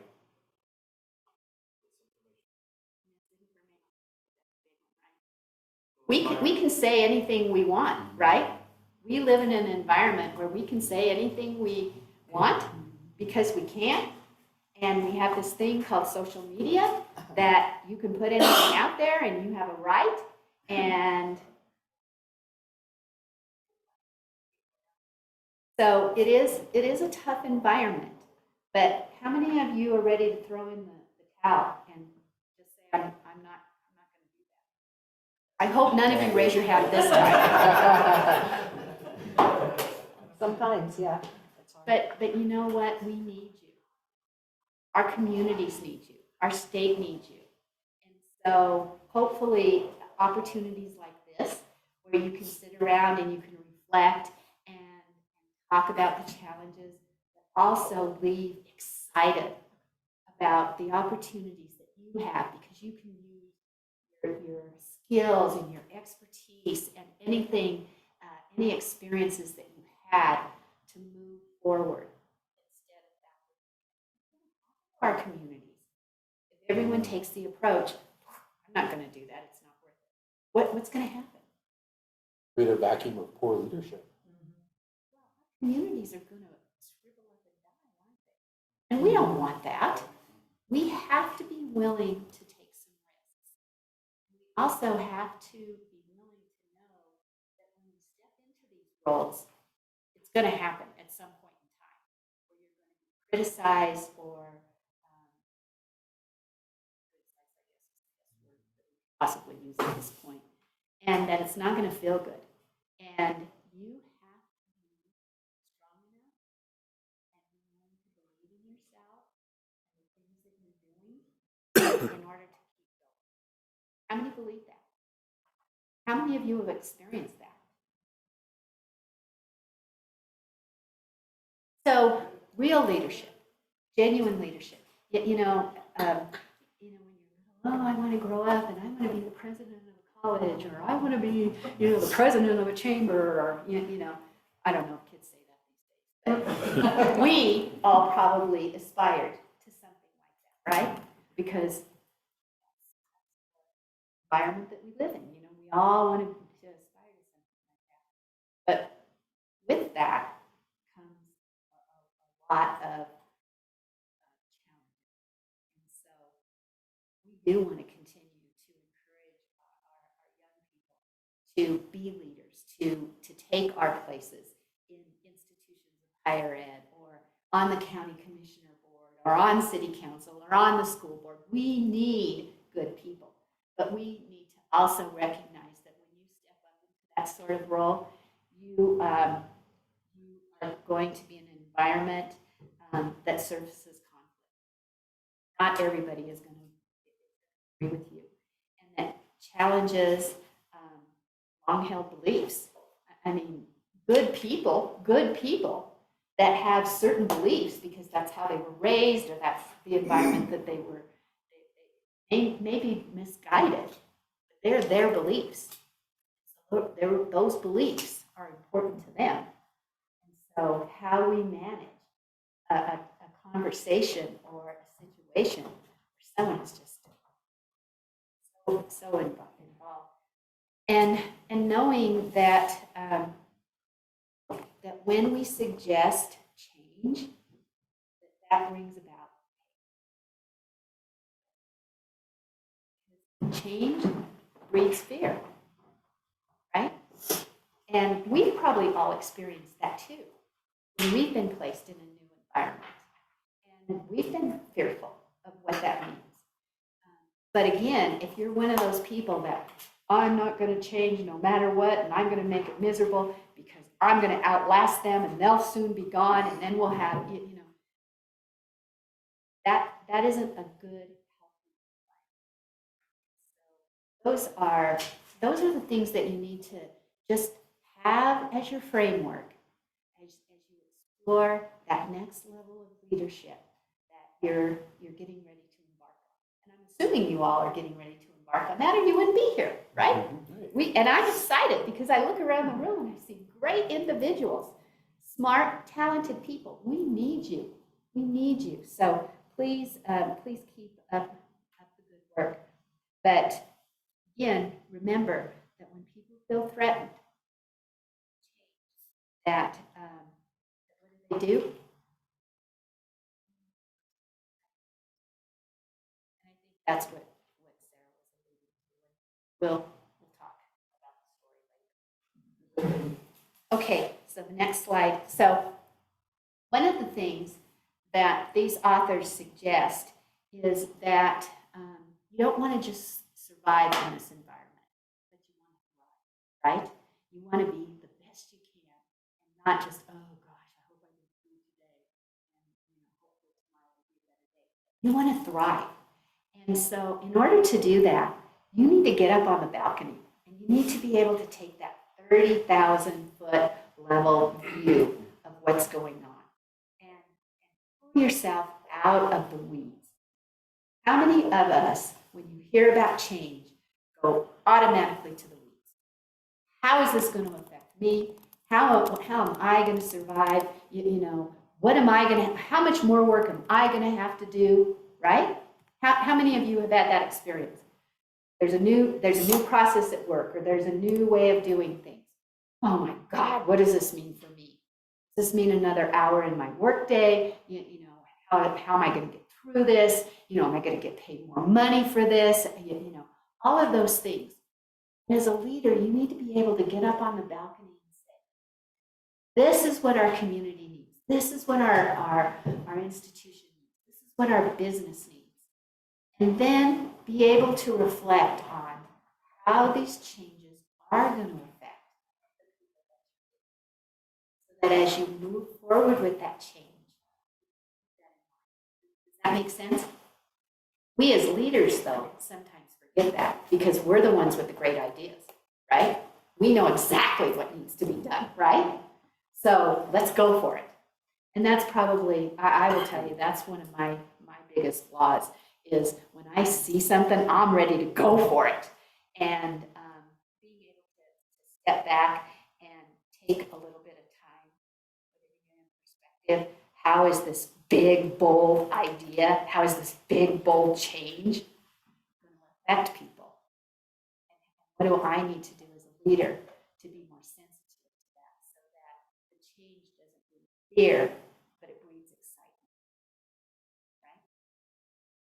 So when I talk about technical challenges versus adaptive challenges, I bet you all know what that means, but what's a technical challenge? Actual implementation. Getting from A to B, so the cost of the project. You can solve it, right? Right. You know what the challenge is, and you know this and this is going to lead to the answer. That's a technical. What's an adaptive challenge?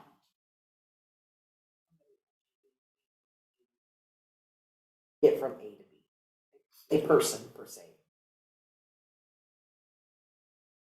There's a lot of factors that come into play that are variants that are very clear.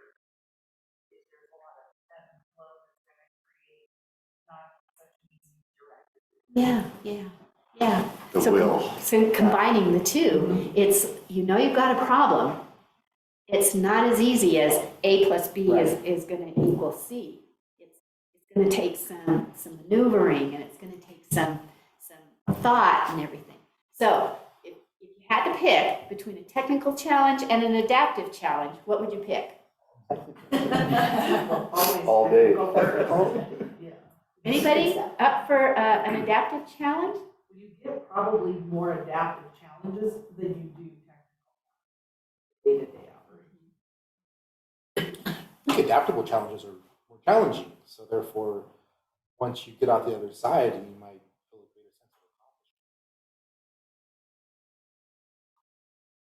So the technical challenges are easy to lead people because they know the answer, right? The adaptive challenge is much harder to lead. That's where the ambiguity comes in. That's where the fear comes in. And so that's one of the things that this particular author, again, reminds us that take a look at the situation. If it's an easy A plus B is C kind of thing, give it to someone and let them run with it. You might need to be a little bit more involved in an adaptive challenge in helping people. Again, I always use the word, how do you get people excited about change? How do you get people excited about a new opportunity? Opposed to creating an environment where I got this great idea and this is what we're going to do, and then we're going to do this and we're going to do this, and okay, now everybody go home. Does anybody come back the next day? Or a few do. And so that's, I think, one of the challenges of a leader is to be able to go back a little bit and find out where your people are. You should know who gets excited, who has the same sort of personality as you, and that was like, okay, we really don't know how we're going to do this, but we're going to do it. We've had that kind of conversation all the time, opposed to someone who might be thoughtful, who might need a process, and instead of, come on, what's wrong with you? You know, this is a great idea, let's move. Being able to say, I understand, you need to take a little bit of time to process, let's talk about it again tomorrow, and let's talk about what your concerns are, what your questions are, and then be able to move forward and hopefully move forward together. Has anybody ever experienced that?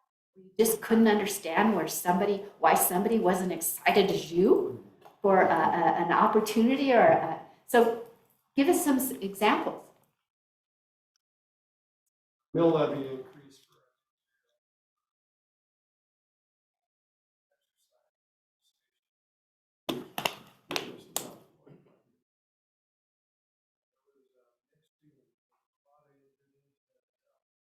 younger individuals that could see the benefit of having that exercise place that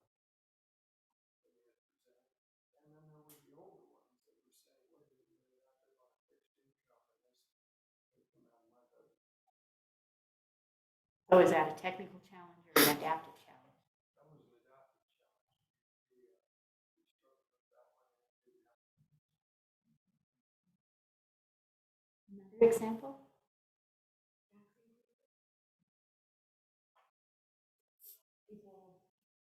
A lot of people that just don't want changes or know that those changes have not happened in a long time. And they don't want to see it any other way. Affecting them. Yeah. So when you encounter somebody like that again is just set in their ways, they know what they know, how would you approach that to help them perhaps at least be willing to look at the situation in a different way? I like real life stories, how they affect people. Sometimes people can relate if you have an actual, in this case, if you have an area that's going to be affected that they didn't know of, you try to show them a different perspective. Maybe that needs to be. Some of them you have to plant the seed, you allow them to Right. And that takes time, doesn't it? And sometimes you don't have the time. And sometimes you know the answer, even though they haven't gotten to the same answer. And so that's where, as a leader, you need to be able to know that political climate, because if you move ahead without bringing the group along,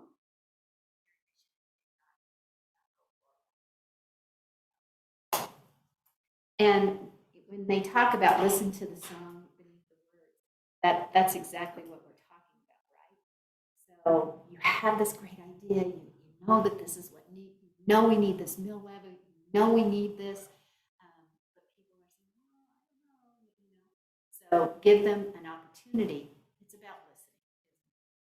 It's about listening. Genuine listening, authentic listening, opposed okay, we're gonna have a focus group, we're gonna have a forum, everybody say what you want, check, check, check. Okay, we're gonna go for the mill levy. You know, people see that, right? And then all of a sudden, your initiative may not have been as successful. And then, you know this story better than I. You need to be able to count your bullets, right? As you move forward, if you don't have enough people supporting you, so get on the balcony before you ever move forward with any sort of change. And then you need to think politically. And you all know this because you've been doing this a while, but the saying, keep the opposition close, but watch your allies too. You just never know anymore. And I think that, at least for me, that's the biggest challenge. And you may have somebody that you think is your best friend and that they support you. Boy, if they don't like what you are doing, in this day and age, people, there just isn't a lot of loyalty, is there? And as a result, you find yourself in situations where your leadership may not be as successful because you really couldn't take the temperature. You didn't know who was really on your side. And sometimes your opponents are your best allies. Why? Why are sometimes the naysayers your best allies? Makes you think about what you're doing. Know where they stand. You know where they stand. At least they're honest with you, right? How many of you have had a situation where you thought your best friend was going to be there for you because they say all the right words to your face, and then they're not supporting you? Where somebody that's a naysayer or somebody that's been very vocal, at least you know. And those are the individuals that you really want to focus on, because if you can help them get to the place where you want them to be, then I think you have a pretty loyal advocate forever. That just like we're talking about leaders, they don't want to get involved. They don't have the courage to take the risk to tell their good friend that maybe they're wrong. They don't want to have that kind of conflict, right? I don't know about those people. Well, you are one of those people. Right? Right? You're laughing, but surely you had this experience. Yeah. So you do need to find partners. You do need to find like-minded individuals. There isn't any one of us in this room that could be successful in any initiative all by ourselves. And if you think you can, I'm sorry, it's not going to happen. You really need to be humble enough to recognize that you are only going to be at your best when you surround yourself with the best. And sometimes the best may not agree with you all the time. And you know what? You might want to encourage that. Because again, they challenge your thinking. And oh, don't you hate it when they challenge your thinking? And then you go home that night and you're taking your shower and you're and they're like, that really might be the right thing. Maybe I need to rethink it. I do my best thinking in the shower, you know, especially after a long, hard day. This person said this person said that, right? Maybe I need to rethink where I am.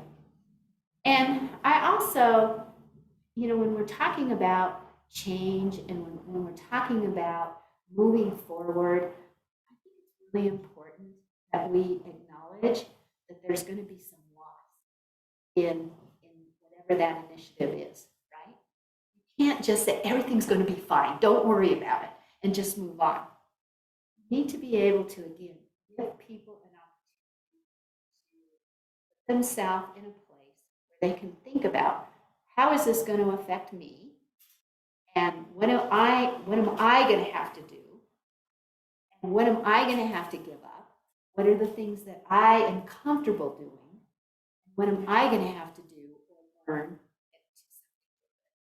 That's a loss, and you have to be able to give people the space and the opportunity to do that if you really want to move an initiative forward.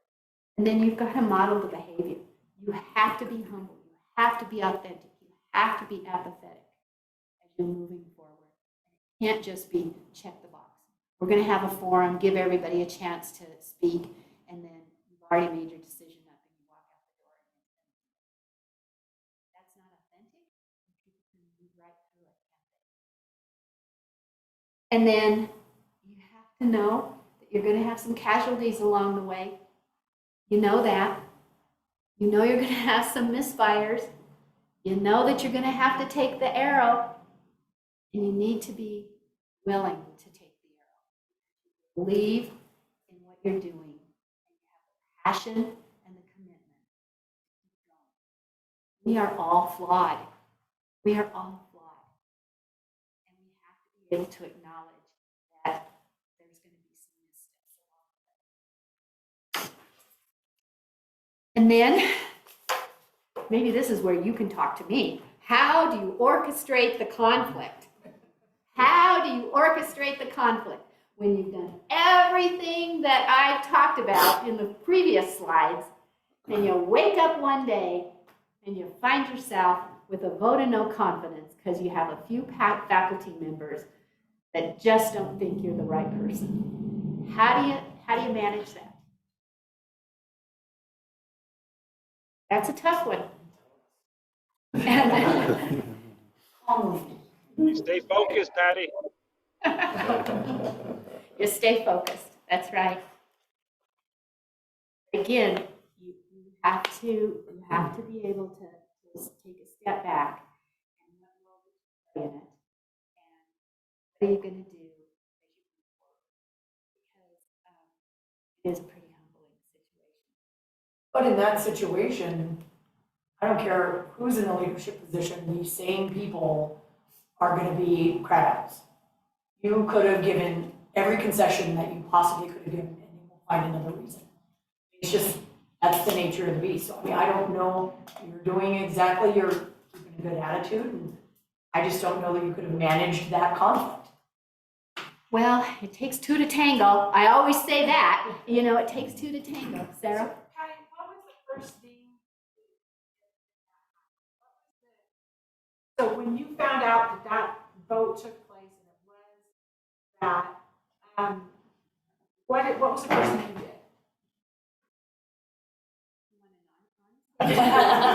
This is a safe space. You know, I went to my safe space.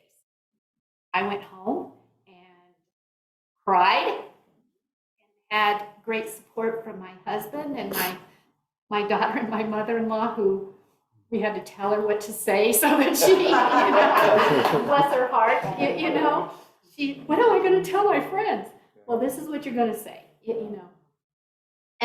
And even though that was my safe space, I have to tell you that there was a burden that I had with that, because my husband was angry, my daughter was angry, and I didn't want them to be angry. Because we're not at our best when we're angry, right? But if someone's attacking your family, what's the first reaction, right? Anger. And it's a good thing that my husband doesn't know who these people are. Thanks, you know? And again, same thing, you just can't let yourself become consumed with anger. Because none of us are at our best when we're angry.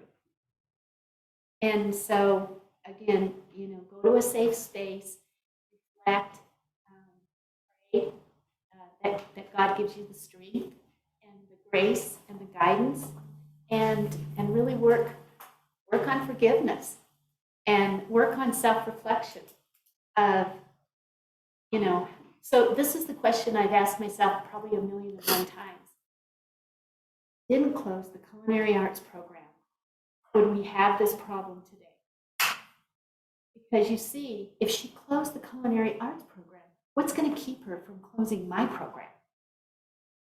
I only have 13 kids in my program. So if we get rid of her, then, you know, what they don't know is there may be a president who comes in and gets rid of 10 programs, you know. So, but the answer isn't, you know, get rid of her because we're afraid that she's going to close our program.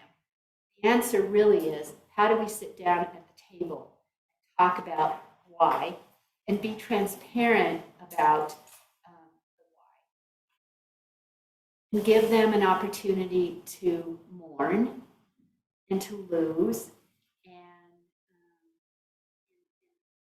recognize that the decisions that we make sometimes are not easy. I mean, it's not easy to close a program when you know that people are it's gonna affect their lives, their livelihoods, their families.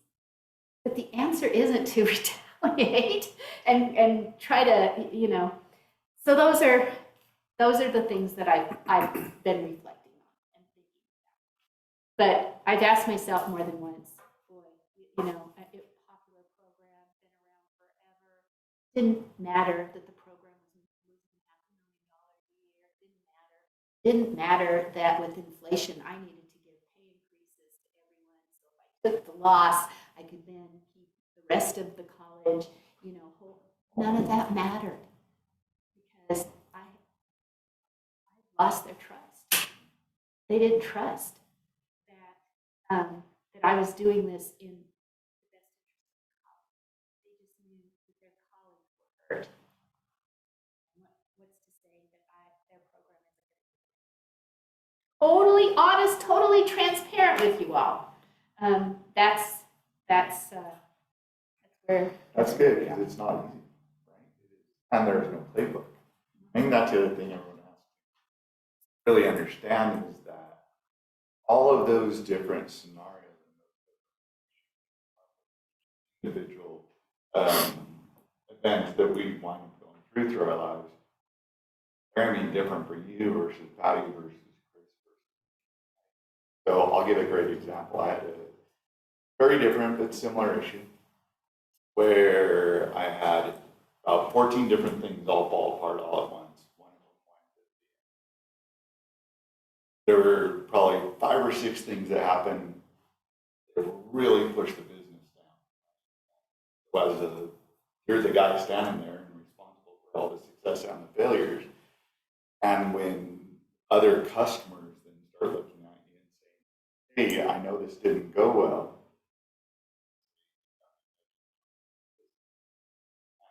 They about ready to pull out. So we had an event where about a $6 million project went downhill. All kinds of craziness happened. Right? At the same time, another one of our endeavors, we wind up having a guy that just totally freaks out. That was sort of running the show and decides to implode everything. All these things are coming at you, right? And you're in charge, supposedly, right? But there's other events and other people involved. So as soon as all that happens, first thing you want to do is go home and close the door and lock the whole world out. And in my case, I wound up doing as much as I could on a daily basis, but I realized after you have a couple of months of that, it gets to you. It really gets to you. So in my case, what I did is, for some reason, one morning I just woke up and I said, you know what? Screw it. I'm fighting for everything. So it doesn't matter because you don't have the answers. But all I know is I'm fighting. So that helped me a ton because I then just said, I don't know exactly what my answer is today, but I know I'm going to get up and I know I'm going to fight for it. Happens at the end of the day. Happens at the end of the day.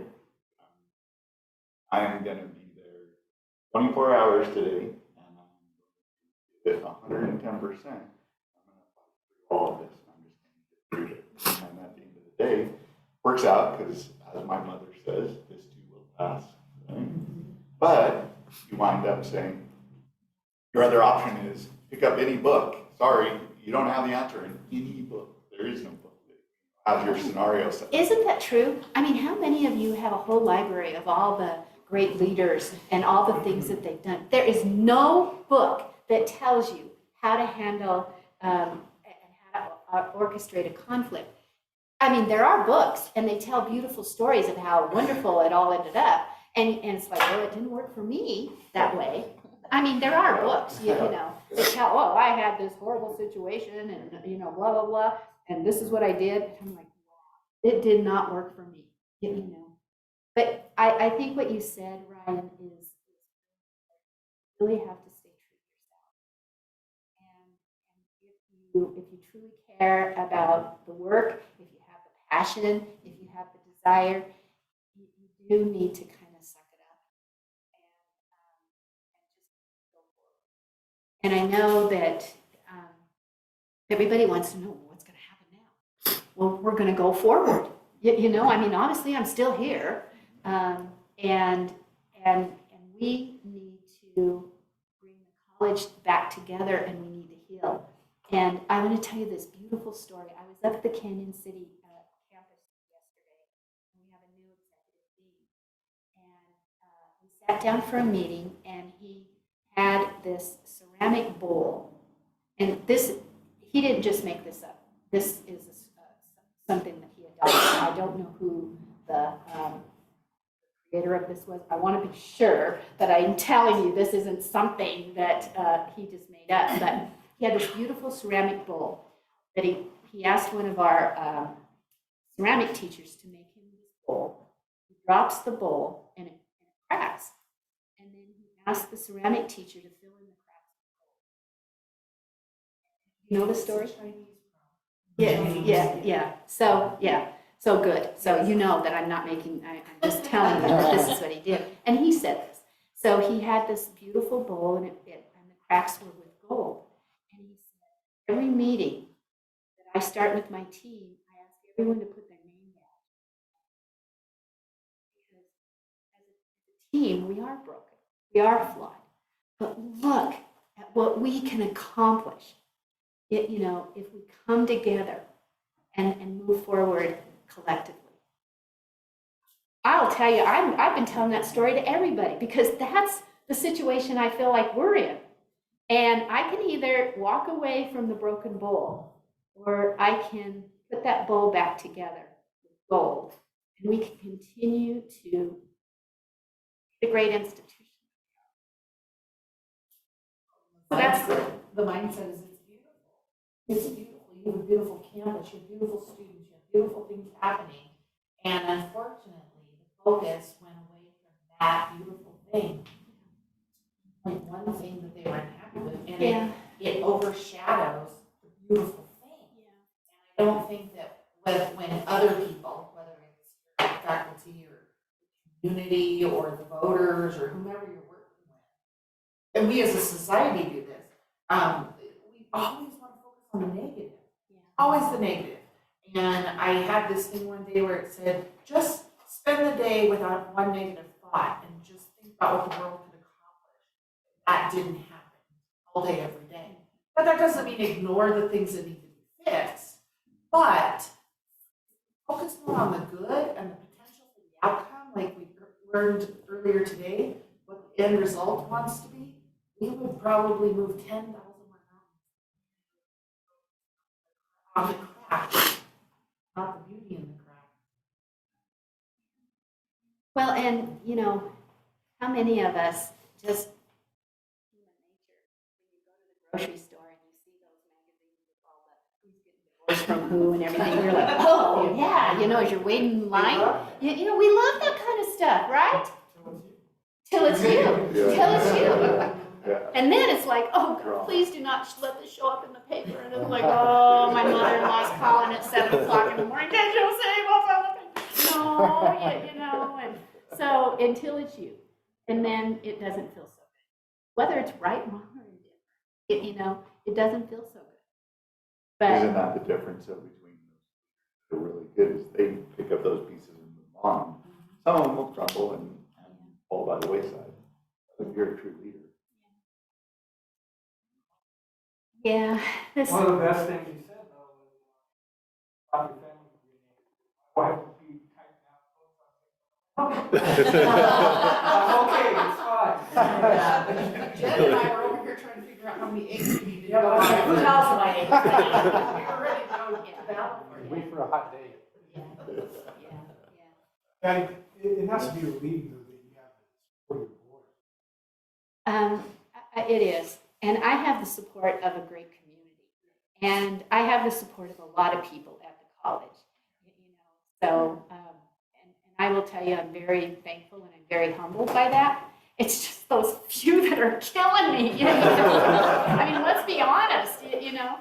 And so I met with them, and so every Monday I have an all-campus briefing, and it's 2:00, and it's virtual. Everybody can get on, and I give an update, you know, what's enrollment like, you know, we talk about different things. Every day, those 5 people are right there, you know. Okay, you know, you put on a happy face, you know, enrollment's strong, you know, we've got a new grant, we're doing this, we're doing that, and they're just scowling at you, you know.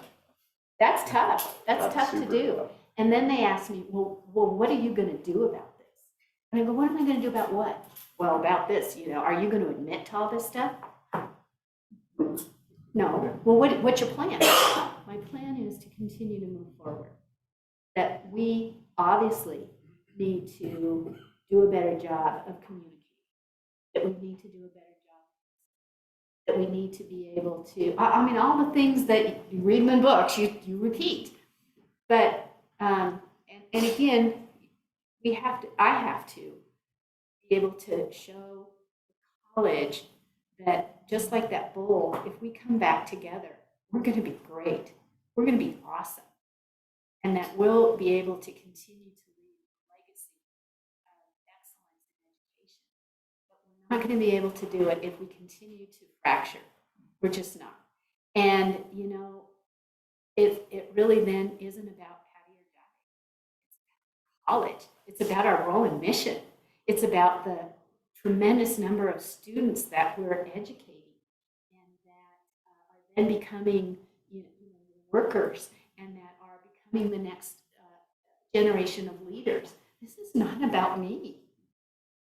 This is about the role and mission and how important we are to Pueblo. And I know we're important, and I know we've done great work. I know that there are things that we could be doing differently. But I also know that if I would have brought a group of faculty together to say, I think we should close culinary arts, we would still be talking about whether or not we should close culinary arts. And I didn't have the time. So here's the other question as a leader, though, that you have to ask yourself when you're making those decisions. So not taking specific and not taking your specific role in it, but when you make that decision for the organization, is the organization at the end of it better or worse off, right? Is it stronger? Is it weaker? Or is it the same? Because then in Patty's position, if it's stronger, you stand behind that, you know, position and just say, sorry, we are better off now than we were before. If it's, there's also though cases where in retrospect, you look and you say, you know what, we're weaker because of that. So I would make my decision different and you stand up and you own that decision.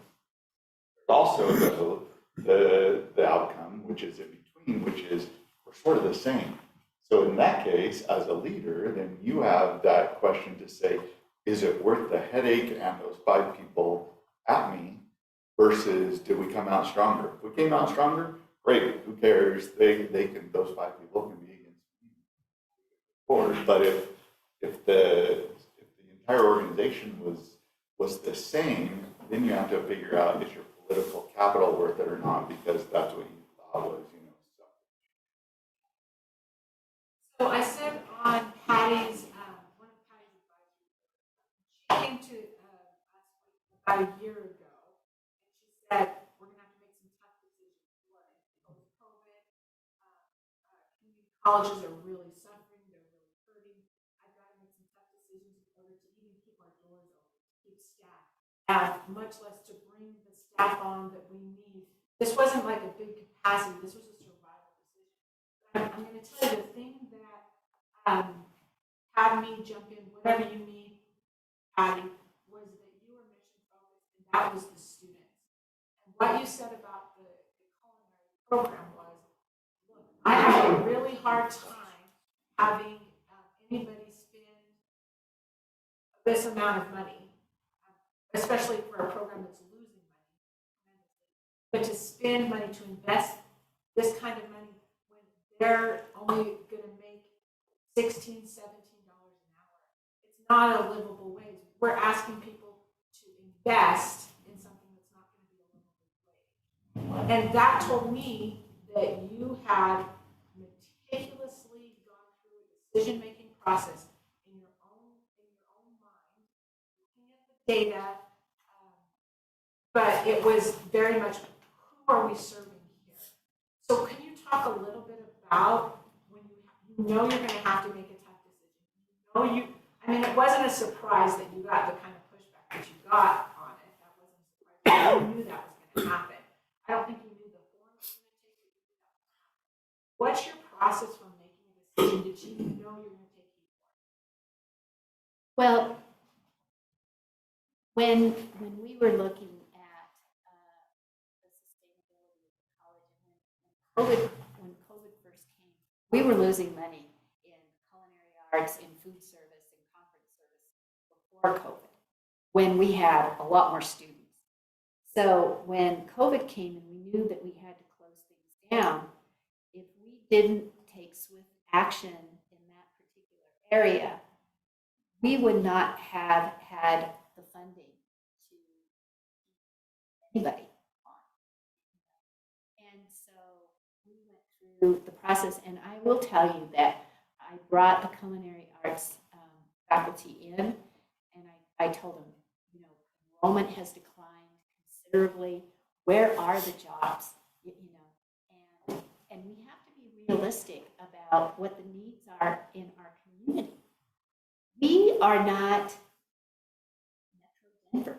We do not have 3 or 4 conference centers that are bringing people in, that they're hiring executive chefs. We do not have 2 or 3 country clubs where you can go and, you know, we're not. So for a student to come to the college and accumulate debt and to graduate and then fry cook earning minimum wage, and then how are they going to pay that back? Or are they going to pay it back, you know, and take care of their family? You have a moral obligation to address things like that. So there's the financial piece, but for me, it really was a moral obligation.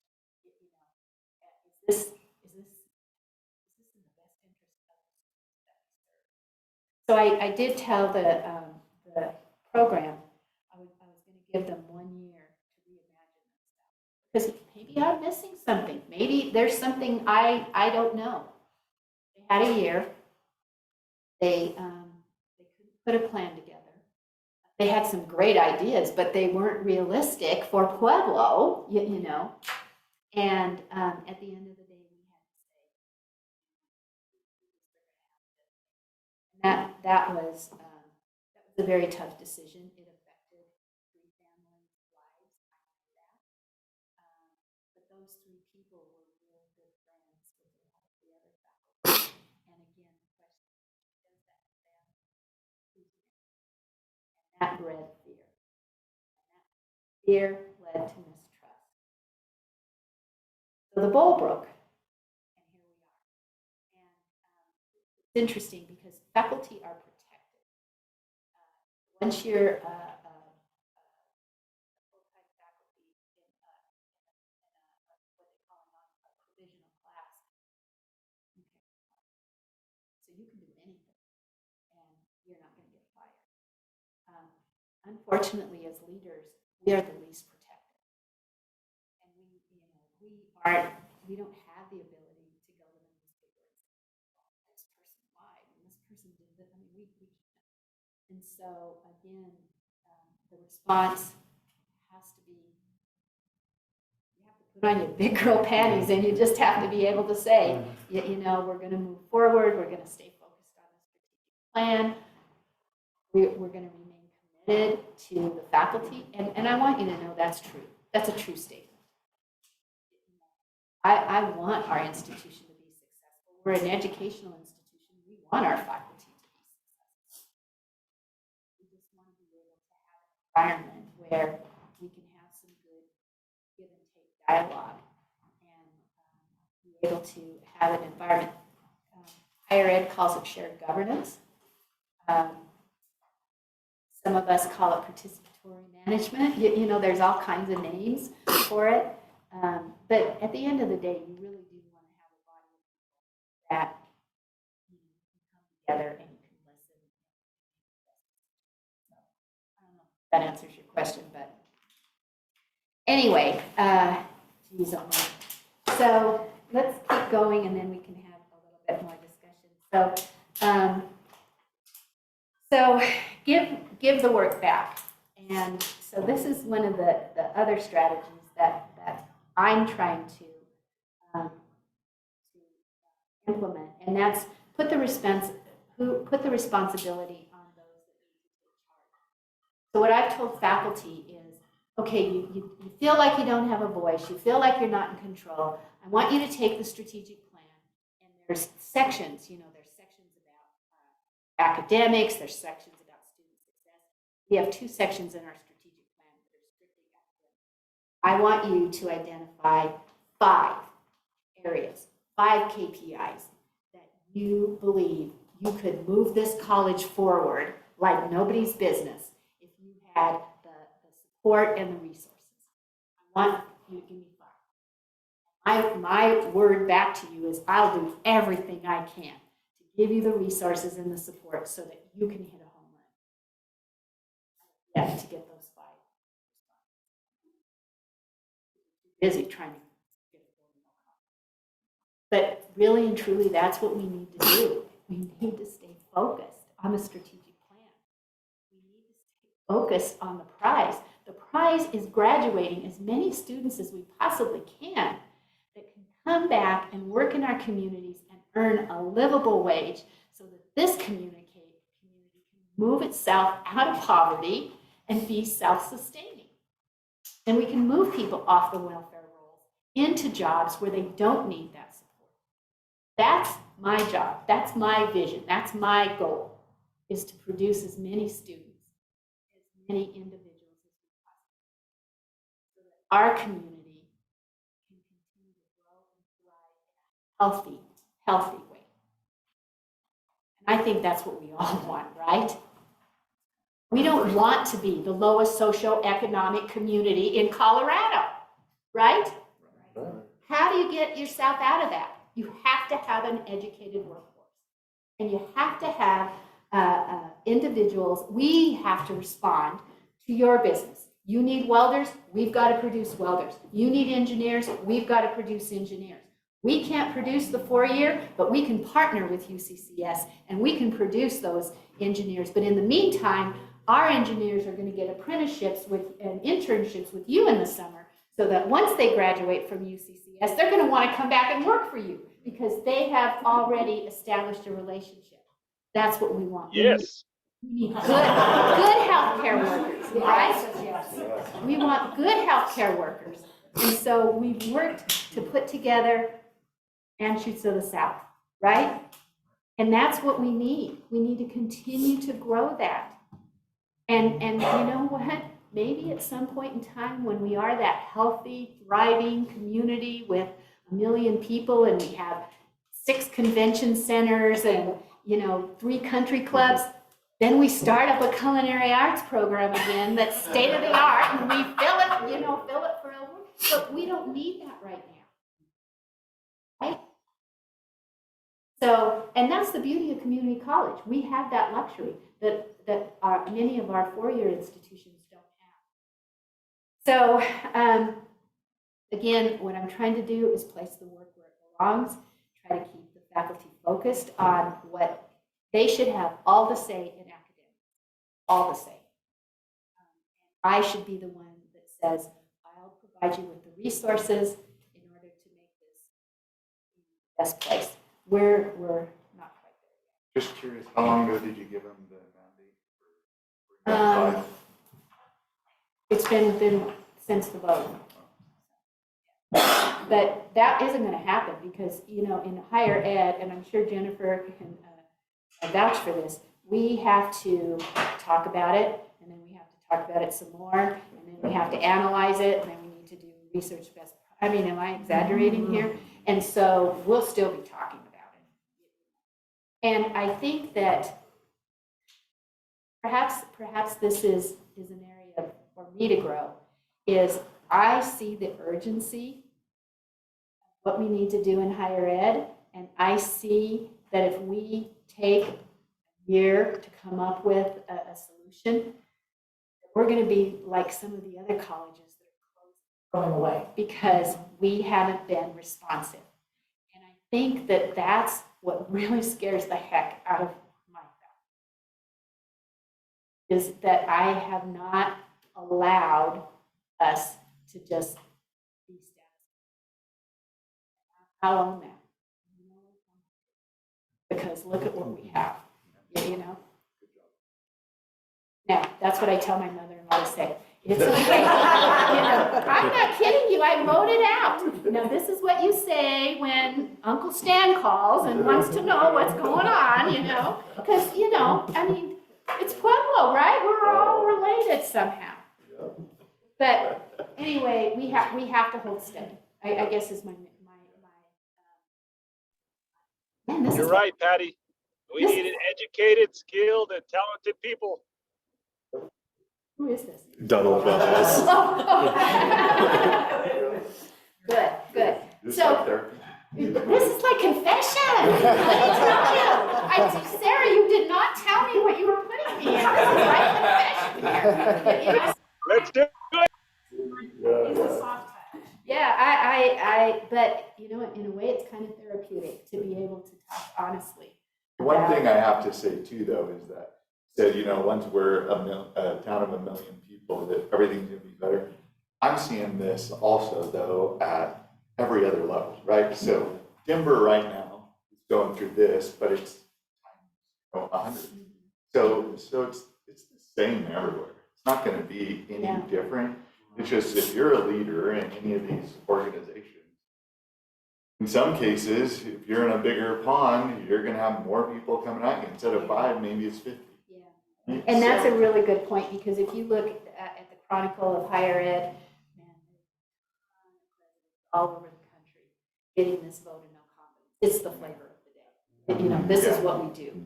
We don't like what they're saying, so we're going to do the vote of no confidence. And you've got to hold steady, right? You just have to hold steady. We have to maintain our focus while taking the heat. That's not an easy, I mean, that's not easy. And so I think we need to be able to acknowledge that and let the issue ripen. You know, what are we going to do? I told the chancellor, I said, I need help. I need to, I want what I, okay, so I said, this is what I'm going to do, because I'm a fixer. And this is what I'm going to do. I am going to go get a consultant, and I'm going to bring them in, and I'm going to have them do executive coaching to the deans. And, you know, I'm going to, you know, and I said, doesn't that sound like a pretty good answer? They go, well, if you bring somebody in, it's just going to be somebody that is your person, and they're just going to continue to do things the way you do them, the way you want it. That's what I was told. Okay, so the chancellor identified somebody who he's going to bring, who's going to give to us. That hurts. That hurts. Because I thought that was a pretty good idea, and whoever I got, I would want to get the best of the best. And just because they may be from Pueblo, or I may know them, doesn't mean that they're going to be biased and they're not going to do the work. But that's the situation that we're in. So does it hurt that it's his idea and now not my idea? Dang right. But is that still the right answer? Yes. So put on your big girl panties and make it work, right? So leadership is really exercising in a way that gives meaning to your life, and that's what we talked about. I think you gave a great example, and I'm anxious to do as well. If you don't have the passion and the belief that what you're doing is the right thing, then maybe you should look for something else, because that's what's got to keep you going. And it's great to be the president and get to do this and that. It's not so great to be the president when you're going through tough times. But the buck stops here, and so you have to be able to accept that. And I will tell you that I have told the chancellor that. If I were the chancellor looking at Patty and looking at Pueblo, I'd think, what's going on? I mean, I would do it if it were my employees, in the conflict. So it hurts to have someone come in and fix the bowl, but at the end of the day, that's Pueblo and for BCC. So leadership really is a labor of love. And if anybody says, well, love and leader and all of that, it's not presidential, then I would challenge that.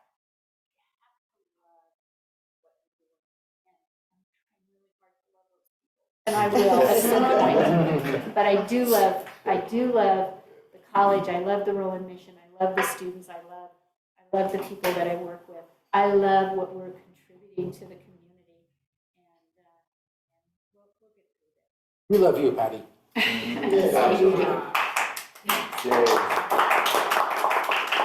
So, opportunity. I love you too, Patty.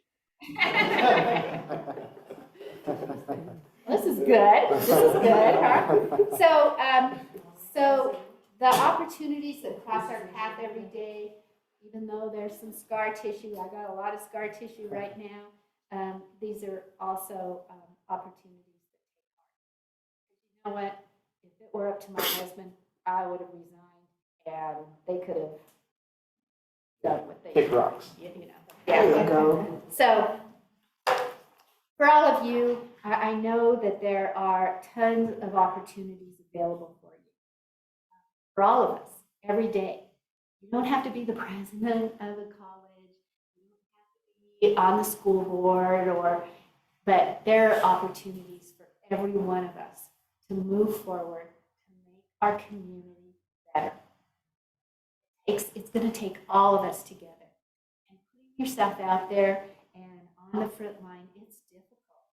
And the dangers are real. And goodness, now that you know my whole horrible story, who wants to be the president of PCC right now? Because my husband will hire you right now. But I will tell you that the work is noble. And the benefits are so worth it. And for me, it's every time I see a student walk across that stage and I can award them a degree or a certificate, that's what it's all about. And that's what it's all about. So that's my story. That's my confession. But I think I see a lot of heads nodding. So what's your story? Let's all go to confession. What are some things that, I think I have another. I'm gonna do this, Patty. I'm gonna set you in a chair and put you right up here in front, so you can just sit down. Okay, thank you. But let's sit you in front, so everybody can still see Yeah, you, but because you can get off your feet. now it should just Now be a it's just conversation. confession. I think I have another question though, because it goes back to what we were talking about last too. And it's back to how do you, through those instances, not become too jaded, too, closed off, too calloused, whatever it is. So confession time, right? So what Ryan's talking about is, so I didn't know how we were gonna how Action 22 was going to stay doors open through 20. But that wasn't the hard part. 21, and in particular 22, was really hard. The reason that 22 was really hard is because I had an executive board member come to us with this great plan. Now, my executive board, they're precious to me. That relationship with those top advisors in a leadership position, that is precious, sacred territory. I let this person in personally, like on a personal level.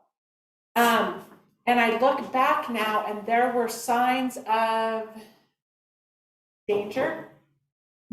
When you look back that you just miss, there were things that, you're all nodding your heads. You've been in this situation where there were some flags and they just dismissed them. Long story short, we created a plan in 22 that we would be a contractor on this project. And we pretty quickly knew what needed to be done on this project. It was a relatively progressive DEI project, and that we were going to basically do a proof of concept for a bigger thing in the San Luis Valley. It was that broadband project I told you guys about. That contract was going to be 40% of our Action 22's budget in 22 and into 23. And again, there were lots of red flags, and Brian's over there hiding. But Brian and I had done a lot of things. Now, there's some subject matter expertise on Brian's part, and there's some subject matter expertise on my part that we put together this great project. And then what we didn't realize was there was some, I don't want to say inappropriate, but not very trustworthy. But it was in a different town and I didn't know what was going on, and I was taking things at face value because I do that.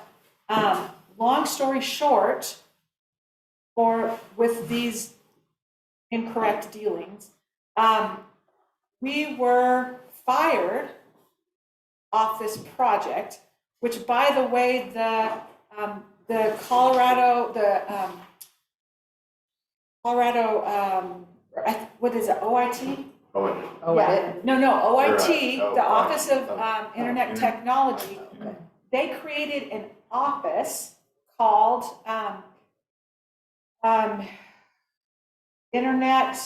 what did they call it? It was equity and Is it OEdit? it was digital. No, it was digital. It was an office under there. It was digital equity and. Help me with the word. I've lost it. Yeah. So, but what it was exactly the program that we put together in the San Luis Valley.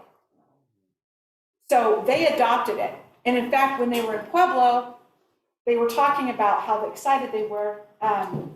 Literacy. Sorry, there it is. Literacy, digital equity, and literacy.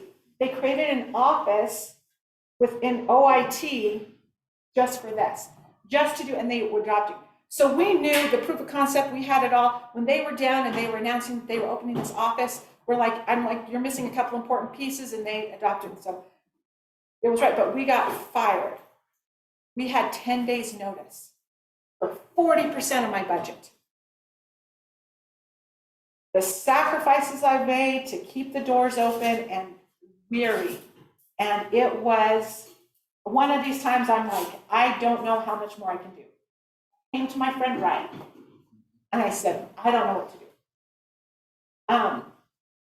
About that same time, I'm sitting in the office bawling, and there's Brian, and he didn't get the whiskey out this time, which he probably should have. I just don't think there was any in the office. Gotta stock up on that stuff. So he says to me, I say, I don't know why we should be doing this. And he's like, don't think about this, think about this, and I'll come back to you on that question. Like, why do we keep doing it? Like, why am I doing this? Why are we doing this? You have that, you know what I mean? And it was the same thing that my fortress of men were ready to, including Tony, were ready to take a hit out on this guy. But he did that. And so I went to, that's the confession. So I went to, because in the midst of all this, he wanted to take the focus off of him. So there were a whole lot of lies that were spread in a community that I am passionate. I've had a very hard time going back there since then. That's when you told me. So it's back to, I think one of the big takeaways is leadership is not easy. It is about as far from easy and glamorous on a lot of days as it can be. And those who understand that and still want to be a leader, wonderful, absolutely great. You're going to have 100 of your buddies, though, and friends and family members, that are going to say, well, I just want to lead. I want to be the president of something. I want to do whatever it is. All well and good until they actually get into these situations. And guess what? There's not one of those. There's not two of those. There's not three of those. It's every leadership position on the planet. None of them are exactly bed of roses every day.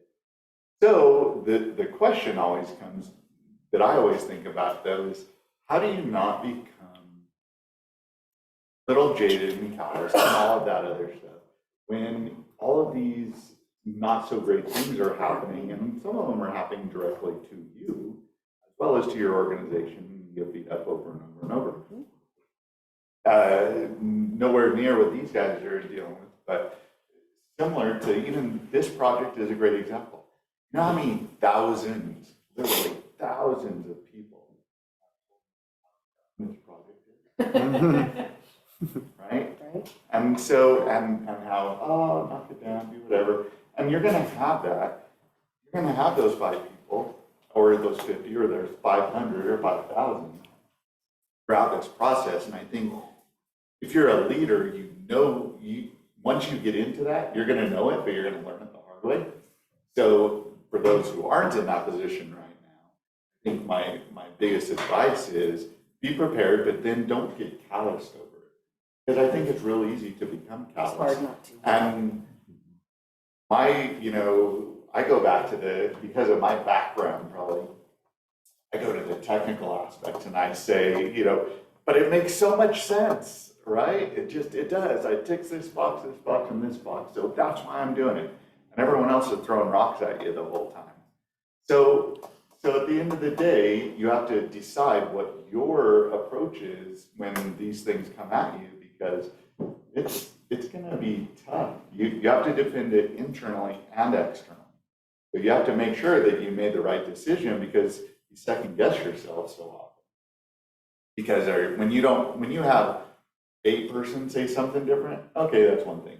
When you have a campus say something negative, then you have to second guess yourself. But at the end of the day, I'd go back if I were Patty and I would say, at the end of the day, is my organization stronger than it was before I closed the culinary program? I know the answer to that, which right now is 100% yes, because now she got to give those people their raises. It is more financially stable, on and on and on, and there's 100 different reasons why it's good. Unfortunately, there's the emotional side that a lot of those 5 people are coming from, which you cannot argue with emotion. You can't have an emotional argument about a business decision. So they're saying, yeah, but it's been here forever and it's part of the fabric of society. And that's good, and there's a value to that. There is a technical merit to that. But does it override everything else? In this case, I would say no. But instead, they make it personal. You don't listen, you're a tyrant, blah, blah, blah. I told the chancellor, I said, there are not 2 Patty or Javiks. There are not 2,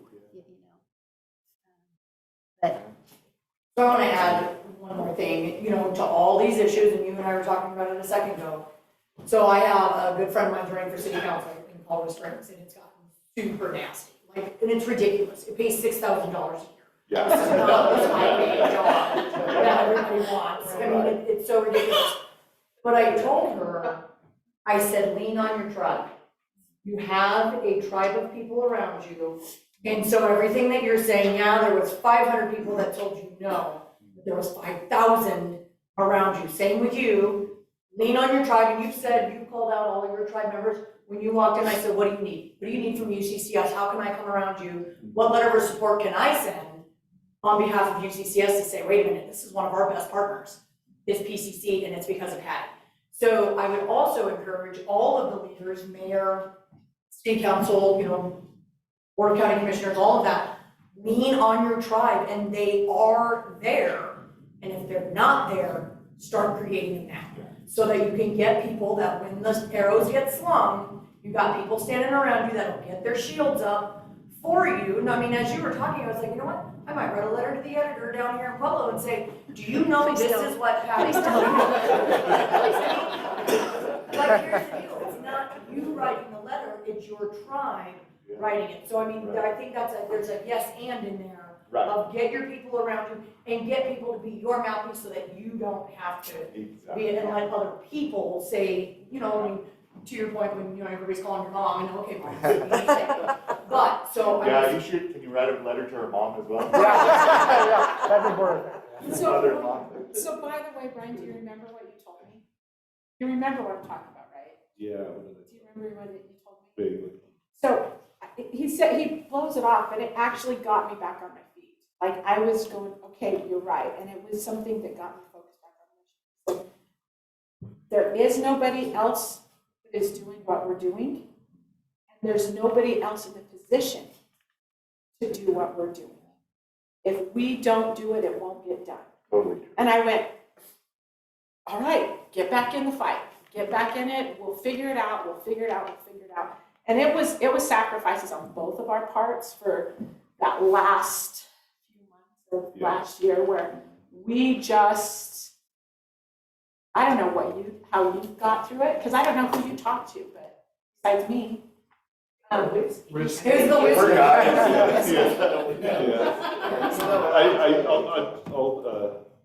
default back to chat. I go home and play video games. Yeah. But the other, I think, with everything leadership and decision-making that we spoke about today, the one thing that hasn't been brought up, and it is important, and just a little educational background on myself. I went to school for art, so I was an art major, but also anthropology. I double majored. Part of it was the scholarship I received. I don't want to get an art major, but I had to from the scholarship. But I did go to grad school also for psychoanalytic anthropology, specifically on basically how your mind works subconsciously. You know, the person that, you know who we're talking about, Tony, that kind of sabotaged this whole project for us, my gut always said something was iffy, and it was before this. And one important aspect in making a decision is you have to listen to your gut. It's not necessarily go with your gut, because obviously anybody in here that's in a leadership position, you know, it's very informed, technical. We're dealing with facts. This isn't like, hey, you know, I met this person or whatever. But your instincts and your gut, there's a reason that something feels off, and that's the subconscious and unconscious part of your mind can put some things together that you may not catch consciously, and it's throwing up a warning like, hey, like if it feels off, then it's probably, something's probably wrong with it. And again, going back to this individual, I was always like, yeah, something's not right, you know. So much so that Ryan at one point said, I promise you that you will never have a meeting alone. And Tony said, I will back you up on that. Micah said, I will back you up on that.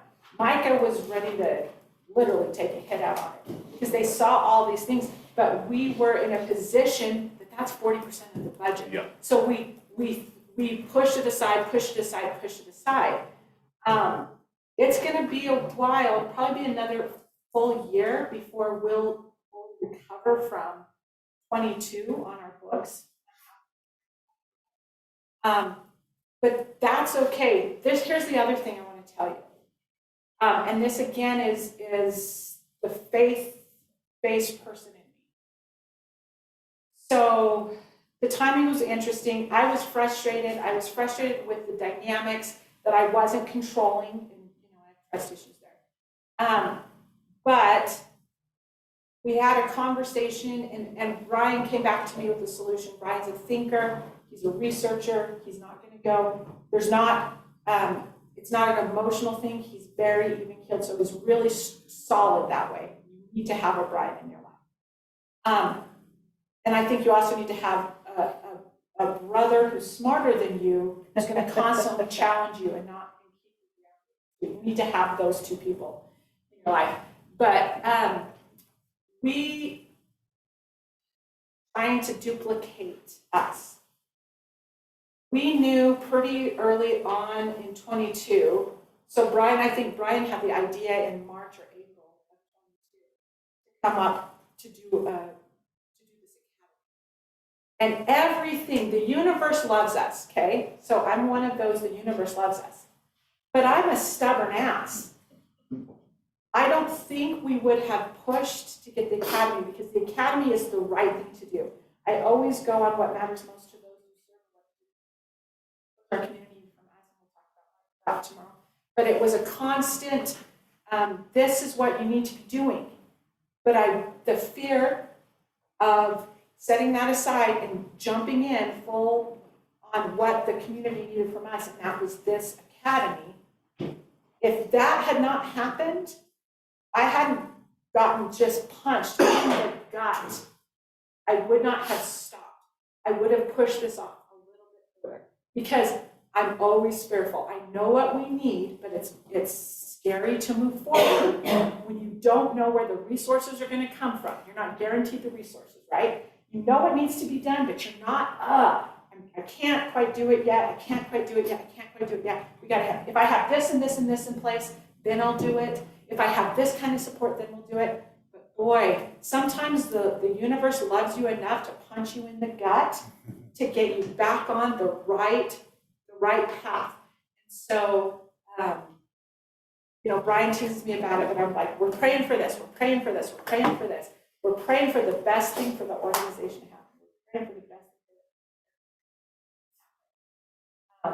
And boy, you gotta be, as a leader, you gotta be willing, like Brian said, to listen to your gut, to pay attention to that. And we don't always do that because fear is the more important emotion to us at that moment. But if you turn around and you go, okay, I'm listening, I've got my tribe, like Jen says, and I have a really strong tribe. By the way, going to my board and telling them that we got fired on that contract, that was rough. As soon as I thought, I'm gonna have to go to my board and tell them this, I felt like throwing up.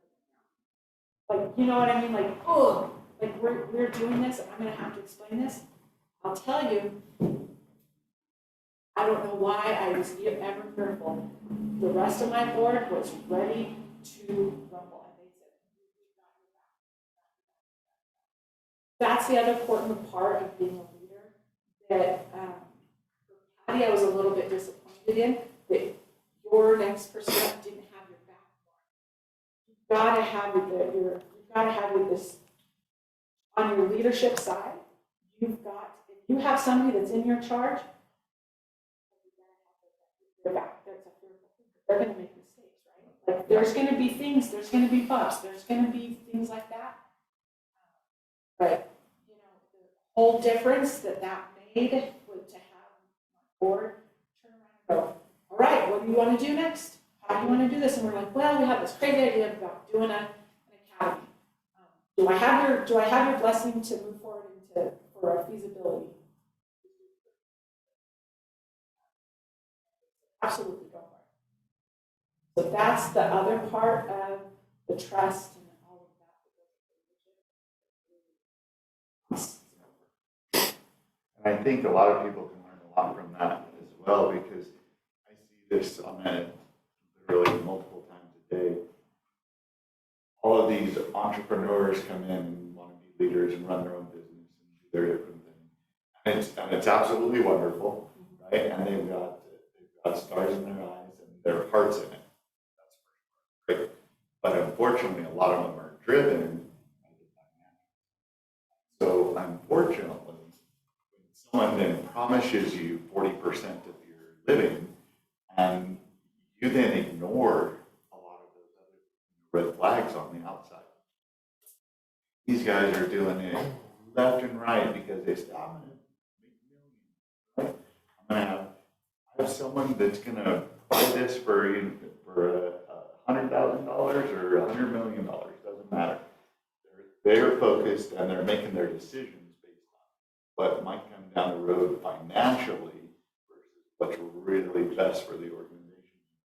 Red flag or some other issue that they should be pivoting because of. I mean, that's a great example. We said it 100 times. This happened Yeah, this right. week earlier. I walked into a water tower place and somebody bounces up and is like, I want to do this. This sounds good. Yeah, great. What's your?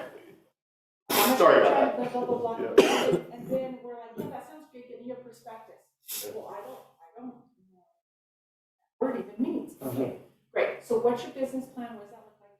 And then I'm like, okay, as soon as you get some more information together, come back and see it. Bounce down the hall. Sarah just said she's gonna raise $3.5 million for me. And I went, right, it's not. This person thinks you're gonna raise $3.5 million. I'm like, but it's that whole, Being driven by the financials is, gotta be careful.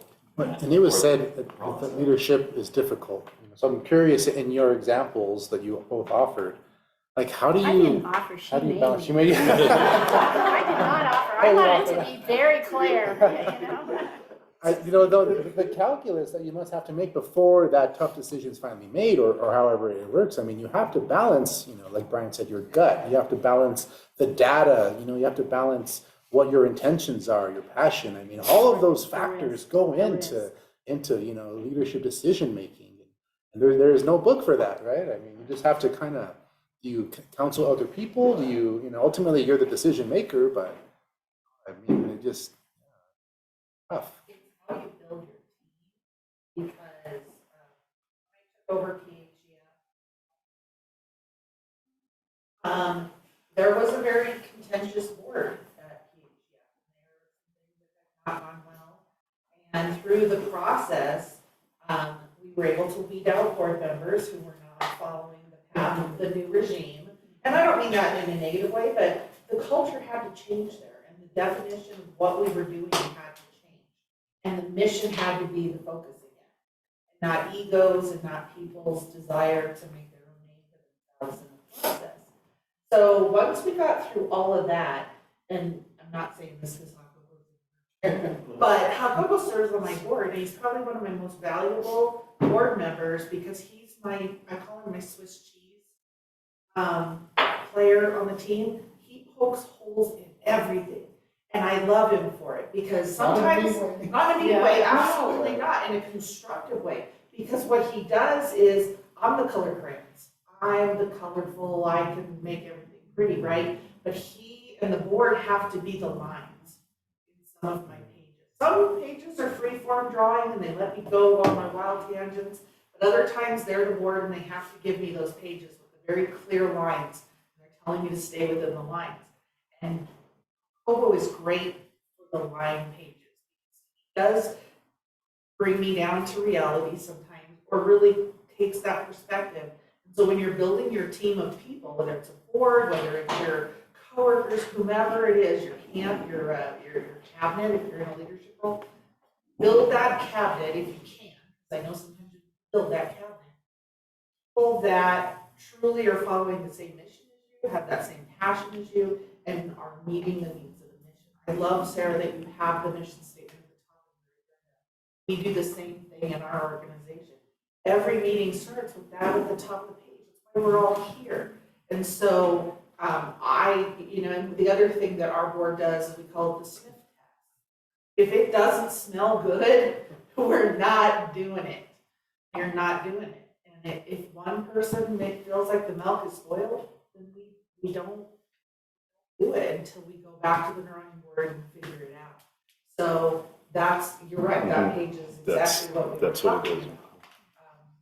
And the board of directors does a great job, my board does, of knowing when you don't dip below the line either. They're, when we said, they have jobs. They have a full life doing something completely else. They're volunteers. And so they shouldn't be in the weeds. So much that you're micromanaging every piece of the organization. Allow people to grow and do what they need to do. They're doing, they're making my color sheets for me. And it's really refreshing because when I don't color the sheet correctly, that's when they're able to give me constructive feedback. Help me understand how I need to position different situations, make those changes. So it always centers around that culture, that company culture. What if all your arrows are pointing in the same direction? The minute one salmon decides to grow upstream.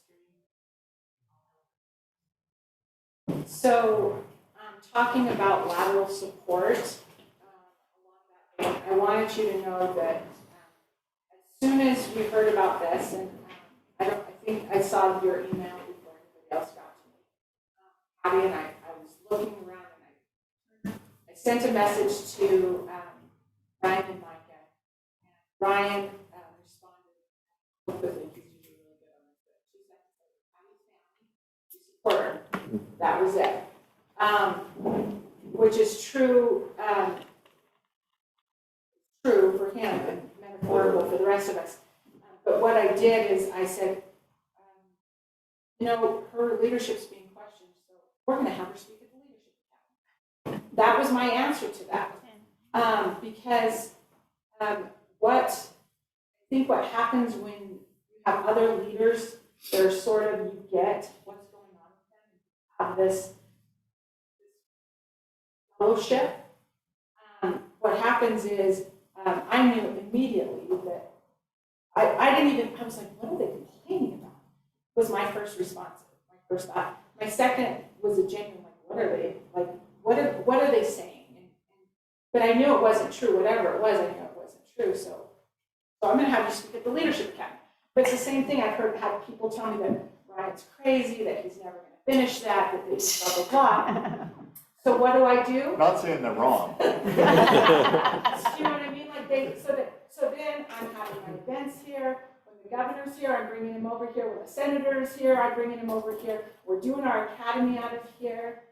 That's what we're talking about, and I tell everybody that this is the flagship for economic development. That's that whole thing that when you're in a political office, like the mayor is, when a city council, where it's somebody that's voted for you, you don't necessarily have that kind of backup. And so you've got to figure out a different way to manage when you literally have run for a position where everybody is going to second guess everything you do, and constantly they feel like they're contributing by finding fault with leadership, with elected leadership, right? They feel like that's their way of contributing to everything. And it's exactly the opposite. So I kind of like to hear from some of the elected officials how you manage that when you've literally run for office and you know what it is to constantly have a little, go ahead. Oh, okay, no, that's okay. Yeah. And what I'd like to say is, Patty, thank you for doing this, because this class wouldn't be relevant without the good, bad, and the ugly. Right. We have to see all aspects of it. Thank you for doing that. And as an elected official, we all see that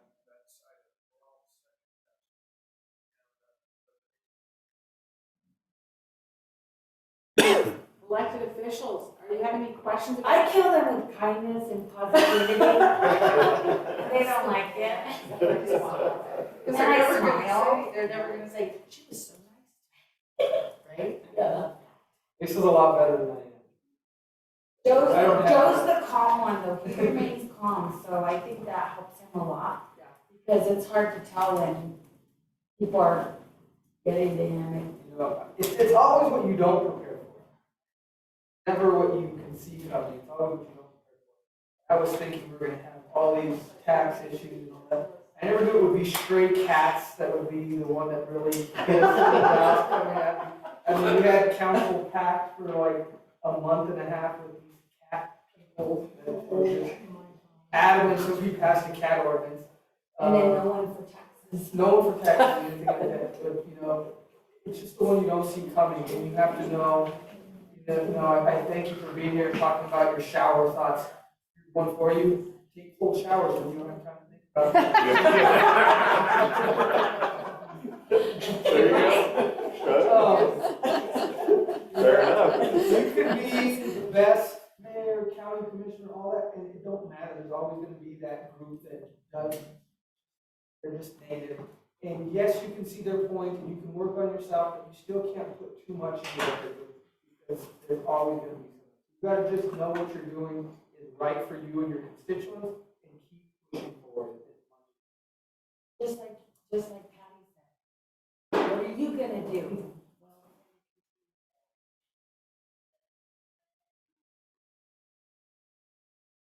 But if Ryan ever wants to come buy a building in Lahana, I love that support too.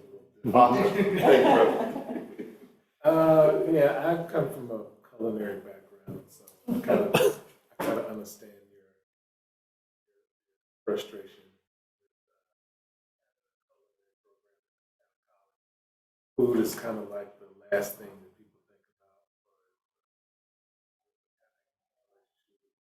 In my case, I was feeding everybody in Trinidad, so they were kind of excited for me to be there, and translated into, you ran 2 successful businesses, you should be in politics. I'm like, huh? What? That's a strange request, but that had me in a relationship with the public very quickly. So they kind of made me the man of the people in Trinidad. So now that I've closed 2 successful restaurants, now they're like, wait a minute, you're not feeding us? I'm like, no, I'm in politics now. Now everything's under a microscope, and I don't have that edge of relationship with food and politics. But now, like I said, I'm under the microscope, and now I'm getting criticized a little bit more than I normally would. Having a hot dog in my hand, now it's an empty hand, and so dealing with the challenges of being a normal politician without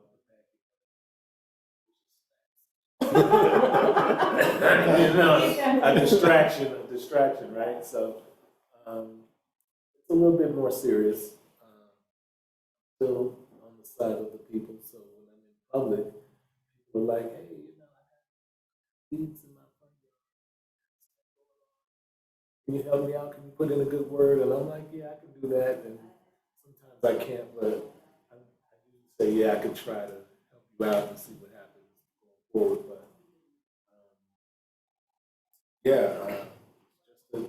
it's just one of those things. They shoot arrows at you every now and then. You have the naysayers. Capable and blase. And then on the flip side, it's, hey man, I saw you on television and doing council meetings. Take the good with the bad. Final thoughts, Patty? I hope that when you leave here today, you're still excited about you and your own talents and skills, and that I've had a lot of executives tell me their story since this all happened, and you would never know it. I mean, you would never know it. And even your story, I didn't know your story. So we've all been through it. I'm sorry that my story has become so public, but it also lends itself to who drove it. Why would you want to do this to the college? Why would you? So I think that even though they leaked it to it also validated a lot. I mean, Were you blindsided by this, or did you kind of see it coming? The voter no confidence? Oh yeah, I know it was coming for the last year. And I was very transparent with my advisory council. They're not happy. They're not happy, and so I mean, I did try my darndest. What I was really sad though that people chose to go to the newspaper because it's really not that big a story, But that was the personal part. County, the warm shower, cold shower thing doesn't work for me, but I always think about karma. Yeah. What goes around comes around. I know, I know. Do you feel a victory lap coming soon? Like you will recover and prove the naysayers wrong? The victory lap will come on May 12th. And we graduate another 2,000 students. That's when the victory lap will come. I don't know that I'll ever fully recover from this. But You'll be better for it, or you'll be harder, and you'll be able to see. Better. okay, all right, all right, thank you.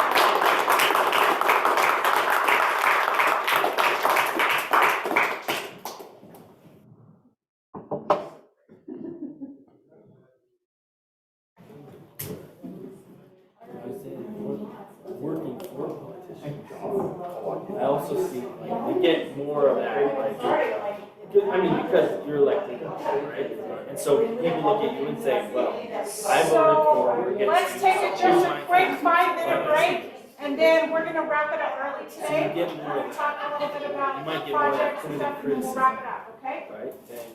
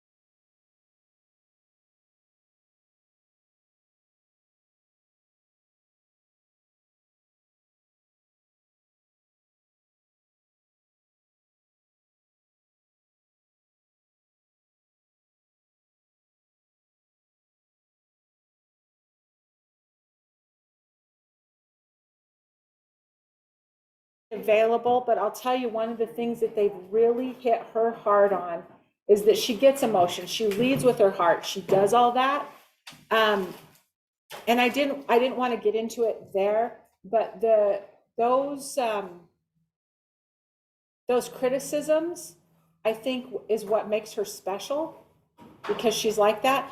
But also those criticisms have come from women. So that's the part that makes me pretty angry on her behalf. But for her to sit down and just be really open and honest like that, because she's always very professional. She's always very, do you know what I mean? She's always that. But for her to do this was a big deal.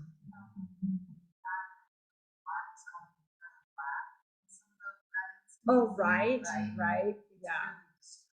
But I was glad that she was so honest about it, because I thought that was a really great discussion.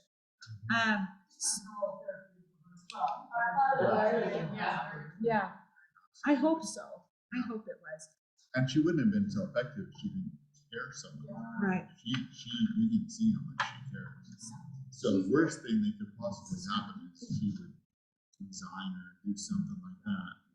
Holy cow, talk about the people that would pay for that is the next generation of students. She's always.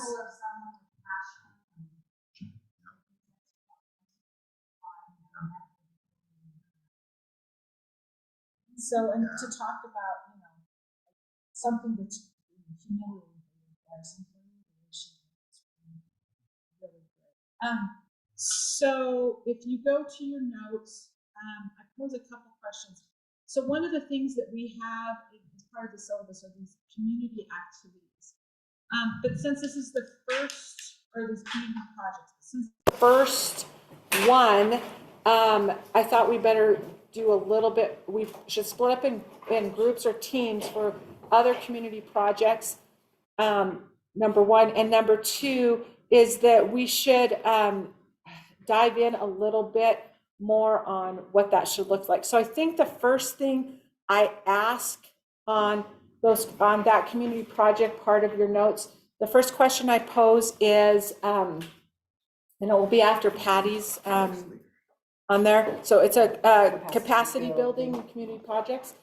So we're going to talk a lot about capacity building tomorrow and some strategic thinking as far when it comes to capacity building.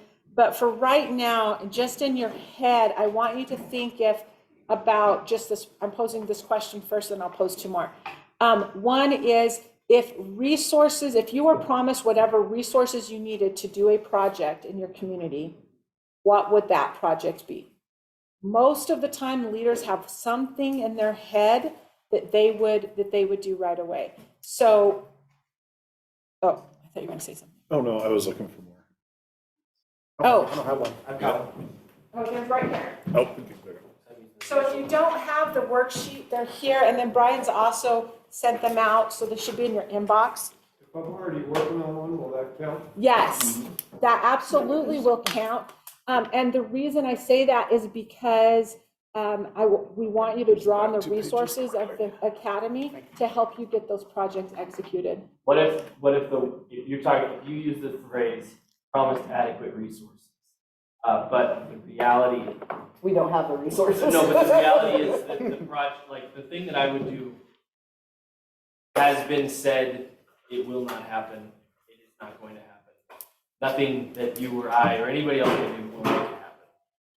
So do I pick that, or do I pick one that could No, I possibly want you to happen? go ahead and pick that. And the reason I say that is because it's not so much, so the exercise isn't so much about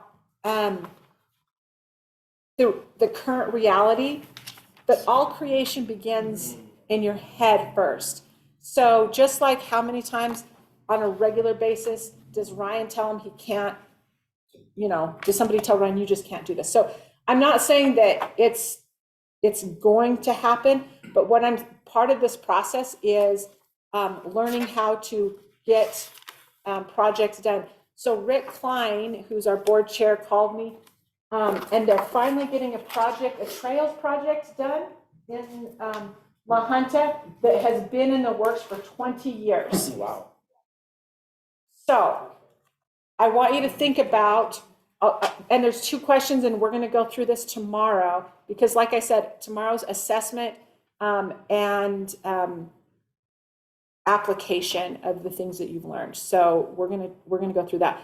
But it's those 2 questions, those fundamental questions: what matters most to those we serve, and what does our community need from us? So I want you to just kind of think about it. And then I'm going to have Janelle tell you about her project.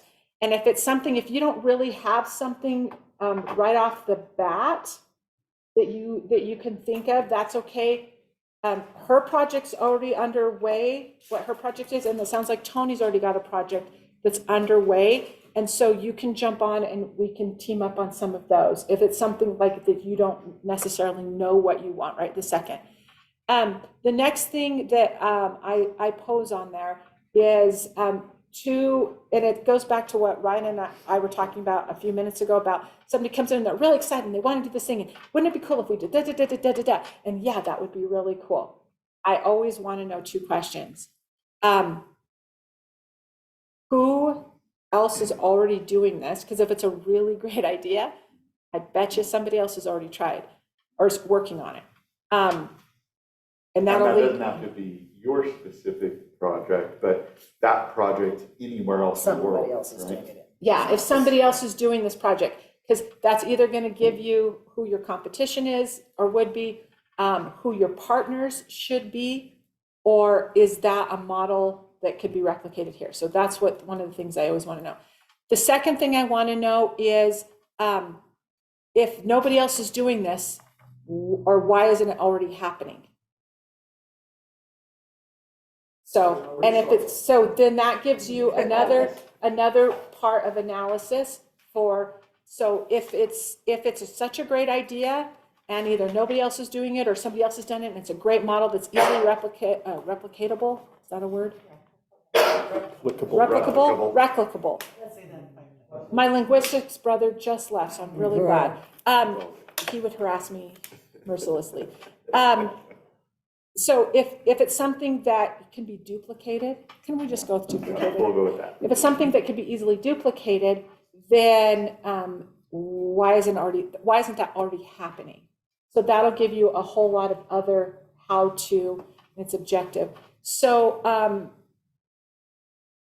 tell us, Janelle, about your project, because this is a very mission-focused project. It's a capacity building project. It's incredibly doable. You need some help. And may I kindly request that you sit up here just so the mic can pick you up? Oh, sure. I'll move this. Sorry, guys. You're lost. Do you want that chair? Ryan just won the lottery. Woohoo! Oh, I'm fine here. Oh, my goodness. Didn't you guys go to school together, graduated together? I remember that. He's a little older. Yeah. A year. Yeah. Wait, we were talking about this the other night. You graduated South in from 90. South in 90. That was 91. 91. I was Rye 92, so, okay. Anyway, go ahead, Janelle, you have So the I'm floor. officially old, that's what they just said, yes. Gen X. Not by that time. Yeah. Under 12 months. Yeah, there you go. Yeah. All right, so Janelle's gonna tell us her project, and then we want you guys to be able to have some idea of a project for tomorrow, because we're gonna finish this up tomorrow, so go ahead. So a little context, obviously higher education is my ball of wax, being a scholarship foundation. And the other piece of that is workforce development, because obviously people go to get an education or certification or whatever that training is in order to get a job. So PHEF since 2016 has been the recipient of a big chunk of money from Pueblo County through excise tax from marijuana. And the best part of that is that, one, we're leveraging 50% of that excise tax to support kids in higher education.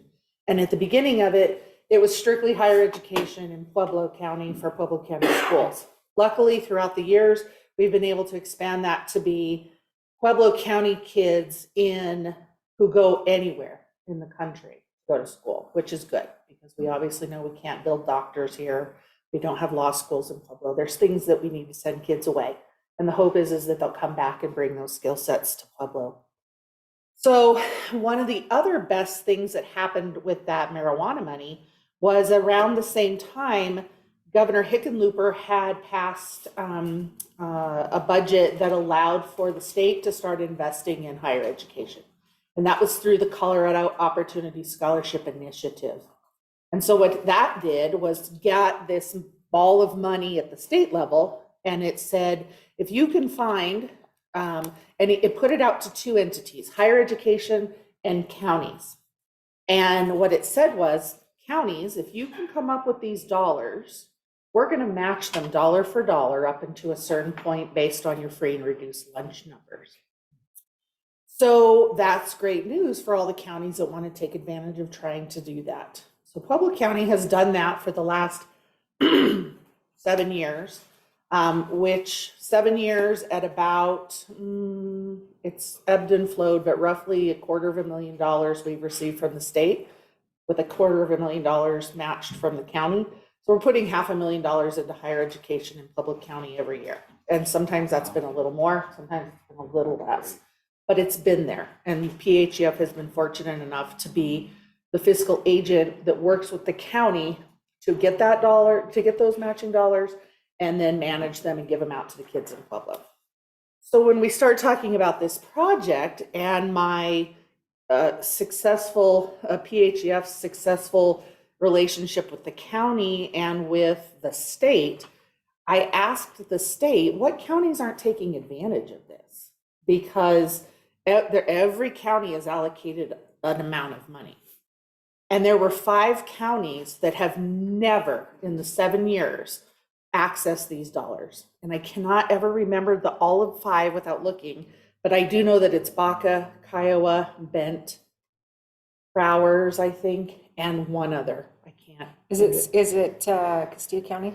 No. Or is it a it's a San Luis Valley County? I can't remember. Okay. You looked at the list, but Yeah. But anywho, and I'll They're make all sure. Action 22 footprint, They're by the all way. Action 22. So I said, how do I figure out a way for PHEF to get involved? Because ultimately in our mission statement, it says we serve Southern Colorado, not just Pueblo County. And I want to start making that happen. So how do I grow this mindset? So then this whole project came up and I was like, even better. This is awesome, because now, and that was the other reason that I wanted to get involved in Action 22, because that was going to give me the players in those areas to connect with. I can't do that always myself. I'm a one-man band. If you don't know, PHEF has actually 3 employees, me, myself, and I. We're a strong, sturdy team. And well together? Well, sometimes. Myself gets a little bitchy and it's not pretty all the time. And then I'm at the mercy of an AmeriCorps Vista volunteer and 3 work studies from the university. That's my workforce. And so I'm like, I've got to figure this out.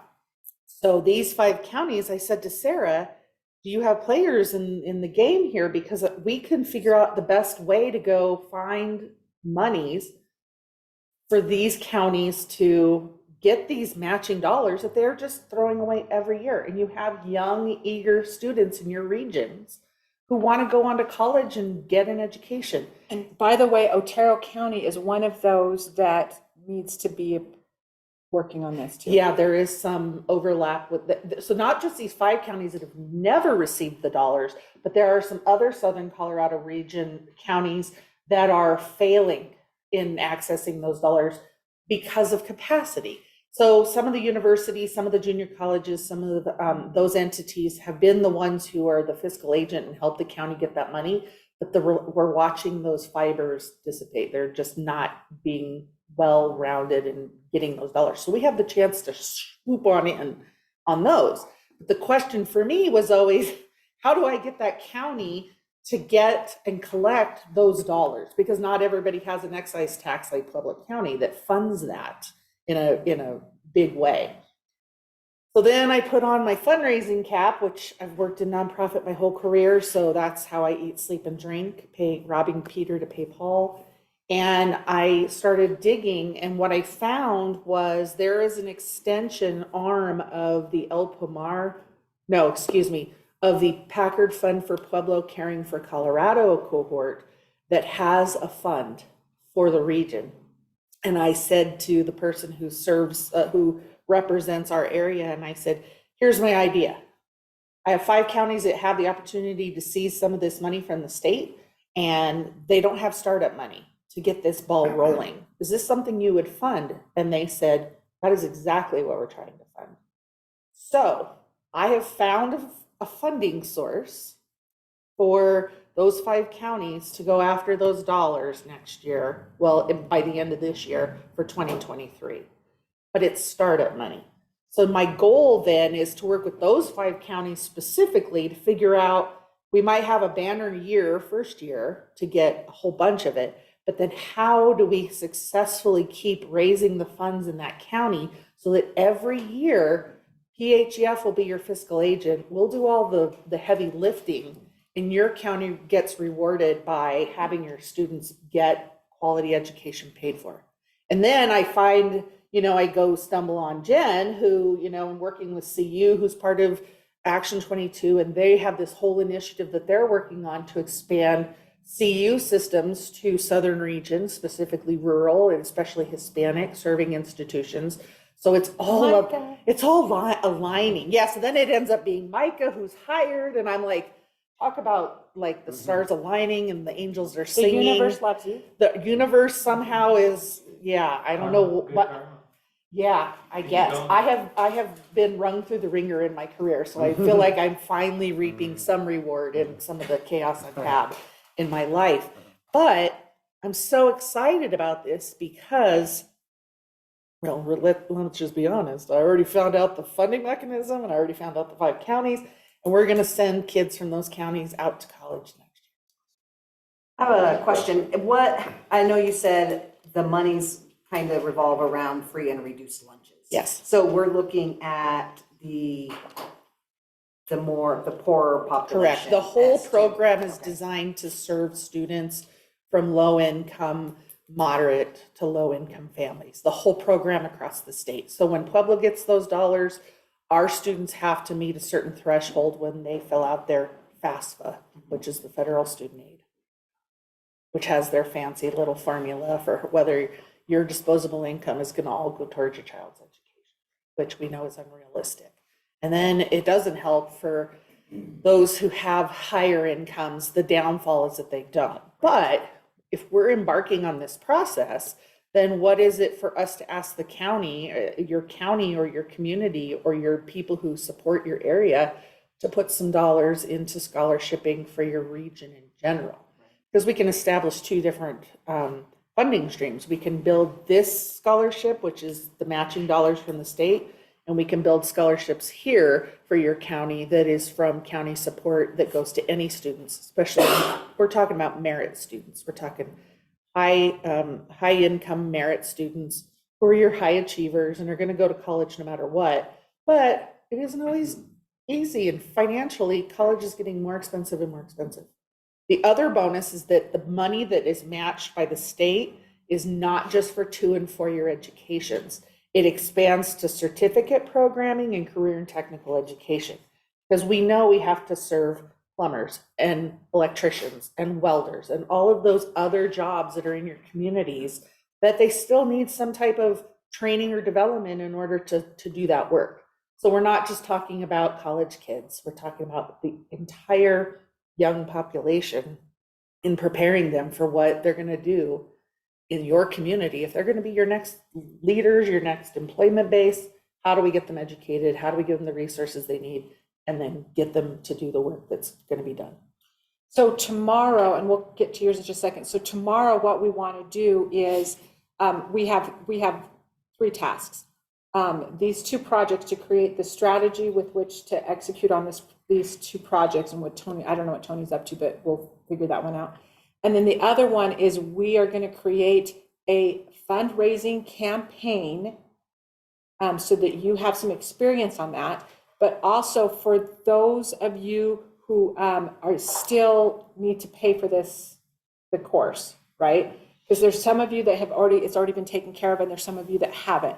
So we're gonna, all together, we're gonna come up with a fundraising campaign to support this. And I already had, as part of that campaign, earlier today, I got our first, one of our first donors to that campaign. It's a small one, but, and then, you know, we already had the gift from Scott Tipton and Keith Roverker, but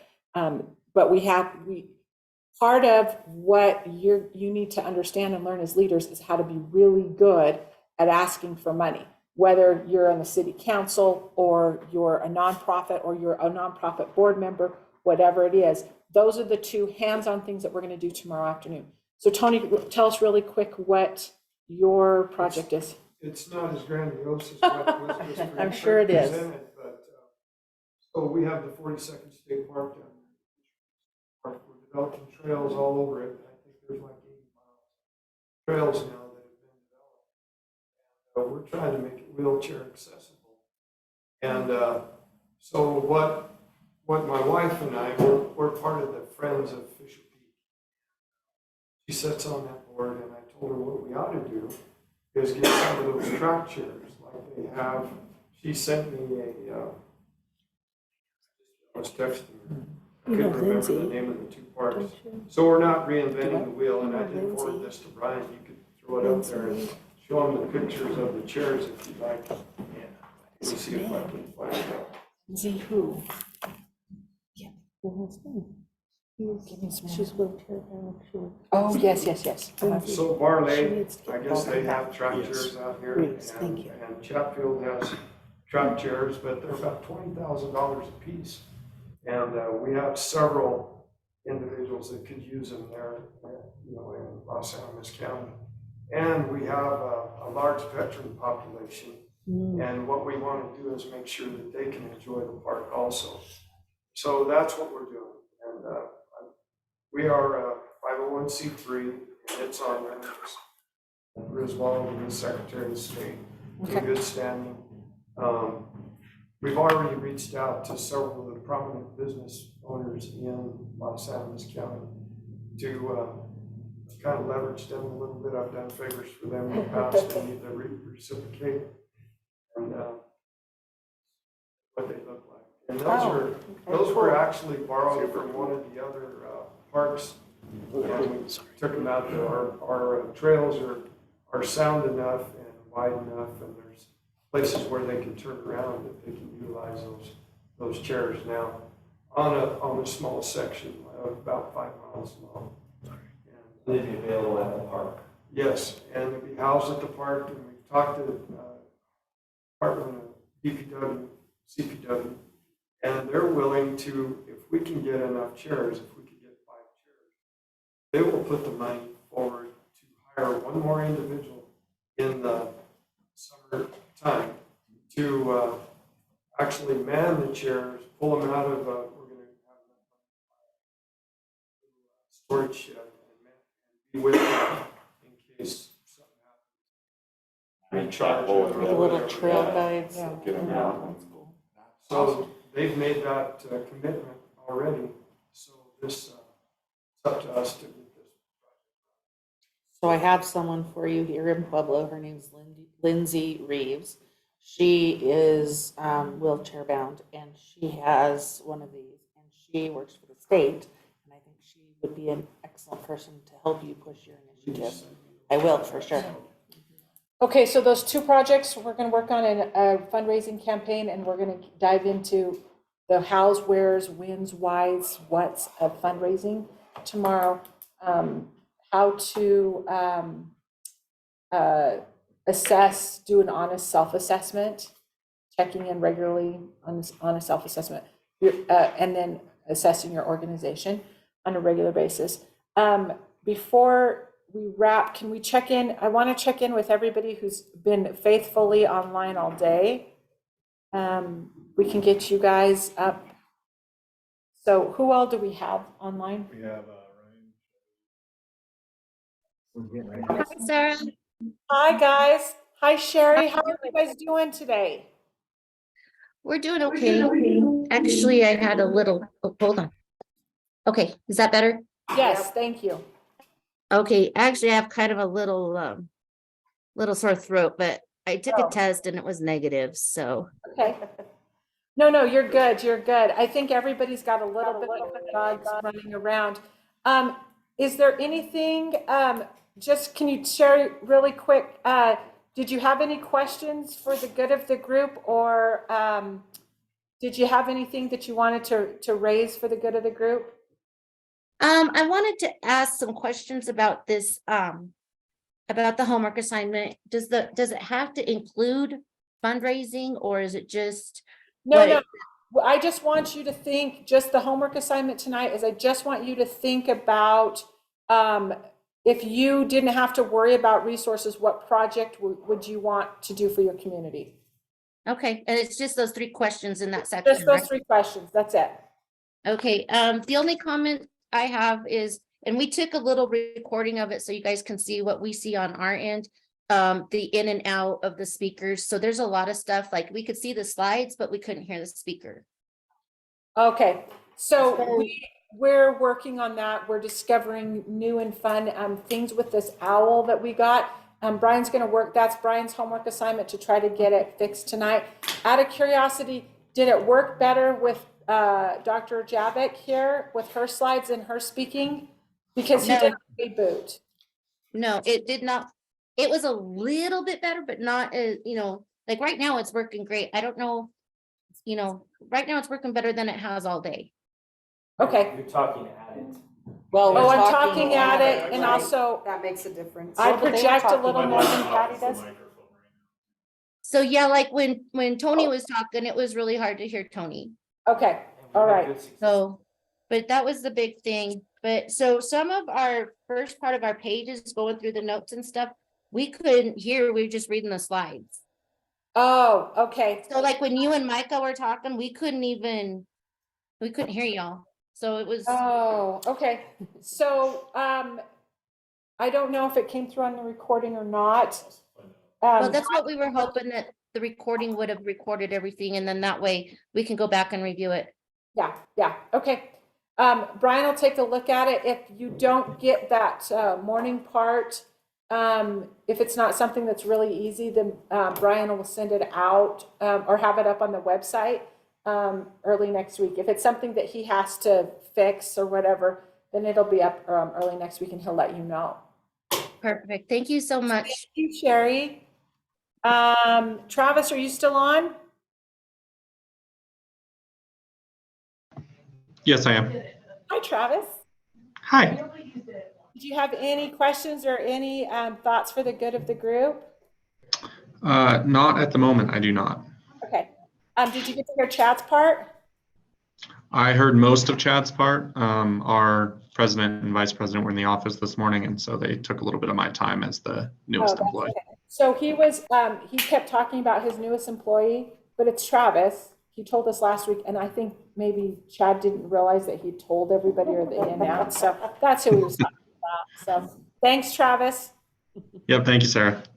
Valdez, are you still with us? Oh, Valdez left. Is there anybody else? Oh, Ryan you were on with Sherry, I assume, yes? Yeah, we're in the same area, but so she had the questions that I had as well. I had a busy morning, and so I ran out of time getting down there. So I figured I just got here and we did the meeting together. But I should be there tomorrow for that. It'll definitely be a lot easier in person. Yeah, it is. And we'll work on those recordings for you.